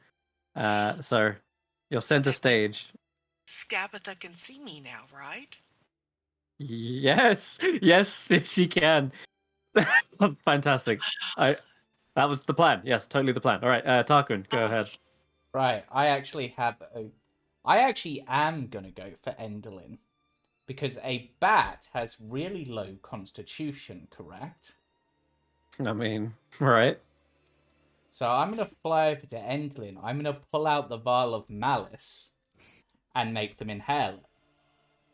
Because it's an inhaled poison, right? Okay. Sure. I mean, there's not much I can do to resist. It's not going to break the nope. shape if she gets injured or anything? No? Because I'm not damaging them. What I am doing is infecting them with a poison that will blind them for 1 hour. Yeah. Interesting. Sure. So when their thing does pop, they'll still be blinded because it's them that's been affected. Right? That so makes you sense are going to uncork the vial. Like under the nose of the bat, basically. And stick it in the bat. This will use up the malice. Yep. I have 2 uses of it, so I will have had to obviously fly down to their height. Okay. All right, I'll roll a terrible, terrible constitution save. See what it gets. 6, 5. Yeah. Yep. It fails. So they are now blinded for an hour. Nice. And also... They're as blind as a bat. Yeah. And also, on top of that, because it is a poison, they are poisoned for that hour. Hey. Yikes. Okay, they're poisoned as well. That's just disgusting. Whilst poisoned, they're blinded. So. Yeah, they are poisoned. Nasty, nasty. Okay, that's your turn, is it? Yeah, because that would be my action to do that. I can't do another attack, so. All right, Xaxx. So you've got this poison effect on you as well. Yep. Do I need to roll now for it? I'll double check. Yeah, that's actually why I sort of brought it up. At the end of each of your turn. No, to the end. So it's the first to 3. Okay, first to 3. Okay, so I don't need to do it now. So before I do anything, let's just do a quick mass healing word. Oh, okay. To get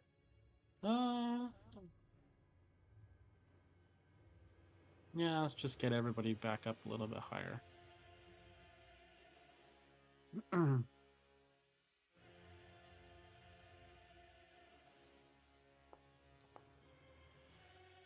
So everybody gets an extra 6 HP. Nox, Rodolfo, Tanwen, Tarquin. And if Glister or Gleam are injured, they get an extra 6 HP. Nice. 1, 2, 3, I'll 4, 5, 6. go around 10 and do more. that for you.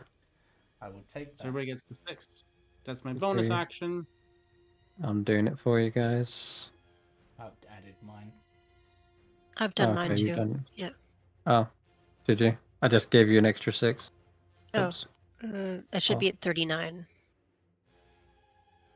Okay, yep. Oh, 44 Okay. then. There you go. Somehow. I don't know how that works. Right. April? April, out of curiosity? Did you want to heal them or? Oh, sorry, only 6. Okay, never mind. I hate to be the mom in the group, but Sarah Jane and Julian said they had to leave right at. Yes. We have 15 minutes. We have until 6:50. Okay. All right then. I've been told very specifically 15 minutes. Okay. Let's make it happen. We got 2 hags to go. So one's poisoned to blind. On my action, I need Gabitha to make a wisdom saving throw.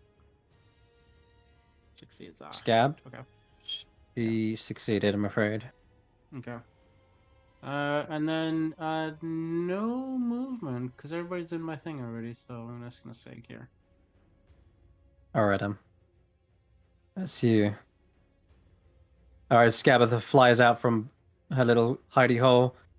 You, the one with the arrows. I see you now. That was very mean of you. Ugh. Poor old granny over here. I can't see very well. I'm sorry. Are you're talking to me? Yes, you. You shot me. I did. Are you sure? Are you sure? There's no one else here with a bow. Oh, this old thing. Oh well, yeah. No, I've been using my quarterstaff. I was trying to get Tarquin. You know what?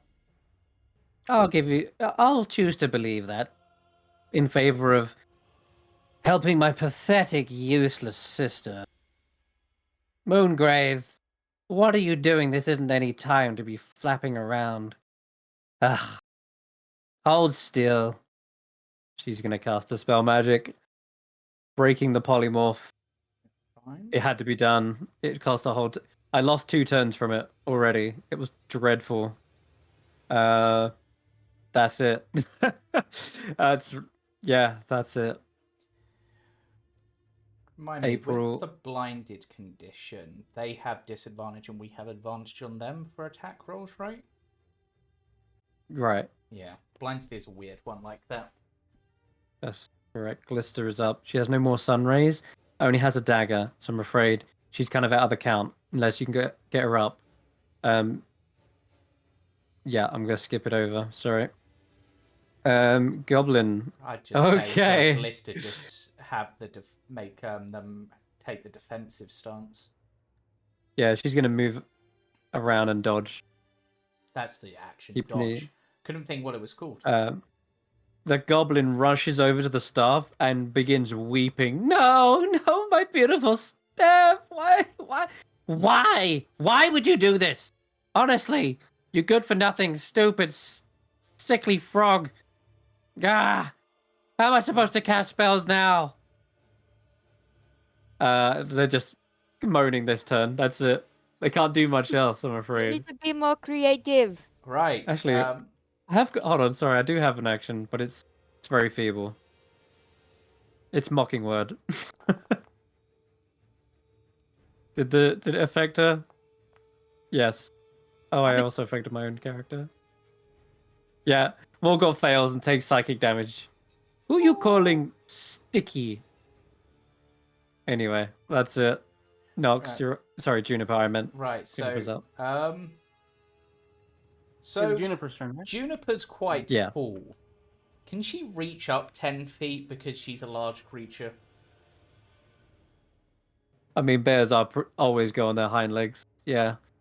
Yeah, possibly. It's an honest question, I'm not sure in this case. She's quite tall. Either that, or they can just jump up with each of their attacks, because they've got enough, because they'd only need, like, a few extra feet. Yeah, it can happen. You can take attacks with her.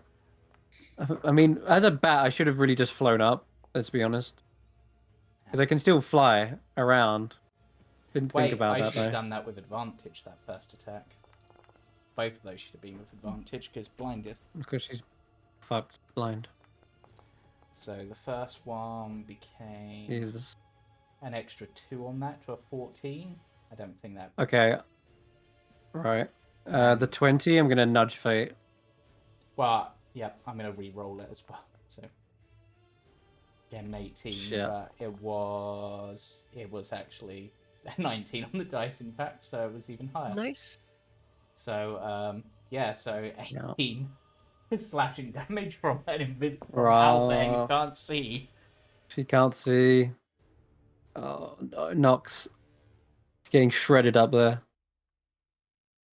You can hear the twangings of strings snapping.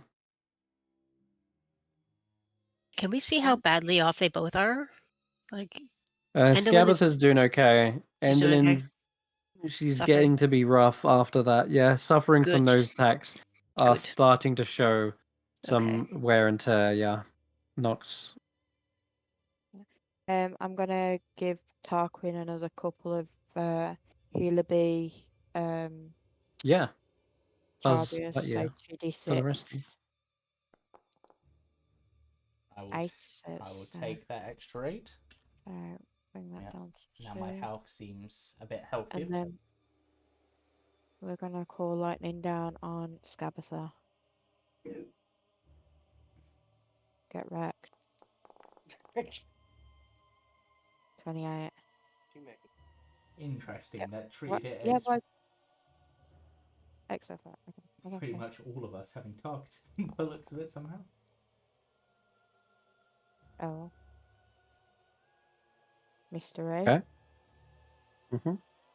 That was a mystery. I think that's my turn. And then it's Lily. Like a good mystery roll. Yeah, go ahead, Lily. She recharged her cackle yet? No. Can you move? No, you can't, because you can't do anything to her. Because you're not tall enough. Could go slap that goblin. Yeah. He's the grabby hands on the goblin. I'll stop you from being sad by dying. Oh no. She missed. Wow, that was terrible. Yeah. Okay, so it's Morgoth's turn. Yeah. Alright, Morgoth. She can... Yeah, and if you attack Endelin, you have advantage at the moment, so... Yeah, I'm gonna get Morgoth to standing leap and attack. I don't think she can climb on Juniper. Can she climb on Juniper? Just so Jamey knows. Not on top of its shoulders, no. No. That'd be tricky. I'm gonna standing leap. Can I still do my multi attack? You can do one attack as you leap, swing, fall. Make it count then. I'm not targeting anyone else. With advantage. Yeah. Oh, so she's blind. And then do it again. Right? Yeah, you can do it. Basically do it again, or you can just hold down shift when you roll. Okay. Where? All right. I don't know what's happening. Yeah. You probably clicked it too many times. Too quickly, maybe. Either way. Anyway, a 19 hits, 11 damage. Yeah. Nice.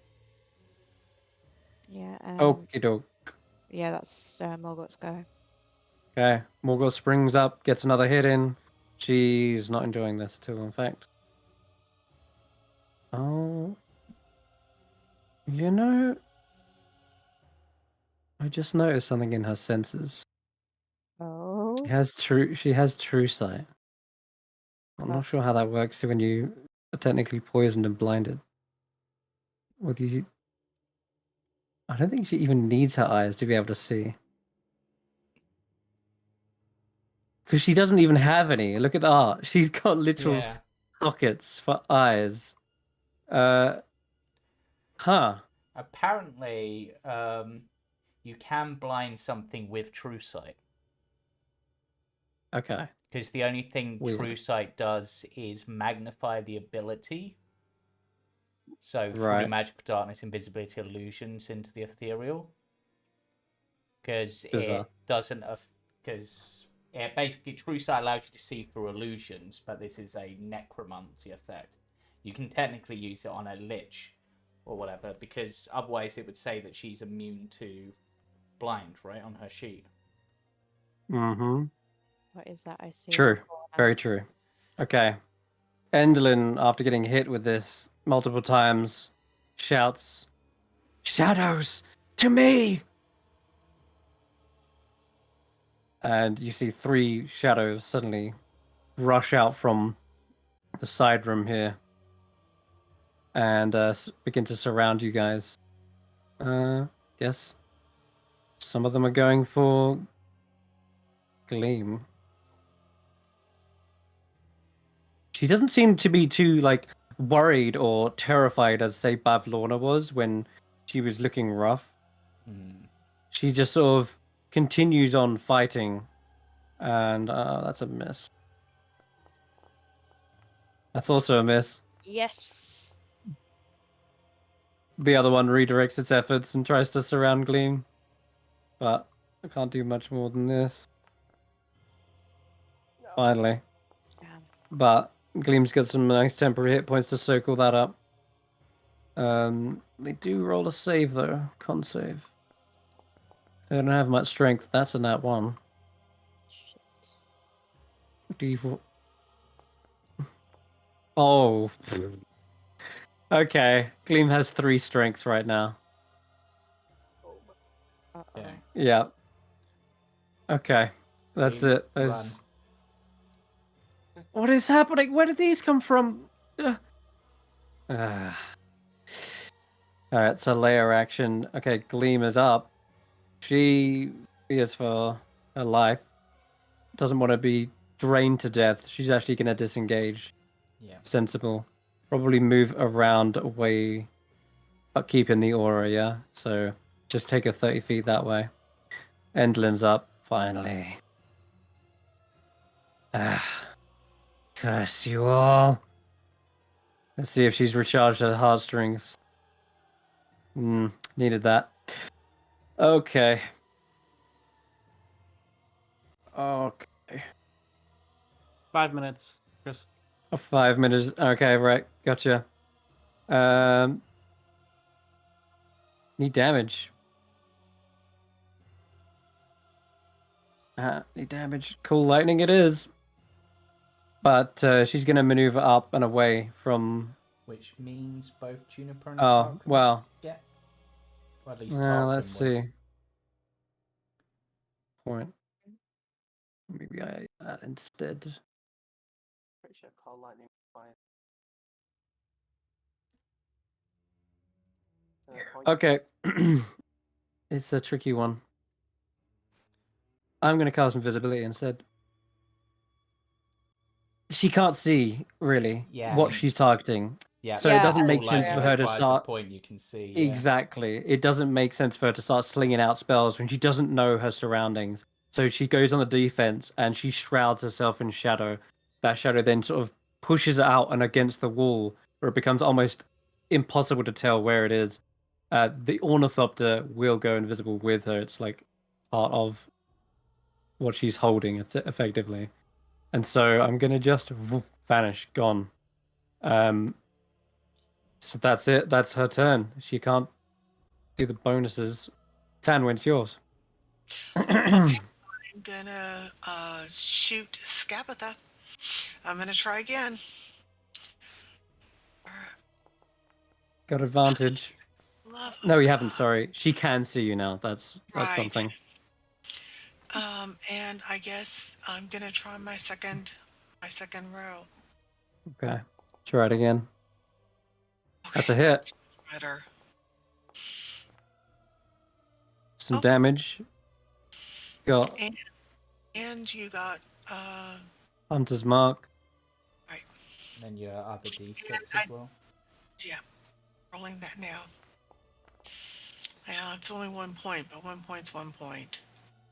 And then another D6 if you want to add the swarm. They have. They're automatically added. Oh, sorry. Okay, you've got that. Cool. All right, sweet. Hunter's Mark's there. She is getting peppered, but she's got hardy wooden skin. Rodolfo, it's up. You're Okay. up. Can I attack the vehicle specifically? Her rocking horse? Like, will it make any difference? Because I want to bring her down. You can, actually. Yes, you can, but okay. I'll have to look it up real quick. It hasn't taken much damage this battle.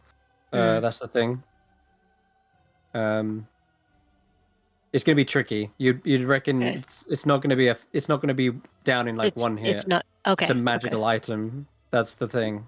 Yeah, I wasn't sure about if it was being affected by all the other stuff, but if it was like a regular wooden horse, yeah, it'd be blasted into splinters. But this is clearly a magical device she's constructed. 2 minutes. Okay. Yeah. I'm going to hit the two of the shadow creatures because they're going after Gleam and they're going to do some damage. I don't have access to my token right now, but I can attack anyway. What are you doing for you? Do you want me to click it?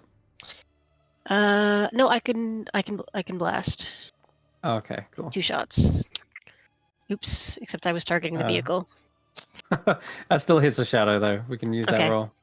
So just roll a d10. Plus 3 in it.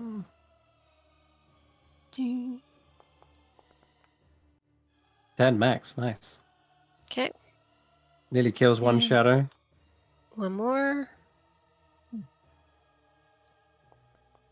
That does. If you're going 21? For the same shadow, that will kill one. The same shadow, yep. Yeah, that does it. Taking out one. Okay, nice. Good enough. Yep. Avlona is somewhere in another realm. Guys. See you later. No worries. Bye-bye. Bye. Tarquin, you're up. Right, so Tarquin. Actually, sorry. Xaxx, do you want to take your go real quick if you've got to go? And then we can. Yeah.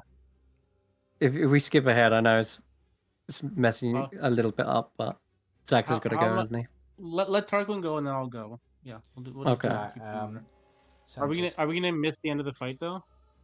It looks like I'll tell you now, with Endelyn being invisible, can't see for an hour. You're not gonna see her unless you can find her, Tarquin. She looks like she's fled. Yeah, and unfortunately, there's enough of sort of area there, and the Ornithopter's probably got pretty good movement, so it's kind of tricky to play. Yeah, but I'll tell you right now, Endelyn, she's fled. She can't fight in this condition. So Tarquin is gonna go over to Skabatha and say, I think it's time we finish off our deal. What? What deal is that, Sonny?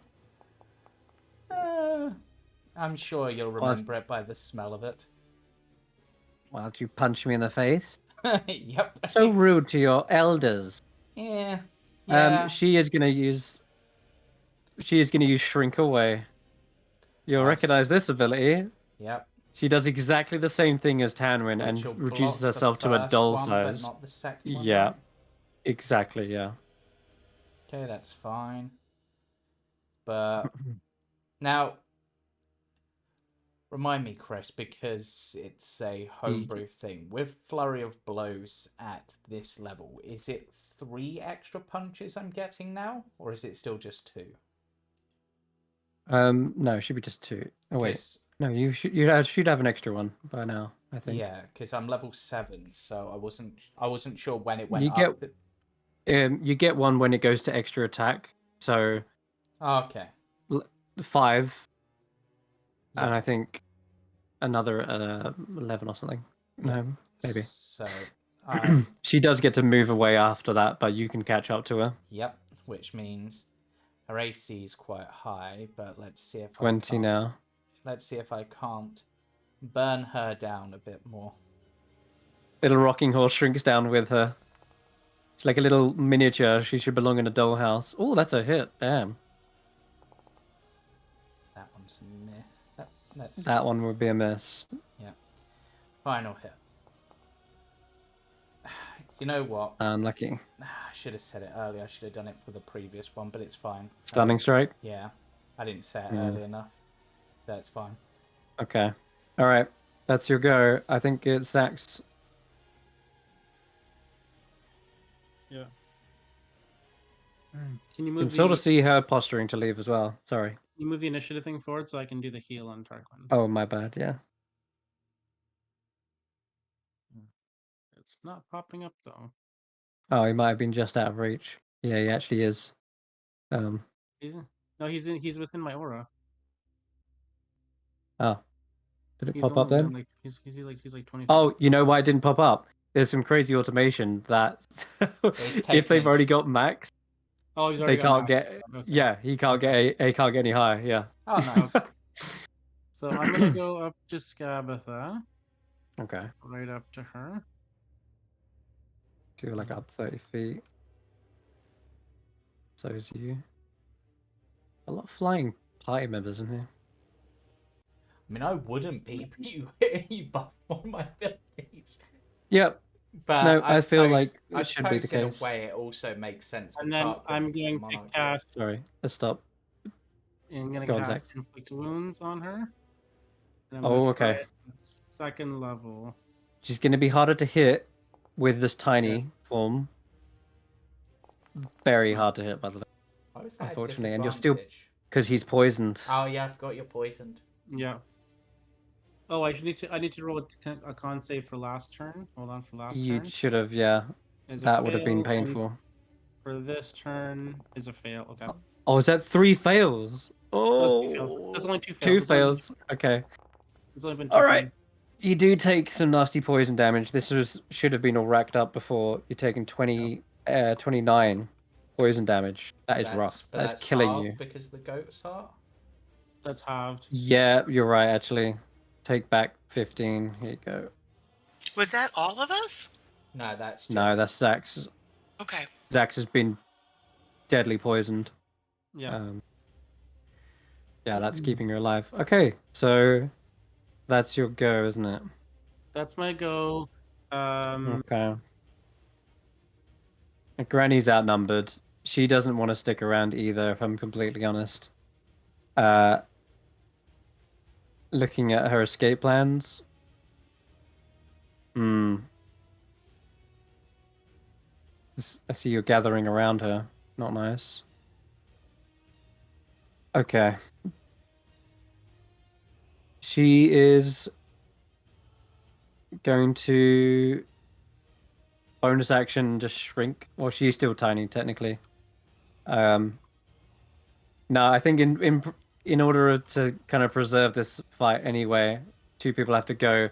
She's not gonna sit here 1v5 where the rest of her sisters have fled.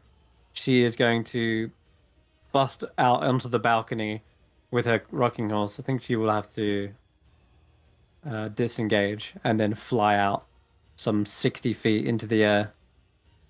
Well, it's been nice, my dearies. Honestly, such a great reunion. But it seems my sisters have deemed this battle a little unfavorable.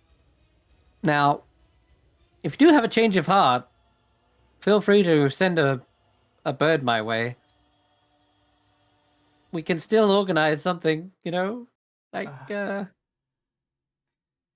just realized that's a dead end. I'm gonna have to fly up. She goes directly up and out over the balcony. Did we get a tax of opportunity on her? No, I did a disengage. 60 feet away. But she's 60 feet away, you say? From you guys. The rest, she's like 90 and out of line of sight. Okay. That's fine. And she's gonna put that bonus action into staying shrunk. April can't do anything. Glister, I'm afraid, can't. It'll come back round to you, Nox, and Juniper, but Juniper can't get out there. Can I still call lightning on her? She is 60 feet up and out of line of sight, so I'm afraid not. She basically went up and into another corridor. It's like this one, but it's a level up. Yeah. Could April on her turn have attacked the shadows? Because she's probably as deadly as any of the others. Yes. And she seems to be friendly, so. She is. She's an ally of yours. Only because of your... I'm gonna go, but assuming nothing too terrible happens, I'm just gonna cast a lesser restoration to get rid of the poison condition on myself. Okay, before you fail and take 50 points of poison damage. Yeah, probably a good idea. Yeah. So once it gets back around to Xaxx's turn, he's gonna it will lesser restoration himself. It's pretty obvious to all of you. Scabbeth the Nightshade is flying off out into the night, and I'm afraid, unless you have a 60-foot flying speed, you're not going to catch up to her. Yeah, I'm coming. Tell your parents we said hi. I have a 55-foot flight speed plus step with the wind. Okay, well, you might run out eventually. Still, we will end tonight's session there, though. I think that's probably for the best. Yeah. You guys definitely bested the hags, and as a result, for basically winning this fight, you are all going to progress to level 8. So congratulations on that. Chris, can I quickly use my action to call lightning on these two shadows here? Yeah, we will finish this off. Bye, Xaxx. Bye. Yeah, we'll let this play out. These shadows aren't going to be much of a big deal. You can roll it. Yeah. I don't think they're going to get around to their turn again. Morgort, April. I kind of wrote these off. Yeah, look. Yeah, they're done. That was a glaive is going to cleave these in two. You better roll it. Did Juniper have their turn? No, they will. But I'm just going to say, Juniper, Morgort, you guys together, just shred these shadows. Honestly, yeah, they can't put up with that fight. They're just more of they were a layer action sort of distraction, if anything. But yeah, together you guys have absolutely obliterated these. Do not worry. Do not fret. The shadows will not get another turn. So yeah, we will wrap up there. You see, the last thing is Scabatha just getting more and more distant. She's going to dash, of course, so she actually goes 120 feet per round. All whilst being tiny and 20 AC. Yeah, I could catch up with them once in order to get in a few extra blows, but it's going to be just 2 blows, and I don't think that's going to be But then she'd have to disengage, so then she'd only be able to get 60 feet away. I mean, I could keep that up for another 2 rounds, or like 1 round in a stun, maybe, if I can get the stun off. So Tarquin probably will try that. She can shrink away as a reaction every turn. Unlike Tanwen, who can only use it once per day, she does it every turn. So as a result, she will actually get out of range of you. And you just can't make more than 1 attack. You'd just be like left flailing in the air. Granny Nightshades have run really hard to pin down. Excuse me, voice crack. Which is actually really clever of you to put Tanwen as the one who can't see, because she's the ranged attacker. Yeah. So that was actually the best target to put that on. Yeah, I was sort of thinking about it, and I'm like, if they don't have their flying mounts, we should have used on Juniper, because Juniper would just tear them apart. But I'm like, they're gonna have their flying capabilities, so of course. Yeah. But Plus, Bavlorna is out of the picture. She's Yeah. gone. yeah, at least for now. The other two have just flown away. Yeah, So with blue ballers. I'm afraid so. They wouldn't stick around. Let's be honest. They're not going to fight to the death. No. And I know it feels like blue ballsing, but ultimately you did defeat them, which is the point, and you still get the level up for doing so. Yeah. You won the encounter. A really nasty polymorph from that was kind of clutch, because that allowed me to get the malice off, which was the real clutch thing, I think. And it burnt 2 hags turns. Like 2 whole turns is huge. That Finger of Death at the beginning had me terrified, though, because I'm just like, holy crap, they can pull out like 7th level spells. We are screwed. Yep. Did you notice I put a little symbol on it? It had a little hourglass. Did you see that? I'll show you again with like a glibness. We get an ability to go off feet. You see that? Yeah. I put a little hourglass next to these because these are the Coven spells. Yeah. And they share those spells, so they can only together as a Coven do that spell once. Yeah. But just whilst we're thinking about, we're gonna wrap up there. Join us again next week, where we will potentially be heading to the Palace of Heart's Desires. We've done a little bit of clear up here. Yeah. But looks like you're entering into the final chapter. Yep. Right. Bye for now. Bye. Wild chirping.